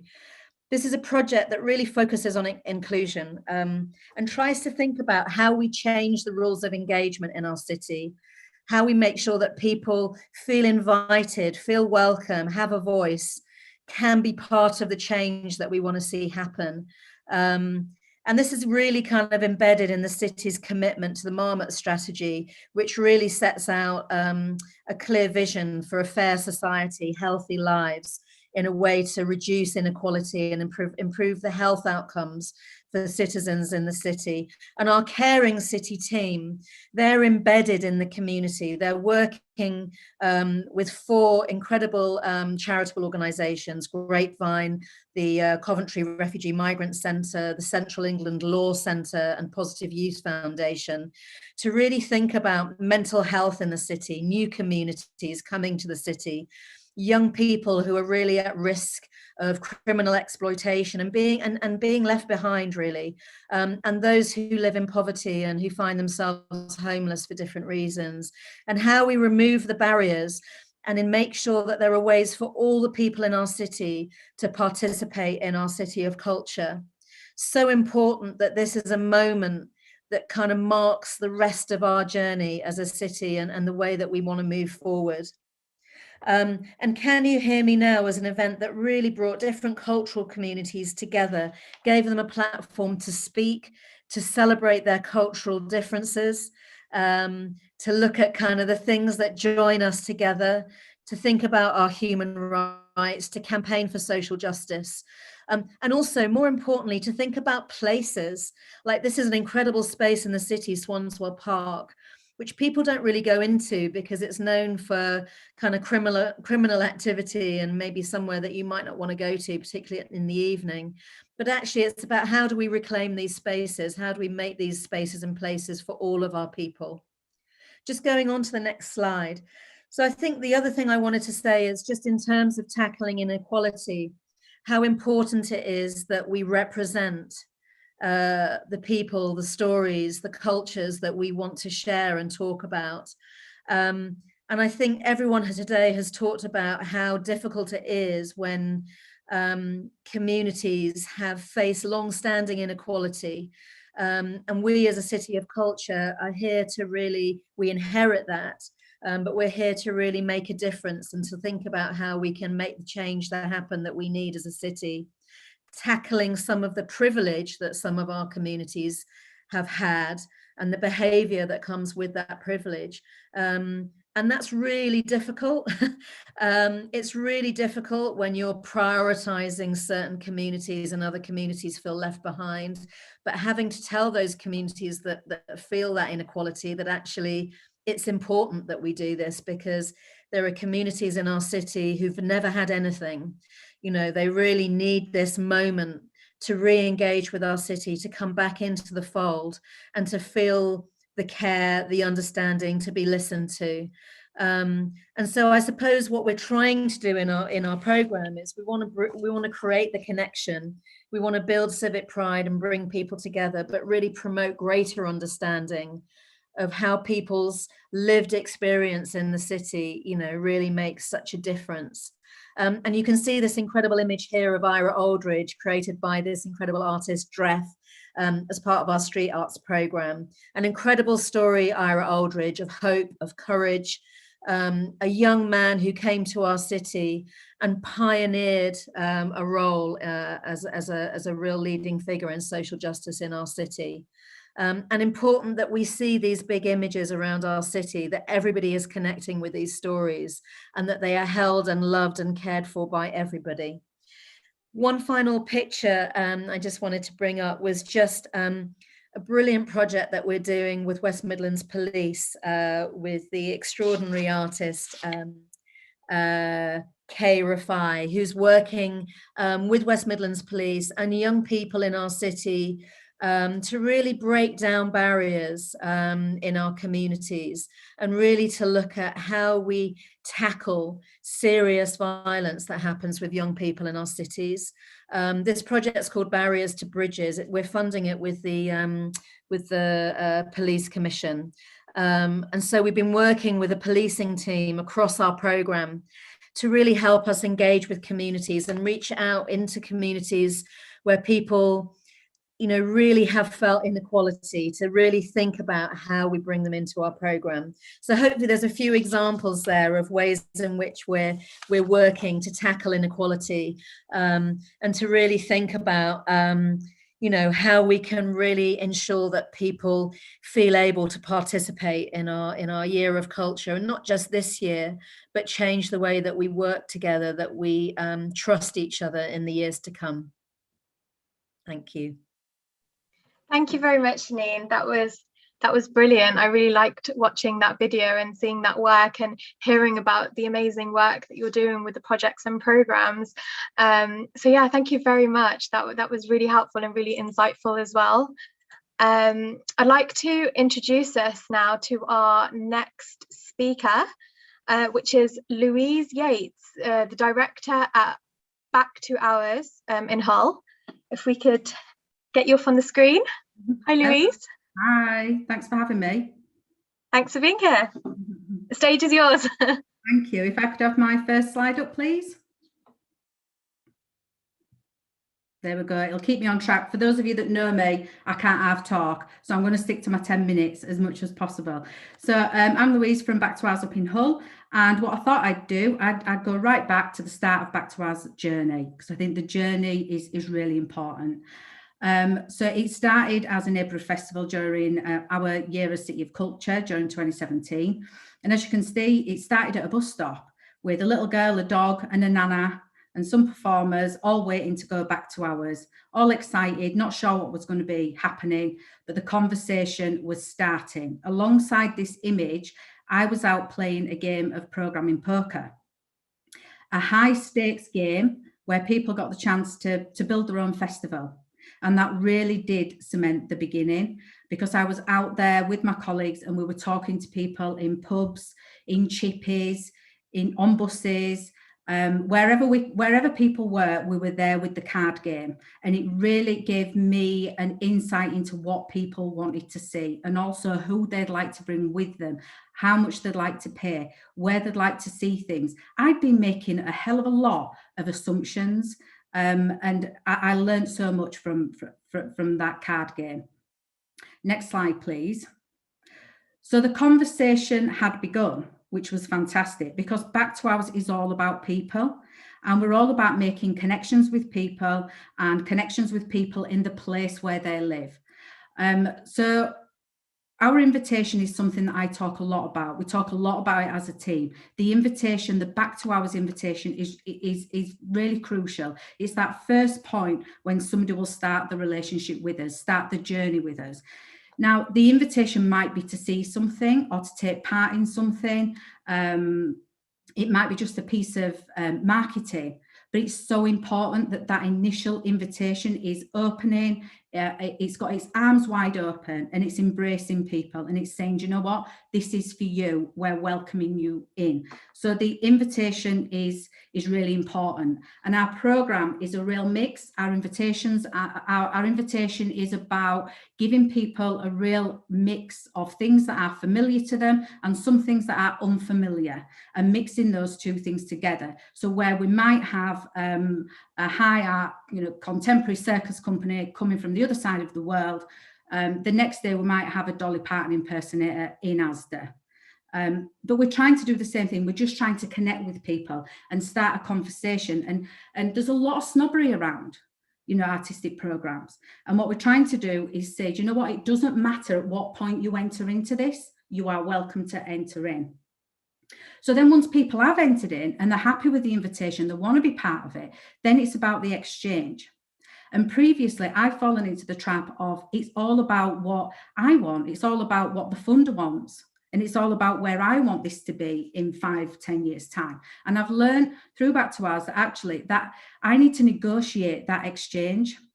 And I need to negotiate the exchange with the communities that I'm trying to work with.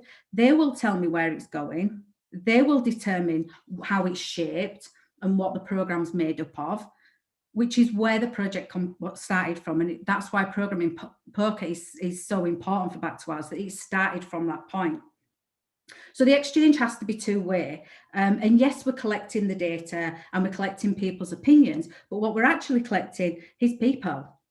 We're building this family and we're taking people on a journey. Well, in fact, they're taking us on a journey, not the other way around. So what does success look like? Well, I guess it depends. How do you measure success? And I guess that's part of this exchange, and you need to negotiate that from the off. So I measure success in lots of different ways. Sometimes for my funders, it can be how many people have attended an event. But for an audience member, success might be just coming outside of their house because they haven't been out for 18 months and actually attending something. So I think we've got to be kind of easier on ourselves and honest and open about what success looks like and what we want success to look like. And then if we're looking at change, how are we going to make change if we don't know the people that we are trying to connect with, if we don't know our audiences? And if we're talking about people making decisions, shaping policy, then first of all, we need time to get to know people. And sometimes I think when working on a mega event, you don't have that time. Things need to be done quite quickly. You need to get your marketing out there. You need to get bums on seats, and you miss those opportunities to connect with people where if they're just invited in a certain way and they're on the bus and they're on board, they will be on board for years to come. So I think in order to change, we need to slow down, and we need to kind of give time and money to the process. And I think, again, what I've learned through working on City of Culture in Hull and from continuing back to us as a Creative People and Places project is this work with communities that are not engaging in the arts and aren't being heard takes time, and it takes a lot of time. And sharing, I think it's important that we're sharing nationally, locally, internationally, because, you know, we don't want to reinvent the wheel, but at the same time, every place is different. And we can be learning from each other, but we need to find, and we need to be given the space to do this work, to do community-led work in a way that suits the place. And I think more opportunities like today to share the work that we're doing around the country is vital. If we're going to be supporting people to be heard, then we need some space for people that make decisions to listen. So we've gone from playing programming poker, one-to-one and in small groups, to now having 90 residents that we call our hub members that are shaping our programme. So they're determining what the programme is now. They're going to see work. They'll be coming to Coventry this summer, and they're excited about bringing things back to other residents in the city, and they're driving our programme forward. Next slide, please. So I guess my main message is that it takes time and it's a journey. So we started with a little girl and a nana and a dog at a bus stop going back to ours, but this is evolving. It doesn't end. You know, I think due to funding, we are made to think sometimes that we need to get to an end point, and we need to realise that this is ongoing. It takes a long time. And why would we want to end this? Why would we want to stop engaging people that don't have opportunities? Why would we want to not be welcoming them in and inviting them in? I think sometimes we talk a lot about there's barriers, but I think I've been guilty of putting the barriers up. So I'm constantly looking at myself and thinking, what barriers am I posing? So where we're at now with Back to Ours in coming out of the pandemic is we've got a busload of people now. So we've gone from the bus stop, we're on the bus, and we're welcoming people aboard all the time. We're on this journey, and it's a long journey, but we're taking people with us, and we're in it for the long haul. You know, we're a CPP at the moment. We can't be a CPP after this round. We will be looking to apply to become an MPO, and our hub members will be on our board. So they're starting to shape our future. And I think I will finish off with just saying I think time is key. If we are going to be if we're going to be inviting people to impact on policy and to make changes, then we need to be given the resources and the time in order to do that. And I shall stop there. Thank you for that, Louise. I want to actually echo what Victoria has said in the chat, because I completely agree. And she says that it's such an important point about giving time and money to the process. This is one reason why there has been little or no change in who decides, who participates, who is visible and valued.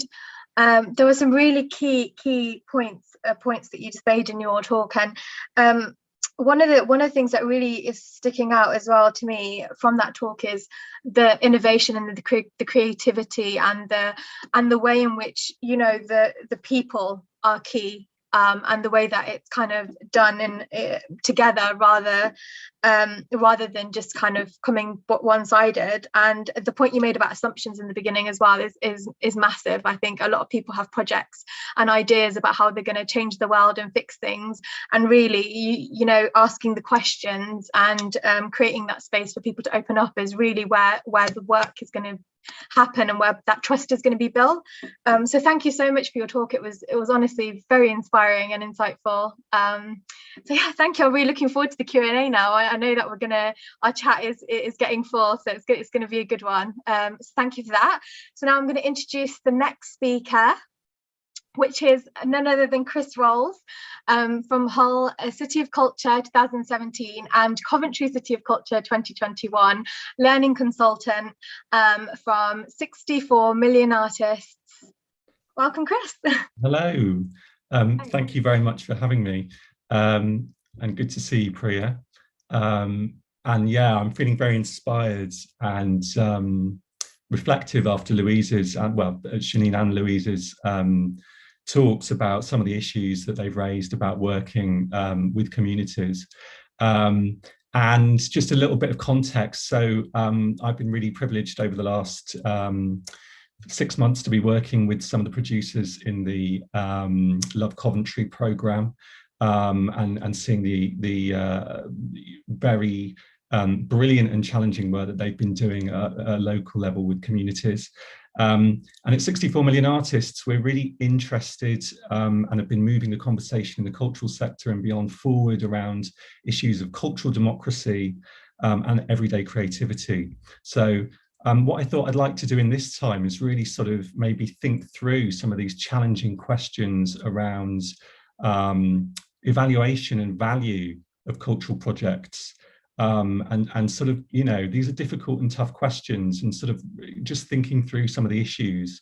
And the other thing to say about sort of my investment with Coventry City of Culture is that I've been lucky enough to be co-designing and running the Community Connectors project, of which Priya is one of the amazing, has been one of the amazing participants on.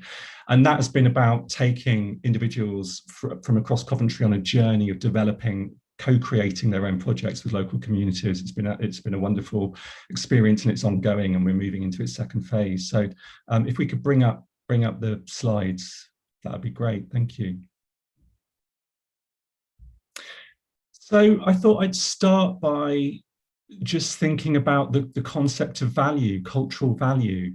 In this section, I was sort of invited to talk about evaluation of cultural projects, and I really wanted to think about that word value in evaluation and about where that sits. Whose value is it anyway in the cultural project? I think very often when we talk about this in the cultural sector, we end up talking about it through the lens of the funder or through a kind of social impact of funds invested, social return on investment lens. But what we really try and do with the 64 model, when we sort of introduce a kind of theory of change or logic model, is really try and think through value that sits across that kind of theory of change logic model, across resources, activities, outputs, outcomes, and impact, which is a kind of standard sort of cultural theory of change project logic model that very often gets used. And to think about where the power sits across that project cycle, and who is holding the value in those particular centres, and where it's being distributed. So very often when we think about resources through a grant giving model, such as a big mega city project, we're talking really about a kind of distribution of money. We're talking about a grant giving model, which is a sort of essentially a kind of trickle through or trickle down model. And, you know, that is a very, very powerful model for holding a big cultural intervention like a City of Culture or a Borough of Culture.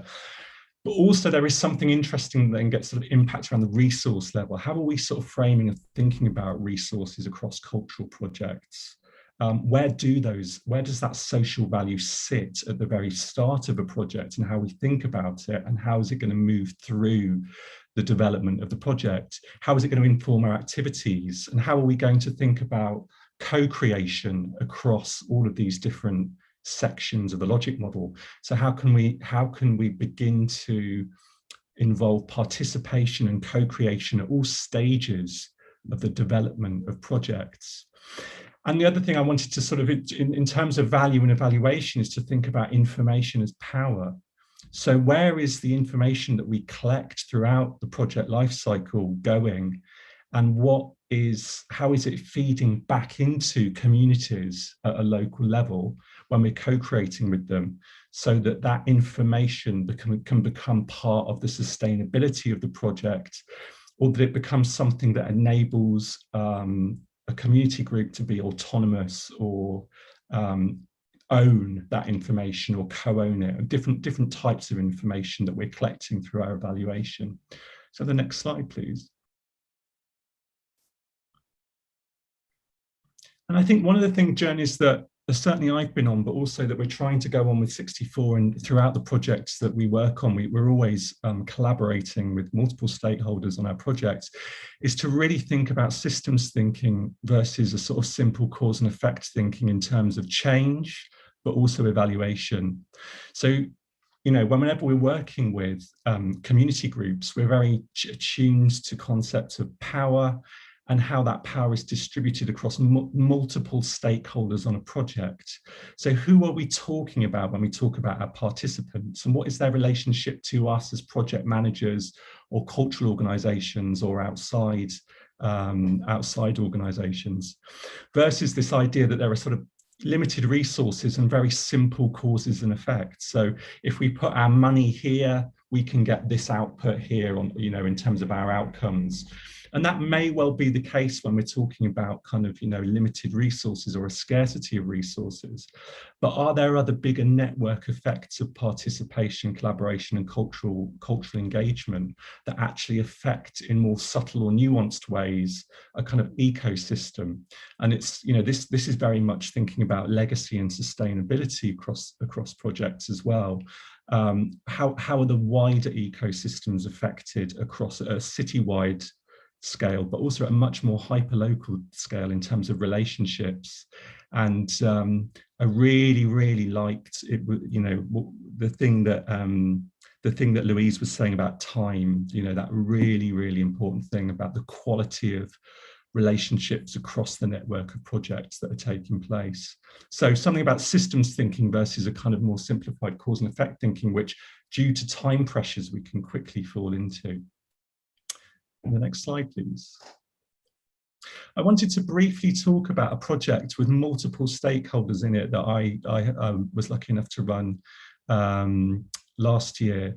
And this was involving multiple stakeholders of sort of at different levels, really. We partnered with UCL, Department of Behavioural Science and Health, and we engaged from across the country on social media, individuals who self-identified as experiencing low mood and depression. And we wanted to find out if the engagement in everyday cultural activities for a month in WhatsApp groups was going to have an improved effect on their mental health and well-being. And the reason I'm introducing this is because in terms of that evaluation and that theory of change, you know, we were all those groups were asking different questions of that project. So the people who wanted to engage in the project were curious about whether or not reconnecting with their own creativity and sharing what they produced on social media in a safe way would improve their well-being. They're very interested in well-being and sharing, social sharing. We were interested in the digital technology side of it. Could we create safe spaces that were also exploratory and creative to generate a sense of community using digital tools? And at the kind of UCL sort of research level, you know, the reality was that they were interested in a much sort of higher level academic conversation around digital tools, everyday creativity and mental health. So conversation and value was operating in quite complex ways at different levels throughout that. And in terms of the sustainability model, those WhatsApp groups are still in existence without any involvement from us or the UCL, and they are still groups that are sharing everyday creative activities and that they are self-sustaining. So there's a really interesting model in there about creativity and communities working remotely with each other as well. And the final slide, please. And I guess I just want to sort of give a final provocation to the group really about, and I say this very much coming as a sort of third sector organisation. We're very much collaborators in projects whereby we aren't always boots on the ground, but there's always this question that I have about skin in the game. So where do we position ourselves in terms of the projects that we develop or manage, especially when they're local or place-based? What is that kind of dipping in or out relationship, and what is our skin in the game?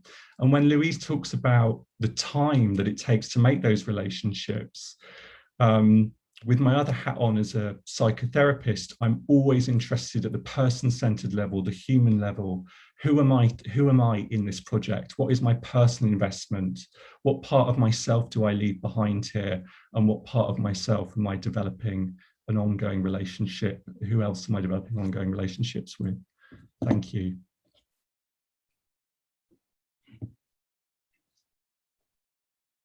Thank you. Thank you very much, Chris. Thanks. That was really, really insightful. And I am looking forward to our Q&A section for this session, which is starting now. So we've got quite a few questions, so just bear with me as I look through them. But I did want to start actually with Shanine. Shanine, you talked about how COV21 is a city change programme that has to tackle some of the privileged communities have had in the city, which means focusing more on some communities than others.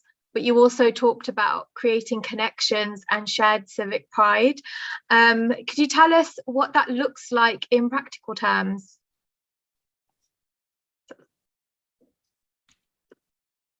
Yeah, I suppose there's a few ways we're doing that. I mean, it's partly the way that we've approached how we build and create the programme, the way that we are embedded in communities, in third sector organisations, and really kind of building on the work that's already been happening in the city. So rather than us coming in and trying to start from fresh, because as Louise says, this is people's lives and these are long-term programs of change, really. It's really about how we connect with that existing kind of vision and strategy and policy and really think, with our partners in the city, how we make the change happen. I suppose practically, you could look at, I suppose we've put out lots of opportunities for artists and communities in the city to benefit and to kind of take part, whether that's micro commission grants or opportunities to participate in different ways. And regularly we find that there are certain communities that just never respond. They just don't take those offers up. They just don't think they're for them. And that's about the inequality that they have historically faced, and they just don't believe these things are for them and that they're not going to get them, so they don't bother. And so we've had to really look at how we do that and be much more specific and focused, both in terms of areas of the city that we want to work in, but also with different communities we want to work with. So one example is with South Asian communities, which is our second biggest community in the city. Just not, for ages and ages, none of the South Asian artists in the city even made themselves, known to us. And so it was really hard for us to look at how we could work with them. So we started to create, we did create a grant program, focused on South Asian communities, so that we could start to really identify where those artists were. And we did that in partnership with SAMPAD, who are a brilliant South Asian organisation in Birmingham, but work nationally. And they were able to help us to really understand how to get into the community, who to speak to, how to communicate, how to make the offer, but also then how to work with those communities to take that, kind of build that relationship as we go forward, and to, I suppose, to build the trust that we were genuinely interested and wanting to engage, and it wasn't just a kind of one-off opportunity. And actually, we've done that across a number of different communities now in the city. We work with Unlimited on a big program for disabled artists. We've done a similar project where we've created opportunities with the Heart of England Foundation for Black artists, artists of colour. So really trying to make sure people see that these opportunities are for them, and to give them ways into our programme, which then opens up other conversations that we can have. I suppose also just to say that we've worked in the communities. So with working in community centres, we've really started to engage with different groups of people in those community centres. You know, some of them are led by older people in the community, some of them are led by people from different ethnic backgrounds. So it's just starting to really build those relationships from the ground up, and help people understand that we're trying to work differently, and we're listening, and we're trying to engage in different ways. So hopefully that's a few examples of how we've been kind of starting to do that. Thank you very much, Janine. That is very helpful insight, more insight with that answer.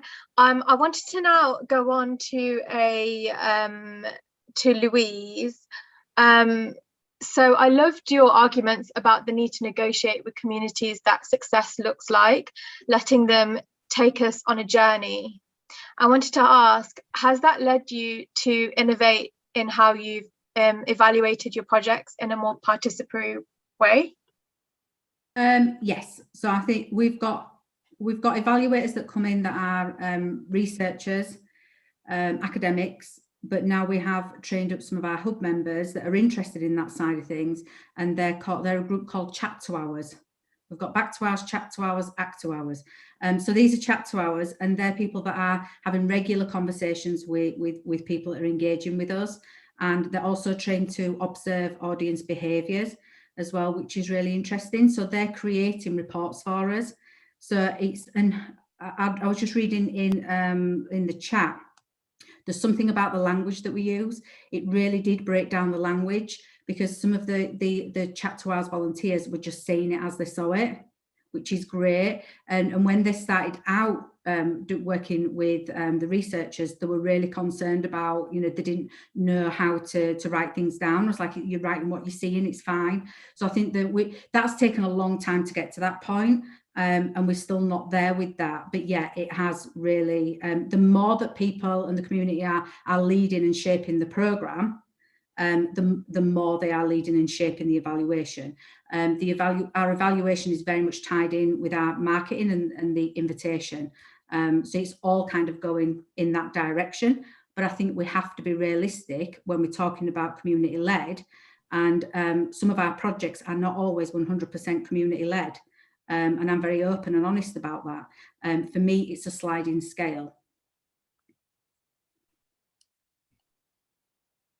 Brilliant, thank you, Louise. Could I ask Chris if you've got anything to add to this, or what your thoughts are on this as well, to get a bit of your input? Was there a specific Sure. Yeah, I'll just say it again. So we were talking about Louise's arguments about the need to negotiate with communities what success looks like. Yeah. So letting them take us on a journey. I just wanted to know, has that led you to innovate in how you've evaluated your projects in a more participatory way? Yeah, I mean, I think the thing that we're always trying to do at 64 Million Artists is co-create the shape of the project as a whole. So we wouldn't even really be starting out from a kind of position of it's a different paradigm from starting about delivery. It's starting from place holding and space holding, and about being attentive to the voices within that space. I was interested in a question in the chat from Victoria around privilege, which I think is a brilliant question. And if we're holding that space, how are we being attuned to who has a sort of normally a dominant voice within that space? And I think I'm very interested in a kind of an intersectional attunement to privilege and otherness within that space. I think very often we can collapse these conversations about seldom heard or unseen into very simplistic or binary ways of looking at privilege and lack of privilege. And I think that the reality is that there's a lot more nuance, and people don't come into spaces to participate thinking of themselves necessarily as privileged or underprivileged. There's going to be political tensions, but I think there's something about creating safe spaces, inclusive spaces, and being attentive to power, but trying to create spaces in which people feel welcome, included, and able to have their voice heard and to be listened to. So I think it's about really going in with a spirit of listening, not within a spirit of controlling or dominating conversation. It's like, what is it that is emerging from this group? What does the group want to do? I mean, you know, having governance from participation, you know, within organisations and groups, I think is vital. So co-creation and collaboration across the project lifecycle and from sort of embedded at the start is the way we try and do it. Not that it's easy. Brilliant, thank you, Chris. Could I ask Janine as well if you've got anything to add to this topic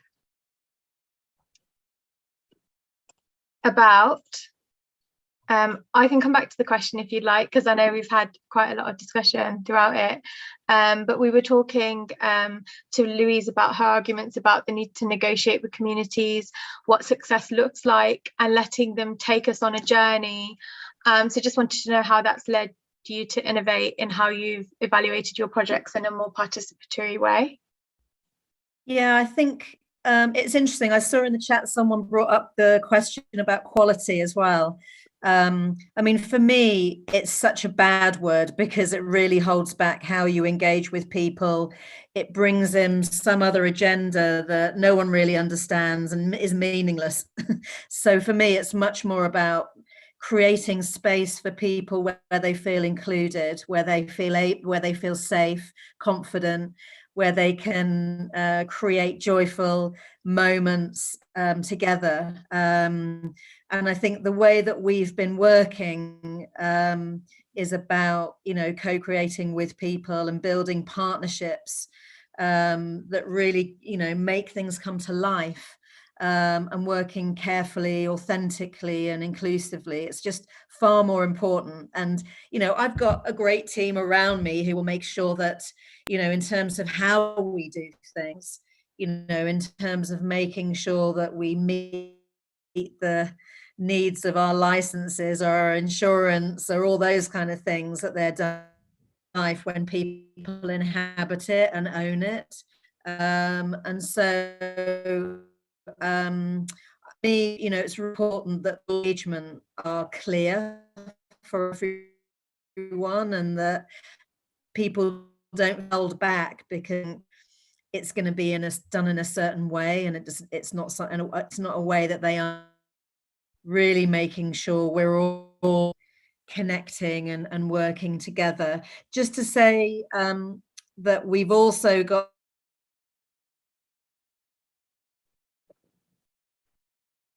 Oh, I think we might have lost Janine. I think I'm back. Can you hear me? Oh, you're back. Great. Yeah, I can hear you. Sorry, just one other thing was just to quickly say we've got a fantastic monitoring program. So we've been monitoring everything that we do right from the beginning. So back from 2019, really, since we set in place our theory of change, we've been monitoring all the work we do with communities. It's both been guiding and leading us in terms of where we work and who we might want to focus our energies on where we want to focus energy, but also it helps us understand, you know, who we're engaging with, and also because we're doing it in real time, we can actually respond to it, which is really exciting. And so we've got this incredible profiler tool, which really helps us to do that. And Mark and Professor Nealons, who we're working very closely with at Warwick Business School, they're really leading, I think, something that is extraordinarily innovative, that is really kind of totally embedded in the way that my producers work, so that they're really able to continually reflect on the work they're doing, the success they're having, the feedback that we're getting, but also where people maybe weren't with us at the beginning, but start to want to be with us as we move along, that we can make sure that those opportunities exist for them. And actually, I just wanted to say that we just did some perceptions analysis, and the most recent survey found that residents who face economic and social challenges and with a minority ethnic identity are more likely to have a positive attitude to City of Culture. And that for me is just such an amazing thing as we begin our year of culture, that we've managed that kind of perception to be coming through, and that people really are starting to feel that this is for them, because it certainly wasn't what we were hearing when we started the programme. And that's taken time, as Louise says, you know, building these relationships and the trust and the genuine kind of authentic connections. It's a long journey, but really rewarding for everybody.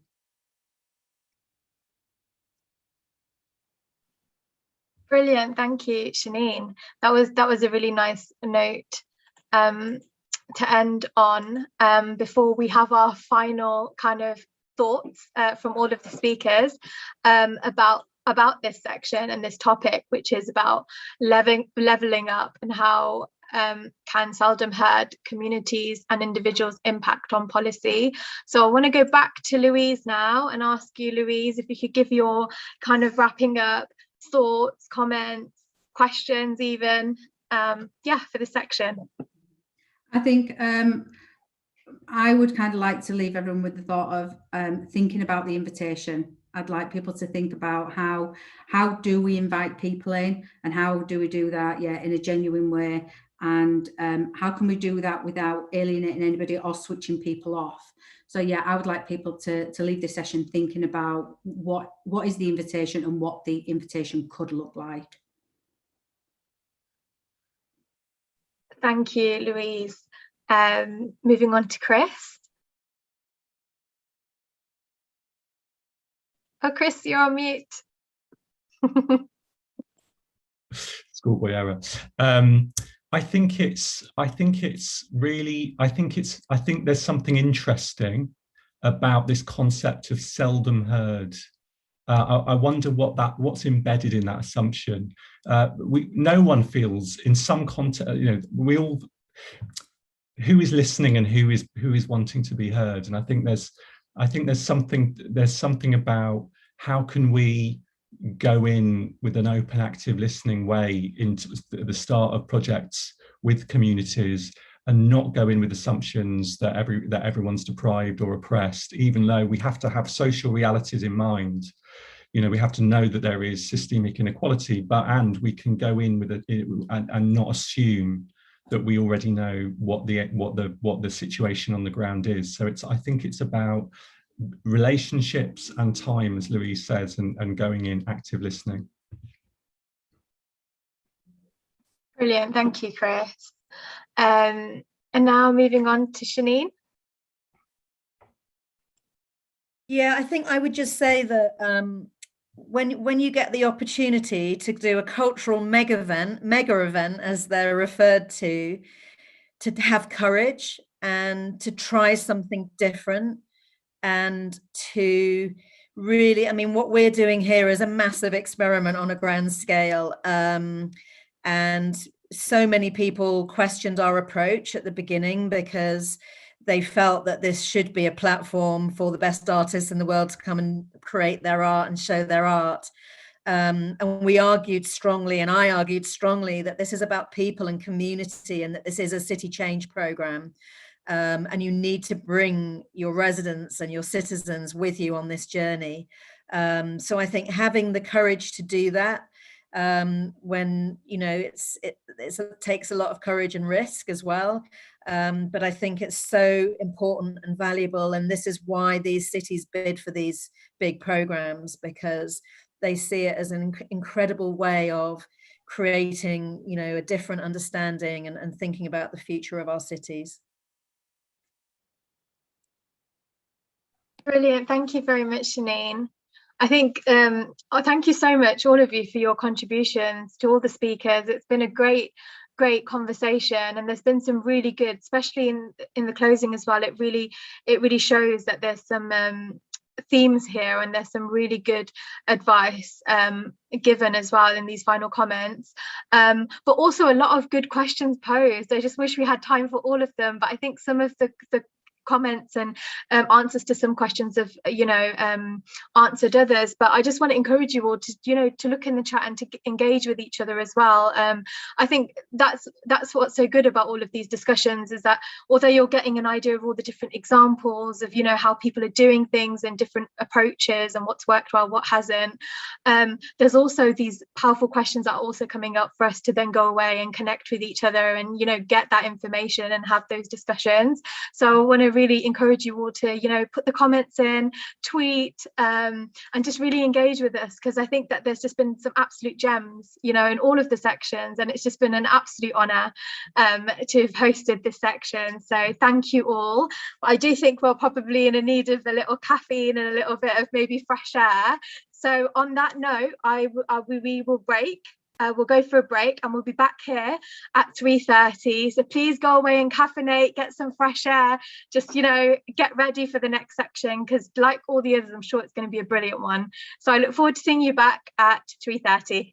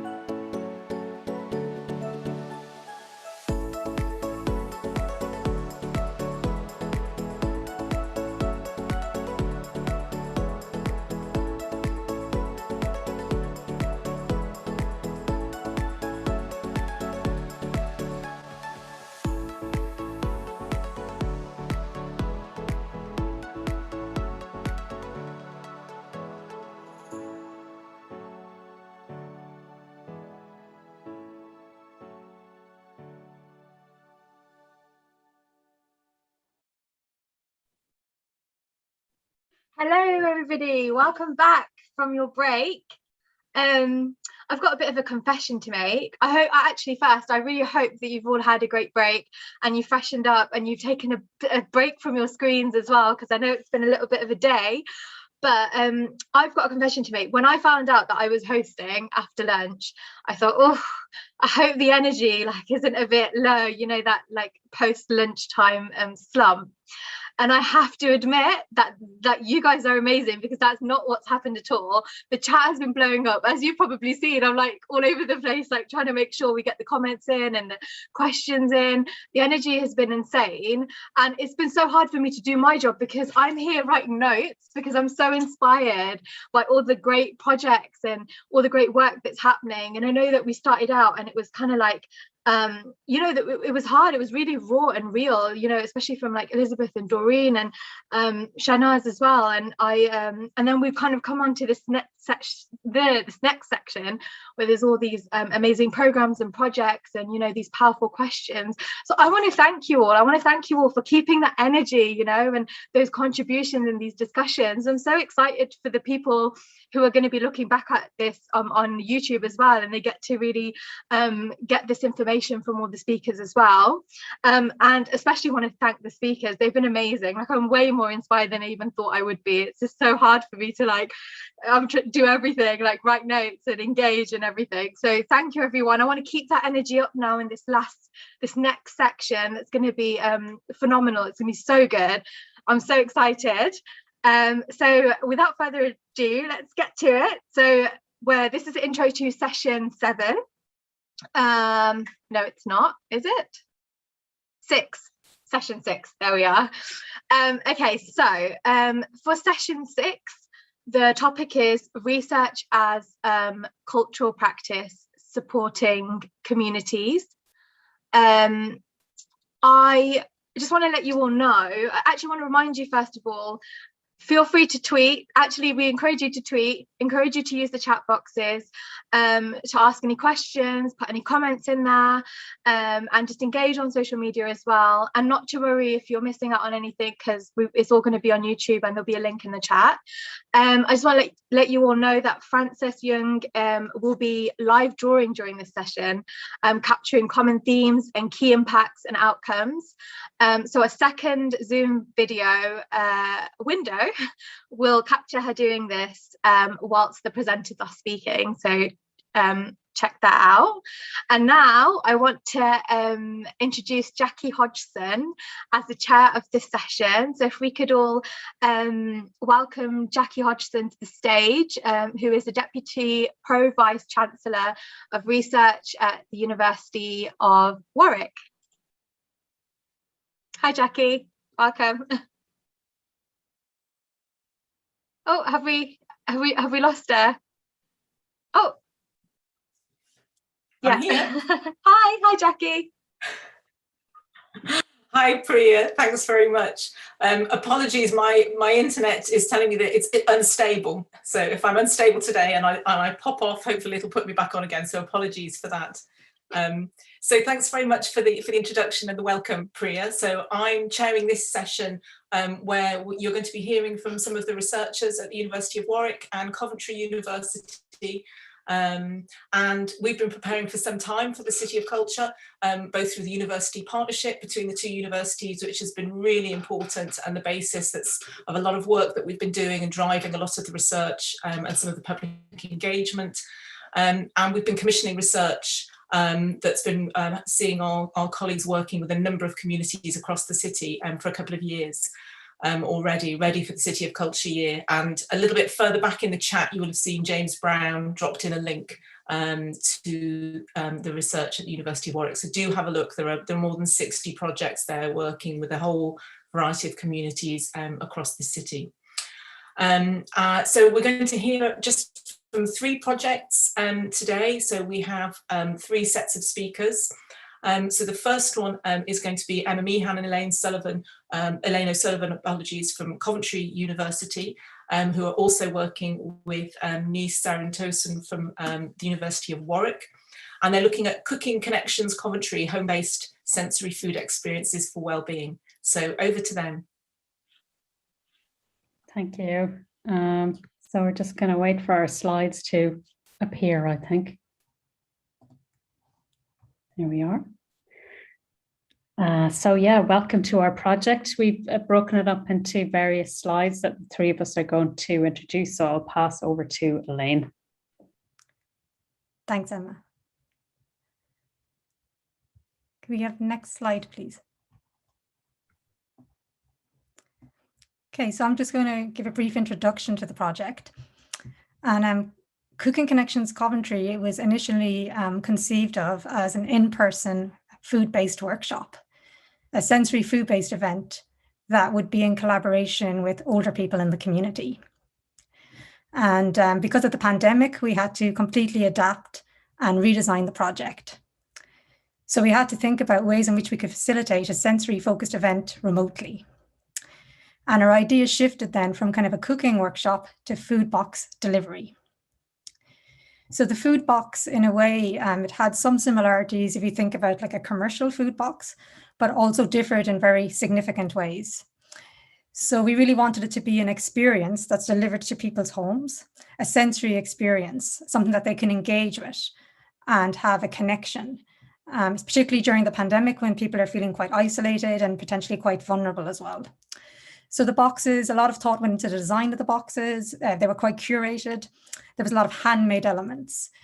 Briefly, the boxes contained recipe cards, the ingredients for making a dish, also scorecards that gave instructions, invitations, if you like, to engage in particular activities. So it could be attending to a particular sound or smell or engaging in a certain activity while cooking.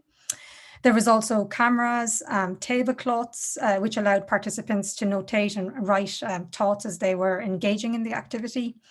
We had knitted kind of coasters and also kind of personalized elements within the boxes. The delivery of the boxes was framed by phone calls. So the three of us as researchers, there was a phone call to the participants when they received the box and also towards the end of the activity and when they had completed the cooking activity. And we were really, I suppose, interested in how this event could be a stimulus for a sensory connection that occurs at a distance. And something we're currently working on now is this idea of touch and touching across a distance. So basically how this idea of gifting and of passing on can be experienced through food, particularly when touch or physical interaction is limited.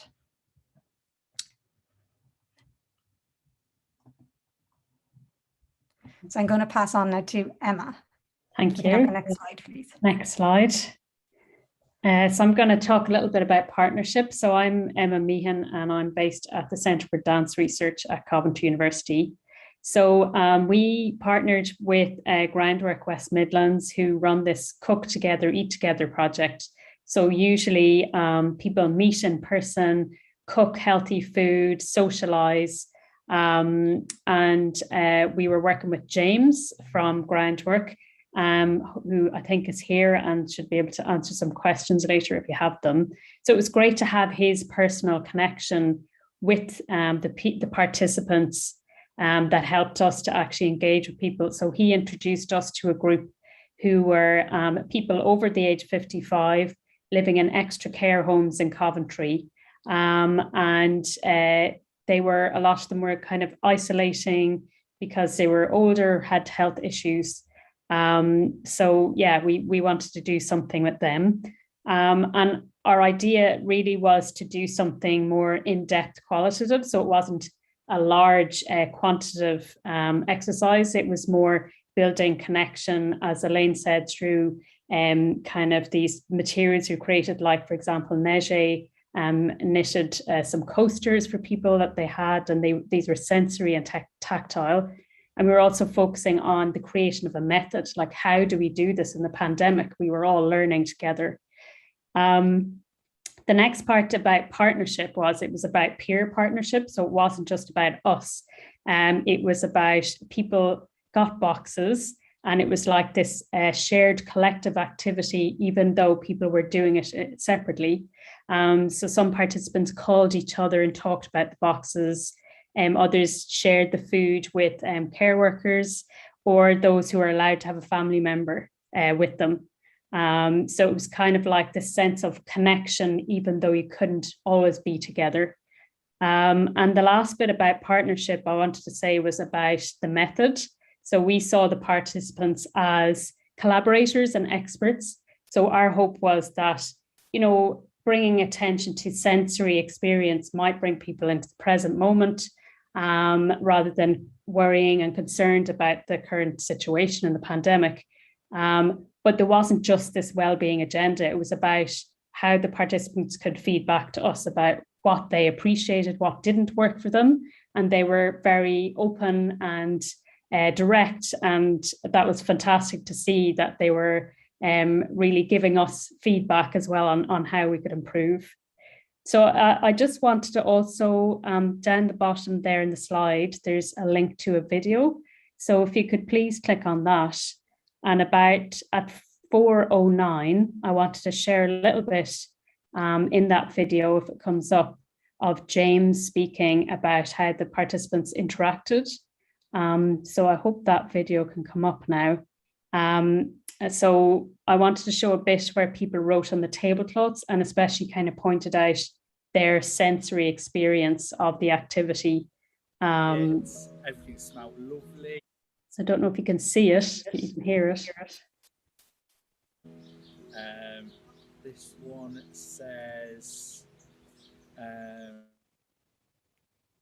mixture.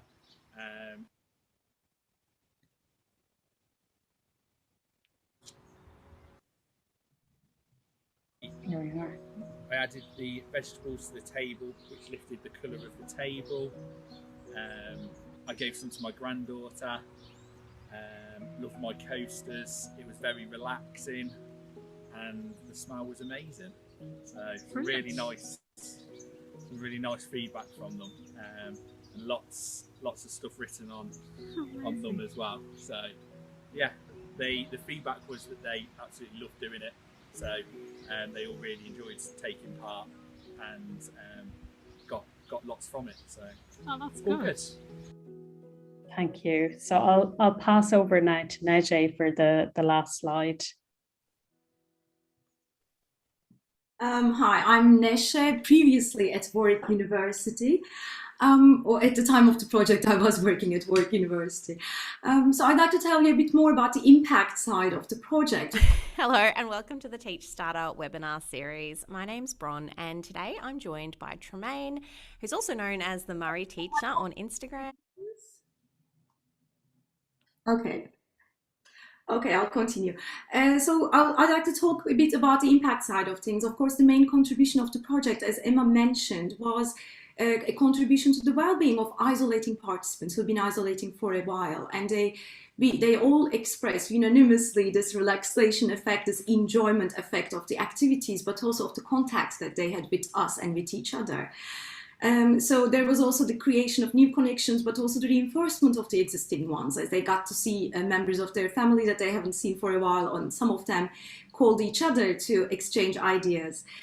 I like to think that we also inspire them gently in terms of creatively engaging with simple resources that are available in their own home, in their refrigerators, but also within their own bodies, these sensory resources, to generate a well-being effect while dealing with a major crisis in an uncertain scenario.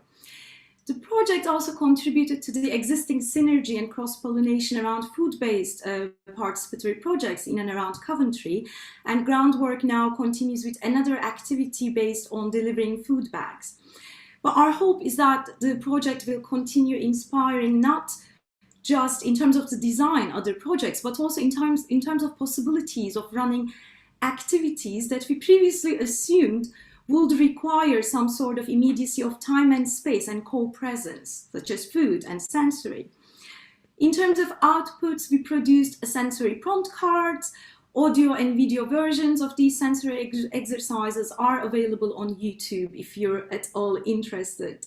We are in the process of writing an article on touch, as Elaine mentioned, but also on the possibilities of touching via arts and culture in distance via online arts and culture provisions.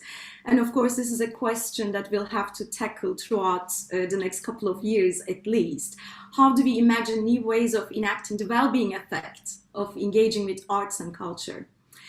The overall legacy of the project is yet to be seen, especially because relief, enjoyment, relaxation, these are all maintenance, for example, these are all terms that are not yet part of an established impact and legacy vocabulary. Questions that we're tackling around scaling, sustainability, return on investment are extremely important, but so are the micro moments of every day that provide, for example, a momentary relief during a major crisis, a global pandemic, that contribute to the ecosystem of collective resilience. So how do we capture these micro effects, especially we're already dealing with things like affect, sensory, etc., things that are already hard to quantify. So I'd like to think that just because we have not yet figured out how to measuring it doesn't mean that it's not happening. We're all in the same boat. It is there. Let's hang in there. And it's also about updating the questions that we ask around impact and measurement while we are creating these unmeasurable wonders. So in that spirit, I'd like to leave you just with a couple of questions. What's the legacy and the value of a phone call that gives you temporary transient joy, for example, when you're isolating? Or what is the return on investment of human touch brought to you by a personalized food box? Again, imagining that you're isolating as well. So thank you very much. That will be all from us. And if James is here, maybe if you've got any questions to him, I'm sure he'd love to participate as well later. Brilliant. Thanks very much, all three of you. And thank you, Francis, for a wonderful illustration. It was lovely to see that unfolding while the speakers are all doing their presentation. So our next speaker is Nadine Holdsworth from the University of Warwick, and she's going to be talking about some work she's been doing on a project that's called Homeless Monopoly. Over to you, Nadine. Hello, everybody. Really good to see you. Yes, so Homeless Monopoly began in Coventry in 2019 and was designed to investigate how arts methodologies and drama and games might be used as a way to raise awareness and empathy in young people regarding homelessness. The project received seed funding by the City of Culture initiative to facilitate collaboration between the Universities of Coventry and Warwick and organisations in the city. And I worked with Jackie Calderwood, who was then of Coventry University, and our wonderful partners, the Coventry Ceremonies, who support the homeless and vulnerably housed in Coventry and Warwickshire. And really this collaboration with the Ceremonies was the linchpin of this project. The project kind of responded to a moment when the plight of homelessness was both rising and highly visible on our streets and in the media. So in 2018, it was reported that Coventry had the second highest rates of homelessness in the region. And in September 2019, the Coventry Telegraph ran with an item saying a family is made homeless in Coventry every 10 hours. And the problem was set to get even more acute as availability and affordability and austerity measures continued to bite. In addition, there was violent, abusive and antisocial behaviour targeted against the homeless. And again, in 2019, there was this really shocking story that a homeless man had had his hands doused in lighter fuel and set alight in a park in Coventry. A really shocking assault highlighting the vulnerability of rough sleepers and a figuring of the homeless as somehow less than human. And this was not a lone incident. In 2016, Crisis recorded street sleepers were almost 17 times more likely than the average person to be the victim of violence. So Homeless Monopoly was really conceived as an intervention in this context. And it was also rooted in an ethos of collaboration that relied on dismantling traditional hierarchies of knowledge in order to share and surface lived experience. So the Ceremonies, our partners, promoted and hosted 3 sessions with their service users and volunteers. That was really crucial to us that Homeless Monopoly was not perceived as a distanced research project, but was embedded in the values and the spaces and the support mechanisms that the Ceremonies staff actioned on a daily basis. And it was rooted in a spirit of co-creation that we've heard about already. There's a woman called Megan Ravenhill who writes about cultures of homelessness, and she stresses the need to kind of move away from the homeless being relegated from expert to freak attraction in these kinds of co-created activities. And she insists that those with the most knowledge about the homeless culture are those with lived experience. And we wanted to value very much the knowledge and the life skills of those people that those people had accumulated. So during these informal sessions, we used arts-based methods to open up conversations around perceptions of homelessness and their individual trajectories. Participants accumulated words associated with homelessness. Some of them you can see here. These were responses to what they would like to see happen. Some drew pictures, some wrote postcards to someone who could influence their lives. They gave advice to their former selves and shared top tips for helping young people at risk. We discussed the homeless industry, the network of charities and local support, local community-based and religious groups that offer support services for the homeless. And we were really interested in the kind of micro spaces that were meaningful for those with lived experience. So we learned about the library being valued as a place that was warm and relaxing and quiet, that the bus station cafe supplied cheap chips. That was a really big thing. And that the Ceremonies office was somewhere not only to see their support worker, but to get a cup of tea, get warm, have a chat with somebody. And these stories and places and advice we gathered fed into the creation of a game. If we could have the next slide, please. So this activity kind of through the workshops that we did then fed through into the scenarios that the game presents and very much the ethos of playing the game as well. So we worked with another collaboration as part of the project. We worked with Coventry University graphics and design students who produced the artwork that you see here on the game. And the game combined iconic Coventry places, including the cathedral and Godiva statue, as well as places of support that were dotted around the board, such as the Ceremonies and Crisis Skylight, along with familiar retail venues and spaces where the homeless can be found, such as bus shelters and stairwells and park benches. The money and houses and hotels familiar from Monopoly were replaced by coins and resource tokens, and we had 4 packs which really drove the action of the game, stimulating movements backwards and forwards and the acquisition and loss of coins and resource tokens. And the objective to accumulate sufficient money and the objective was to accumulate sufficient money and resources to acquire a key to a home. So we were really playing with the kind of ideological principles of Monopoly for those who have played it. I'm sure most people have, but rather than the traditional impetus of Monopoly to maximise individual wealth by purchasing and monopolising physical capital, and where winning is reliant on bankrupting your fellow players and leaving them without houses on the board, leaving them homeless. This reimagining promotes collaboration, and an alternative winning strategy entails pooling resources and announcing the intention to cohabit with another player.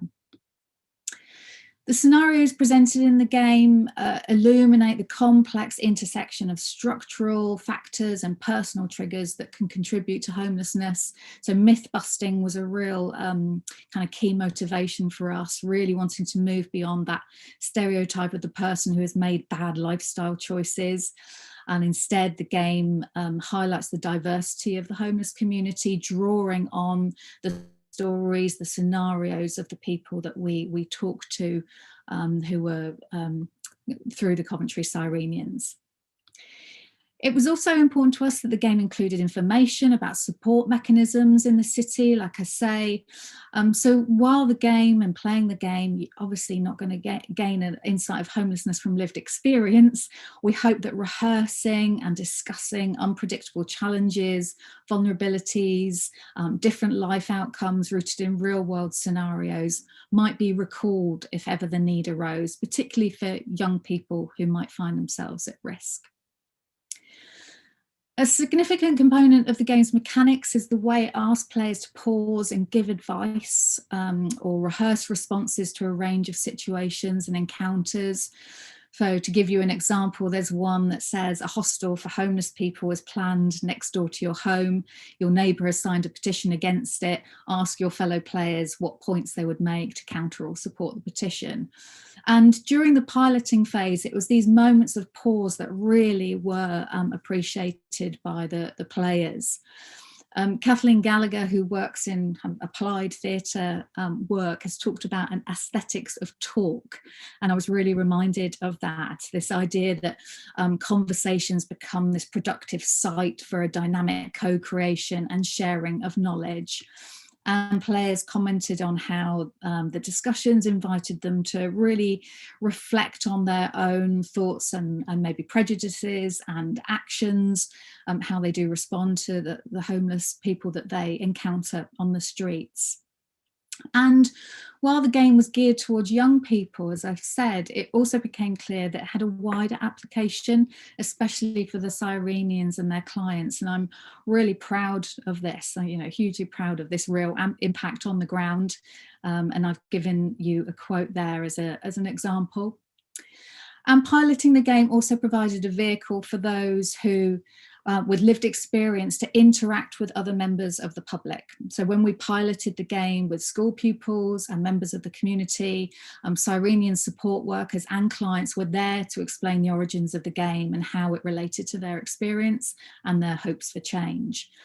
And these moments of encounter, I think, of speaking and being heard, build confidence and dismantle stigmas and reduce stereotypes and enhance understanding. Next slide, please. Then I will finish.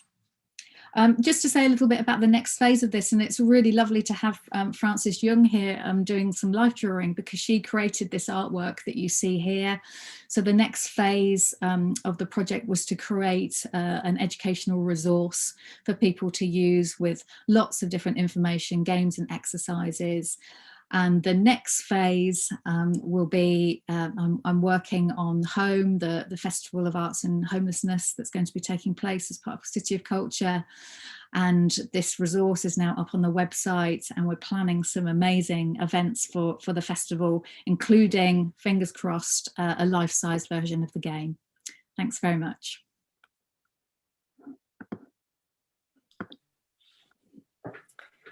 That's great. Many thanks, Nadine. And I'm really impressed how everybody's keeping to time. This timer with the countdown works really well, doesn't it? As academics, we're notorious for going over time, so I'm super impressed. So our final set of speakers are Danielle Lorenzini, Federico Testa, and Carolina Rito. So Federico and Daniel are from University of Warwick, and Carolina is from Coventry University, and they're going to talk to us a little bit about how life is changing under the pandemic and what life might look like in a post-pandemic future. Hey, thanks. So I would like to start maybe by contextualizing the Life Futures project. The Life Futures project is part of a broader project, which is called Biopolitics and Democracy. You can see maybe the next slide, please. Biopolitics and Democracy is a project funded by an Impact Acceleration Account grant at Warwick. And basically it explores the tensions that we face today, and especially regarding the state responses, the coordinated state responses to the pandemic. So our main questions in that project regard, let's say, the tensions between democratic life, democratic ways of life and participation, and the measures of security and biological care that states have to employ in order to fight the pandemic. So how does that affect democracy? How does that affect our ways of life? So the main goal of that project is to raise awareness of this sort of dilemma that we face in this sort of response by the state. Also, our idea is to create a virtual space that encourages possibilities of dialogue and elaboration of, let's say, new forms of imagination for the future. And this is where the Life Futures project sort of fits in. So the Life Futures, in collaboration with Herbert Allen Gallery and Museum, the University of Warwick, Coventry University, explores the creative and philosophical responses to the COVID-19 pandemic. Also asking how it transformed all forms of life and sociability. So what are the changes that we experienced during the pandemic? So basically collaborating with local, but also international artists and stakeholders. The project sort of proposed a roundtable, a workshop, sort of a creative process, which will culminate in a sort of commission, in a series of commissions, and also in a sort of intellectual and collective exercise of imagination for future possibilities of life after the pandemic. I guess Daniela can talk a bit more about the things we've done up to this point. Yeah, thank you. Hi everyone. So up until this point, what we have done is we have organized a roundtable with colleagues who are both scholars and activists.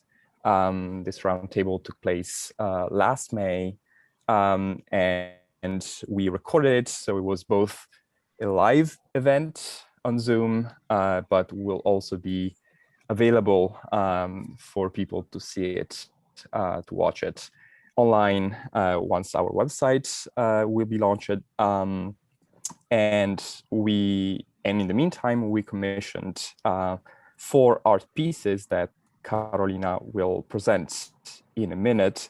And the artists with whom we're working will also participate in a kind of final roundtable in September, during which we will reflect and raise some of the questions that they're trying to tackle in their commissions. A website, both a website for biopolitics and democracy. By the way, Tim, you've got an NHS letter, right? I am hearing someone.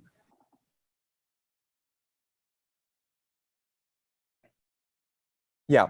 So, so the website, both the website of Biopolitics and Democracy Project, which will also host the Life Futures page and subpages, will be launched in a week or so, and will host the video from the roundtable, the 2 roundtables, pages that are dedicated to the art commissions, and for the project by Biopolitics and Democracy that will extend until the end of 22, a series of conversations during which we will continue to raise the questions and the issues at stake here.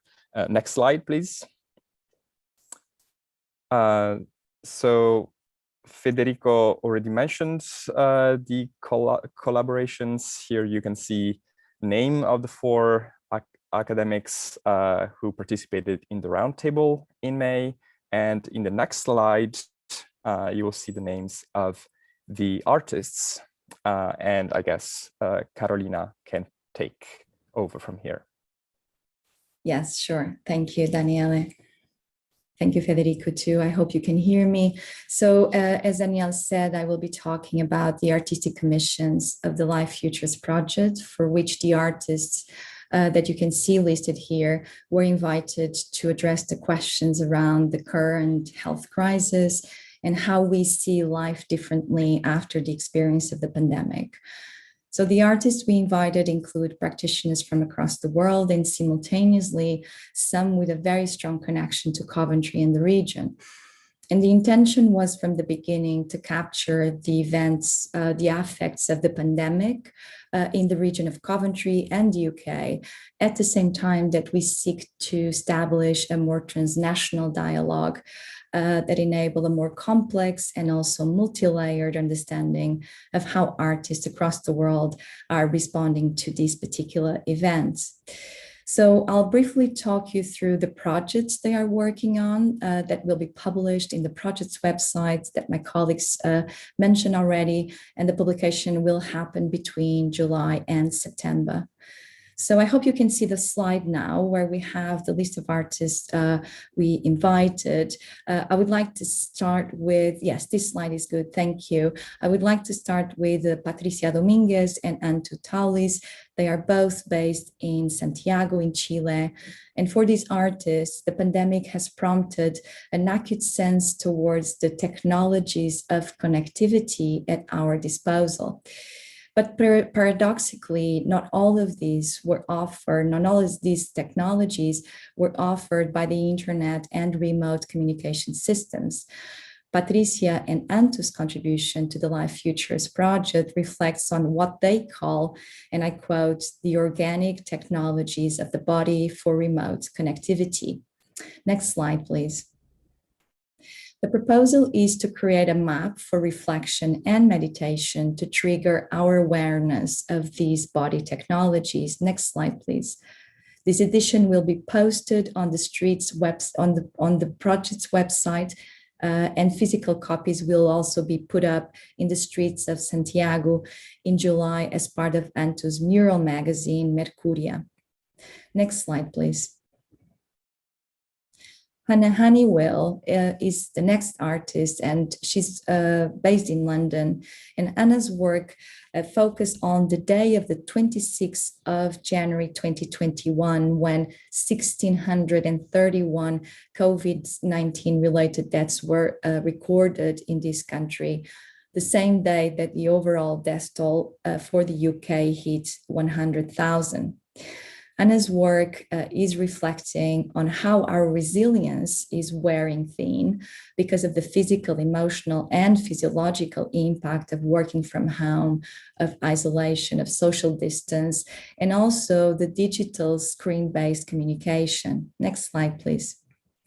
Her work for the Life Futures project is titled Resilience 1631 Holes, is a sculptural meditation where Hannah will be drilling 1,631 holes on an IKEA chair, and you see the simulation here, and using the sawdust to cover them up, the holes afterwards. And this will be a video again that will be shared and published on the website. This is in August. Next slide, please. Postcolonialism is an artist, curators, and thinkers collective with members from Beirut, Berlin, Bangkok, Delhi, among others. Postcolonialism is an open collective and strategy group that commonly works on the urgent spread of interdisciplinary care, the demilitarization of the health, education, and labor sectors, and the ecological systemic setbacks of capital. For the Life Futures project, Postcolonialism will set up a conversation with the group members as a speculative talk towards imagining a post-COVID future. The conversation will involve 8 members of this group and will be recorded as a podcast to be posted on the Life Futures website, and publication is due in September. Next slide, please, and last one. Melisandre Varin is an artist based in Coventry. Melisandre's work is based on the idea and practice of fragmentation to highlight the dilemma involved in capturing feelings and building futures while under neoliberal conditions. The artist will produce a fragmented film with raw and uncut material, and users, so visitors of the website, will access the material in the randomized order. The film will include moving image, audio recording, handwritten annotations, and typed poetry. The publication is due in July. Just to very quickly conclude, it is just important to mention that these invitations to the artists to contribute to this project are part of an ongoing and long-standing dialogue and collaboration with cultural organizations, contemporary art centers, and practitioners in the field of visual arts and curating. As an example, the invitation to Melisandre Varin came out of the project I'm leading as part of the City of Culture as well, a program titled Black Arts Movement in Coventry, a project exploring the legacies of the Black Arts Movement in Coventry in the 80s and their contemporary affects in the region. Melisandre is part of the working group we have created to develop an advisory board for cultural institutions in the city for the group to present strategies to widen participation.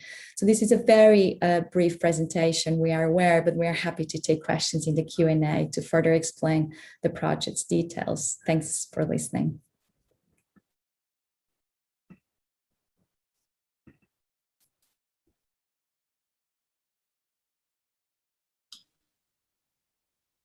Thank you very much. Thank you for that. Thank you for all of the talks. They were so interesting, and I was looking at the chat as well, and I just want to read out the chat from India to everyone when she was talking about the Monopoly game and how it's amazing how they adapted this project and collaborated with the participants to create a sensory experience that fostered connection remotely and supported a particularly isolated community.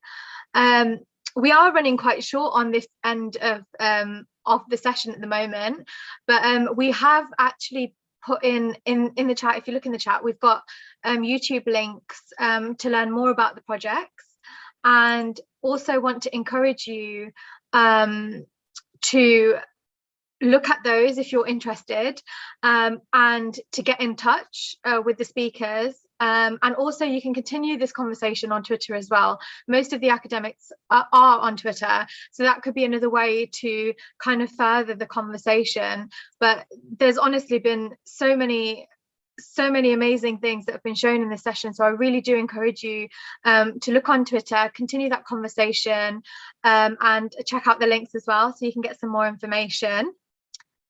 Priya, would it be okay? Could I just suggest, just for the last project, perhaps they might say something about the Black Arts Movement legacy? Because I think they ran out of time a little bit. And I think that's a really nice connection to Coventry that they didn't quite get a chance to mention. Would that be okay? Yeah, of course, Jackie. Yeah, that's absolutely fine. I put that as a question to them. yeah, of course. Yeah. Yes, sure. I think I can take this up, Federico and Danielle, if you agree. So this is another project we are developing at the Center for Arts, Memory and Communities as part of the City of Cultures program, and is looking at the legacy of the Black Arts movement that has a very strong connection in the 80s with Coventry. So two of the most important members of this movement actually met in Coventry in 1979 as part of their foundation degree, Eddie Chambers and Keith Piper, but also the group went on also to come back to Coventry, where they organized a very important exhibition. Pan-African Connection is a title, in 1983 at the Herbert. So there's a very strong link there, and also artists talk about the influence of two-tone, for instance, in their visual work as well throughout the 80s. So there's a lot of work there that is very important also for us to remember, to be aware of, and to be part of the school curricula. So we wanted to kind of look at that legacy, but at the same time as well actualize some of those references and inspiration to today's challenges and opportunities also that are there for artists of color in Coventry in the region. So the project is a collaboration with the Herbert and also Maokwo. I know Laura was also part of this event and has been part of this, of the City of Culture, very much involved. And so it's been an ongoing collaboration and an ongoing conversation where we also created a working group with artists from the region to exchange ideas and also to look into opportunities to further develop the relationship between them and the institutions in the region. Thanks. And I just wanted to, sorry, I'm being a very cheeky kind of sub-chair here, Priya, but I just saw that there was a little question in the chat there about how universities sustain those relationships in the longer term with artists. And of course, you know, there are some practical issues there around funding, but people might be interested again to have a little look on our websites to see things like our Coventry Creates projects, which have been really important, where we've commissioned local artists to work with our researchers in the two universities. We're very fortunate in having some Arts Council England funding to run that again, and that's currently open now. So we're always looking for, you know, new ways of how we can connect our research with artists. And so sometimes it's about being quite innovative and imaginative in the sorts of projects and the kinds of funding that we might have. So that was just in response to that question. But over to you, Priya. I'll shush now. That's absolutely fine. Thank you, Jackie. No, that's really helpful. And I'm glad that they had that opportunity as well to elaborate and to answer that question. So it's brilliant. So I've been looking at the chat. I've noticed that we've got a question from Emily, is it? Yeah. About a broad question for this panel and upcoming panel, which is how can researchers and universities sustain ongoing relationships with the artists that you work with? So that's the question, and I want to use that to kind of introduce us to the next session. So for that to be the kind of beginning of this next session, as like an intro. So this next part, so intro for session 7, is research as cultural practice, giving space and voice to the seldom heard. So just want to let you know that Francis Young will be live drawing during this session and capturing common themes and key impacts and outcomes. So a second Zoom video will capture her doing this whilst the presenters are speaking. And I'd also like to introduce the chair for this session, which is Neil Forbes. So Neil Forbes is the director at Institute for Creative Cultures at Coventry University.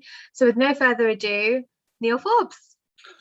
Thanks very much, Priya. And there isn't, I don't think there's a great deal more to say by way of introduction. It's a great pleasure to be chairing the last session of such a great day, and with another great day tomorrow to look forward to as well. So I think we've got 2 more great projects to show and demonstrate the power of the university partnership in sustaining relationships with local artists and with communities, to highlight the great work that is going on via artistic outputs, and particularly digital outputs of recent years. So the first one is Rosa Cisneros at Coventry University. And I think, Rosa, you're also going to make mention of Heidi Ashton, who has supported the project at Warwick as well. So effectively a joint project. And then the second one of the 2 with another joint project called The Midwives. So the first one is Roma Allotment. Rosa, if you're ready to rock and roll, please take it forward. Yes, thank you. Hello, everyone. Good afternoon. I know that it's been a long day with lots of really stimulating conversations. So, we're last, but hopefully there's still a little bit more energy here to take us into the evening. So I'm going to start. There will be no PowerPoint presentation. I will have 2 films. For anyone in the space who is visually impaired or blind, I am olive toned with black hair that's up. I'm wearing golden hoops. I have like a purple lipstick, black top, and yes, I'm sitting in a cream chair in front of a burgundy wall. And I will be talking about research and community, and I will reference 3 very specific projects, but the last one will be the Urban Villages partnership project with Heidi Ashton, who I think is in the space. So yes, I just want to take a moment, 10 seconds for you to think about, when I say Gypsy Roma traveler, what comes to mind? I'm not going to ask you to share it. You can share it if you want, but I'd like you to just take a moment to think about that.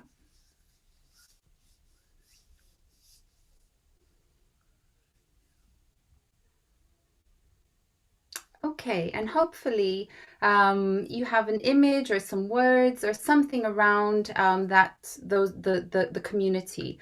I am from the community. I'm a Spanish Roma woman. I also have a Serbian father, so I'm kind of mixed global citizen now living here in the UK. And a lot of my work, I've been quite fortunate that I could work at the university at the Center for Dance Research, and I could very openly share that cultural practice, share my background, share that identity, and my research could start to bring in the community and could start to reflect different traditions and different ways of working for us, but how that sits within university. So, and Heidi Ashton, I don't know if you wanted to say something around your position and role. Hi, Rosa, thank you. Yeah, so I'm from the Centre for Cultural and Media Policy Studies.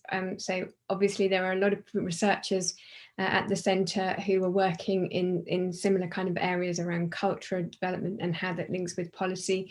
So my involvement with this project was really about the opportunities to use creative activities and engaging in creating media that enabled and empowered people to represent themselves in the way that they wanted to express themselves.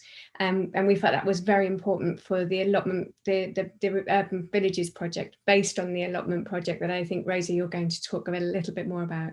That's right.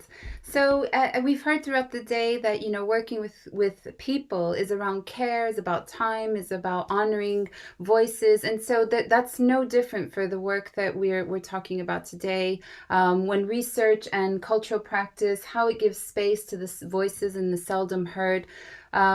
It's time, it's integrity, it's thinking about ethical considerations, it's about ongoing collaboration and allowing that to take the time that it needs. And so within Coventry, there's a very large Romanian Roma community, and I've been working with them in various ways, and I've been fortunate that through the research that has been supported through whether collaboration with the Belgrade Theatre or through other arts organizations, that has been very much based and underpinned by co-creation. We've heard that term used a lot, but you know, it's really just about people feeling that they can be who they are in any space. And so I'd like to show a very short clip of a film that was a collaboration between the Belgrade Theatre and a project that was looking at policy and how cultural awareness of the Gypsy Roma traveller community within higher education. And this was one of the outputs of that. I use that term, but it emerged from the families saying, well, we'd like our people to see us for who we are, and family is a very big part of that. So this is an exhibition that was well, Anthony Weir from Coventry led it, but the families took pictures themselves, they organized themselves, and we just kind of sat back and let them do what they love to do, which is smile and yeah, celebrate each other. So if we could please have that film.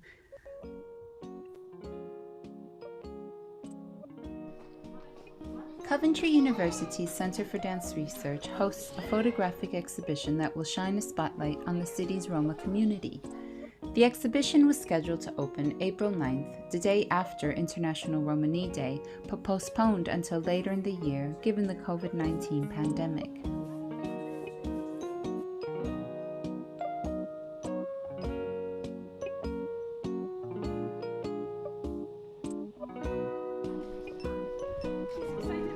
The exhibition, called Generations, will be the second iteration of Family Matters, a collaboration with local photographer Anthony Weir, Rosa Cisneros from CDARE, and the Roma Project. So I think that gives you a sense for the day, the people, the way we were working. It was, yeah, I mean, it's just about the families coming together and deciding. And even, you know, last week, one of the families said, Rosa, when can we do that again, please? I'd love to. And, you know, so it's about that collaboration. I stopped the video. I'm not sure if you caught it, but I work a lot with the Roma Project, which is a charity based in Coventry. It does a lot. It works with the city council, with schools, with police, and there's a really nice network that's been established. And through that work, we've been able to. We saw that there were traditional jobs that the families missed, practicing the language, and so we just decided that, okay, how can we bring an allotment? And we saw that there was an abandoned space. We worked with the I love the visuals. We saw that there was an abandoned space in the city, and so we just used that to create and to generate an allotment project. So we bused families to the abandoned space, they transformed it, and through that, I'm sorry, could we stop? Thank you. And so the allotment project was funded through the People's Trust. And it was a very small pot of money, but again, it was something that gave the families a way to connect with traditions from back home and how to bring that here. And through that, we saw, okay, there's a really beautiful story here that very few people know about. And it's an ongoing project that's in a way hidden. And so when this collaboration partnership scheme opened up, I reached out to Heidi, who I knew about, who's not Roma. But again, that's a key point to highlight, that it's Roma and non-Roma coming together, Roma and non-Roma researchers coming together to work with the community. And I said, hey, I have this idea. What do you think? We can ask, I want to work with the families as well to think about how we share that digital narrative. What does that look like? How can we make a film? How can we make digital scrapbooks together? She said yes. And so we applied for the partnership. We got, and through that funding money, we were able to hire Real Master Productions, which is a local Coventry-based artist who's worked with the Roma project for several years, worked with us, and created a film with the families. And so Heidi, I don't know if you want to jump in here and talk a little bit about urban villages and your experience of and yeah, about the project. Yeah, so I mean, as Rosa said, it was an absolute co-creation, and initially we wanted to have workshops where we could actually hand over the cameras to the families, didn't we? Unfortunately, COVID prevented us from doing that, but they had absolute editorial rights. So at one point, there was a theft that occurred. They were broken into, and we were quite keen that this story be told about this theft, but their families really wanted it to be very positive and about them, and they come over so warm, and it was just really wonderful to see and to hand over that kind of editorial rights and let people express themselves as they wanted to. I didn't know if you wanted to show a clip, Rosa. I don't want to go over time. Yeah, no, that's fine. If we could just show a clip, a minute of the film that one of the films.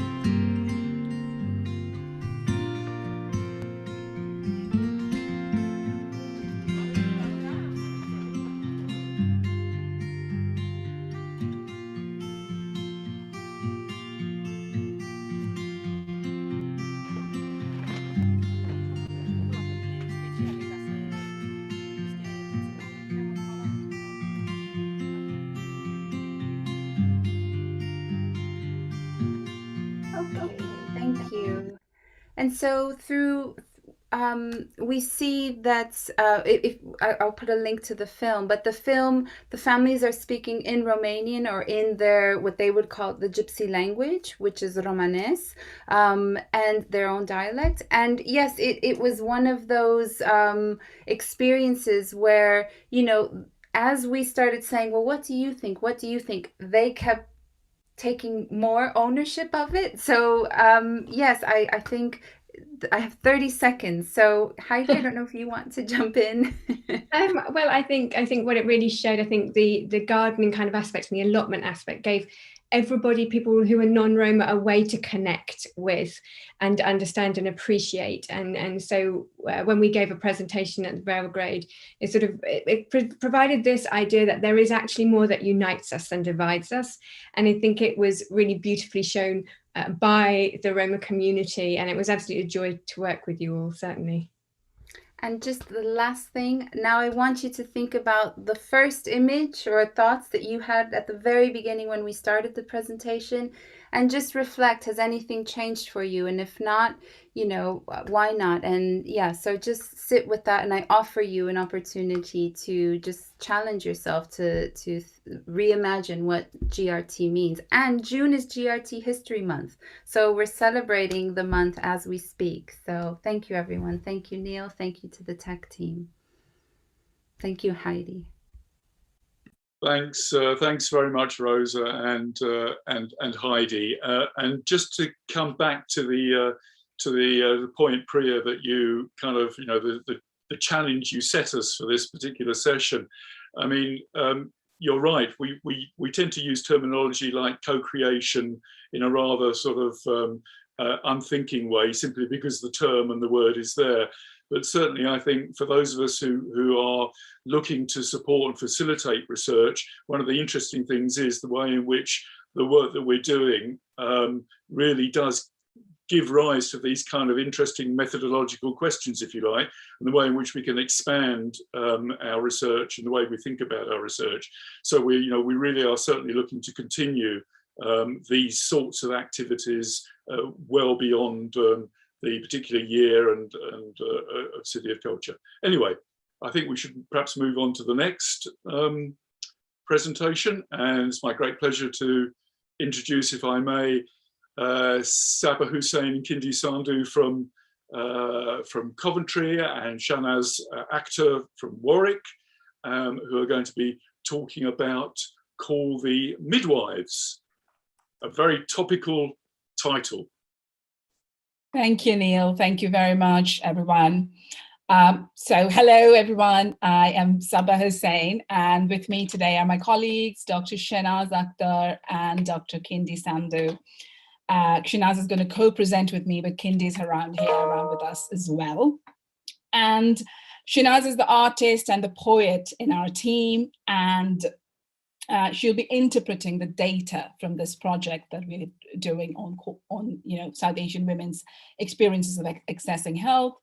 And she will be using spoken word at the end of each of the slides.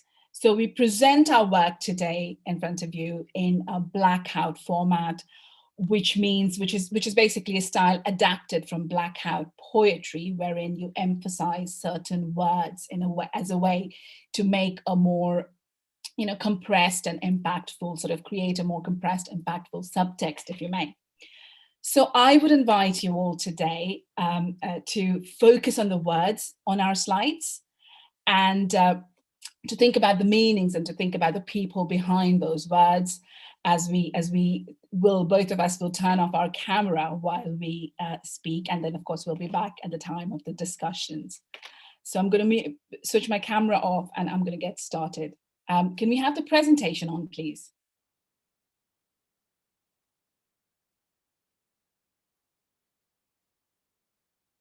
Thank you. That's great. So the data shows that Black women are 5 times more likely and Asian women 2 times more likely to die during pregnancy and childbirth than white women. These entrenched, racialized and gendered inequalities have undoubtedly been exacerbated by the pandemic, which, can I have the next slide as well? Sorry, I started speaking, but I didn't realize. Yes, thank you very much. So these entrenched and gendered inequalities, as I was talking about, have undoubtedly been exacerbated by the year of pandemic we've had, which has also impacted BAME communities harder and in a disproportionate way. This pattern of unequal health outcomes, however, needs to be viewed in relation to Britain's colonial past, but also in relation to contemporary institutions, policies, and attitudes shaped by that very past. Our research, called the Midwives, makes, interlinks the past and the present by making those connections, between the past and the present, by centering intergenerational narratives of Coventry's South Asian women's experiences of accessing healthcare. This research has been supported by the Coventry City of Culture Fund, as you know, and our community-based partner is the Folesville Women's Training, who do some incredible work in breaking down BAME women's barriers to accessing healthcare, maternal care in particular. And as you can see, we are a team of South Asian feminist scholars working not only on understanding South Asian women's experiences, but also interested in inserting the narratives of South Asian women into the wider narrative of racial inequality in health. The researcher and the researched, sort of binary in this research is therefore a little bit blurry, because our research itself builds on the recognition of the themes, that is the three of our positionality as diasporic South Asian women. So the spirit of this research is in sharing of knowledge, whether it's across generations, as this, as the participants of our research were, but as also between academics and practitioners and service users. Ultimately, as a way to illuminate voices that are seldom heard, which is the theme of this panel today. So if any of you in the audience today play a role in grant-making decisions and in research funding and so on, it's our plea for you to consider composition of research teams and research teams and funding, particularly in relation to research around marginalized groups, because that does matter. Ultimately, our project looks at South Asian women's racialized and gendered vulnerabilities in what is one of the most vulnerable time in a woman's life. But it also sees these women as bearers of change and agency through their everyday negotiations of racial and patriarchal social orders. Over to you, Shanaz. Next slide, please. The invisible thread, we've won. 1970. A mother lies in a bed, sleeping child by her side, birth still alive in recent memory. She hears in her mind her family's cries as she watches over a girl. Next time, they say, it will be a boy. With those words, she begins her weave, threads of resistance to protect her child from society's eyes. 1980. Another mother picks up the thread and watches as her child is approached. The rhythm of her baby's sleep interrupted by the midwife stereotype. The thread pulls tighter, protecting her child from a TB jab given only because she's Asian. 1985.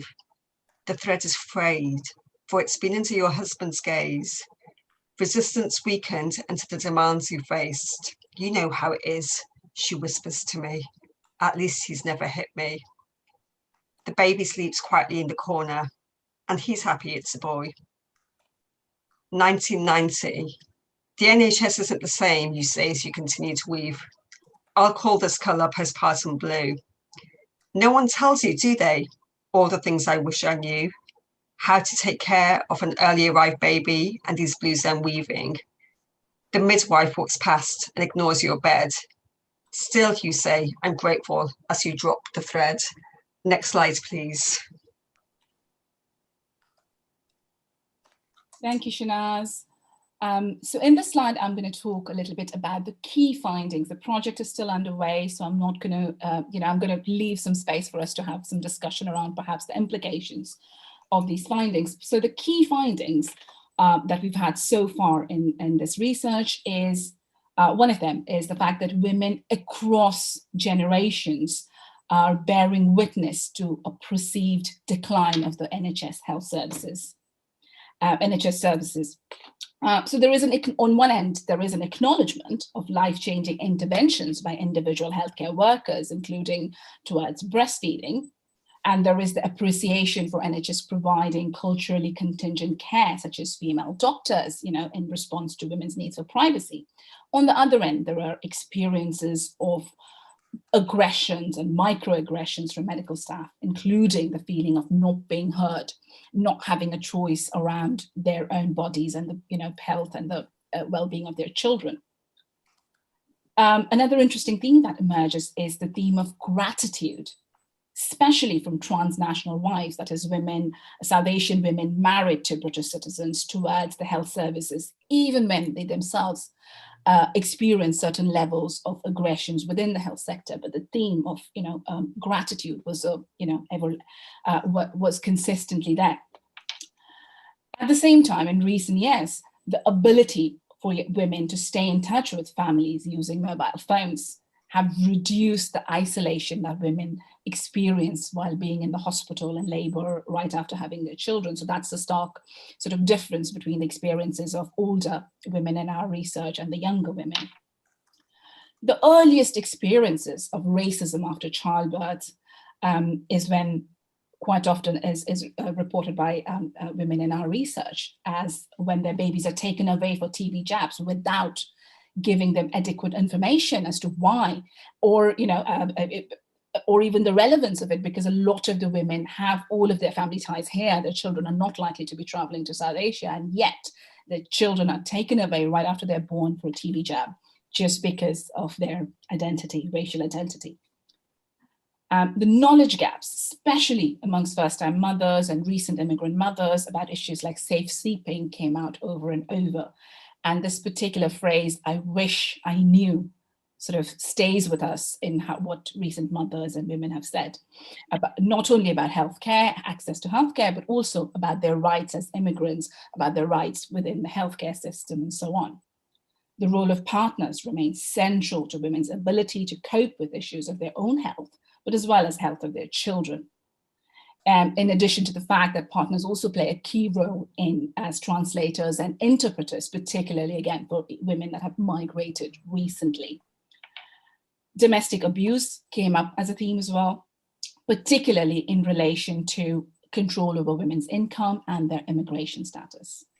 Ultimately, we find that intersectional disadvantages based on women's immigration status, the community and network around them, their language abilities and their age played a big role in their access to healthcare and their general health and well-being.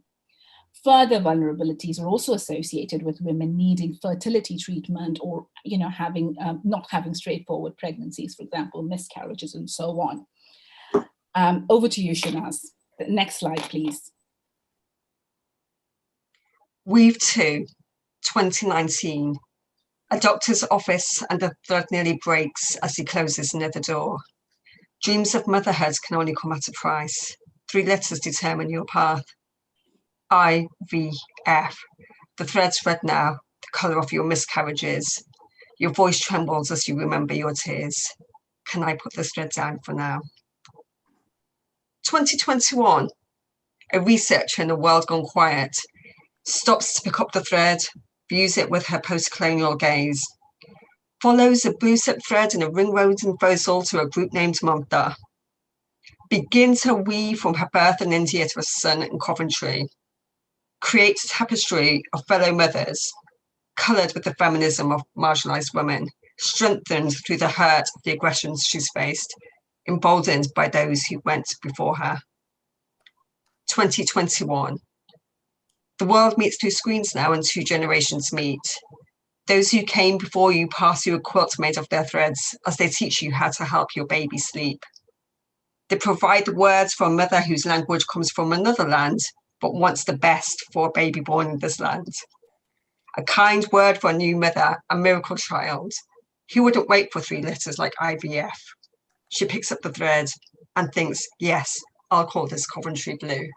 Thank you so much. I can stop sharing now, thank you.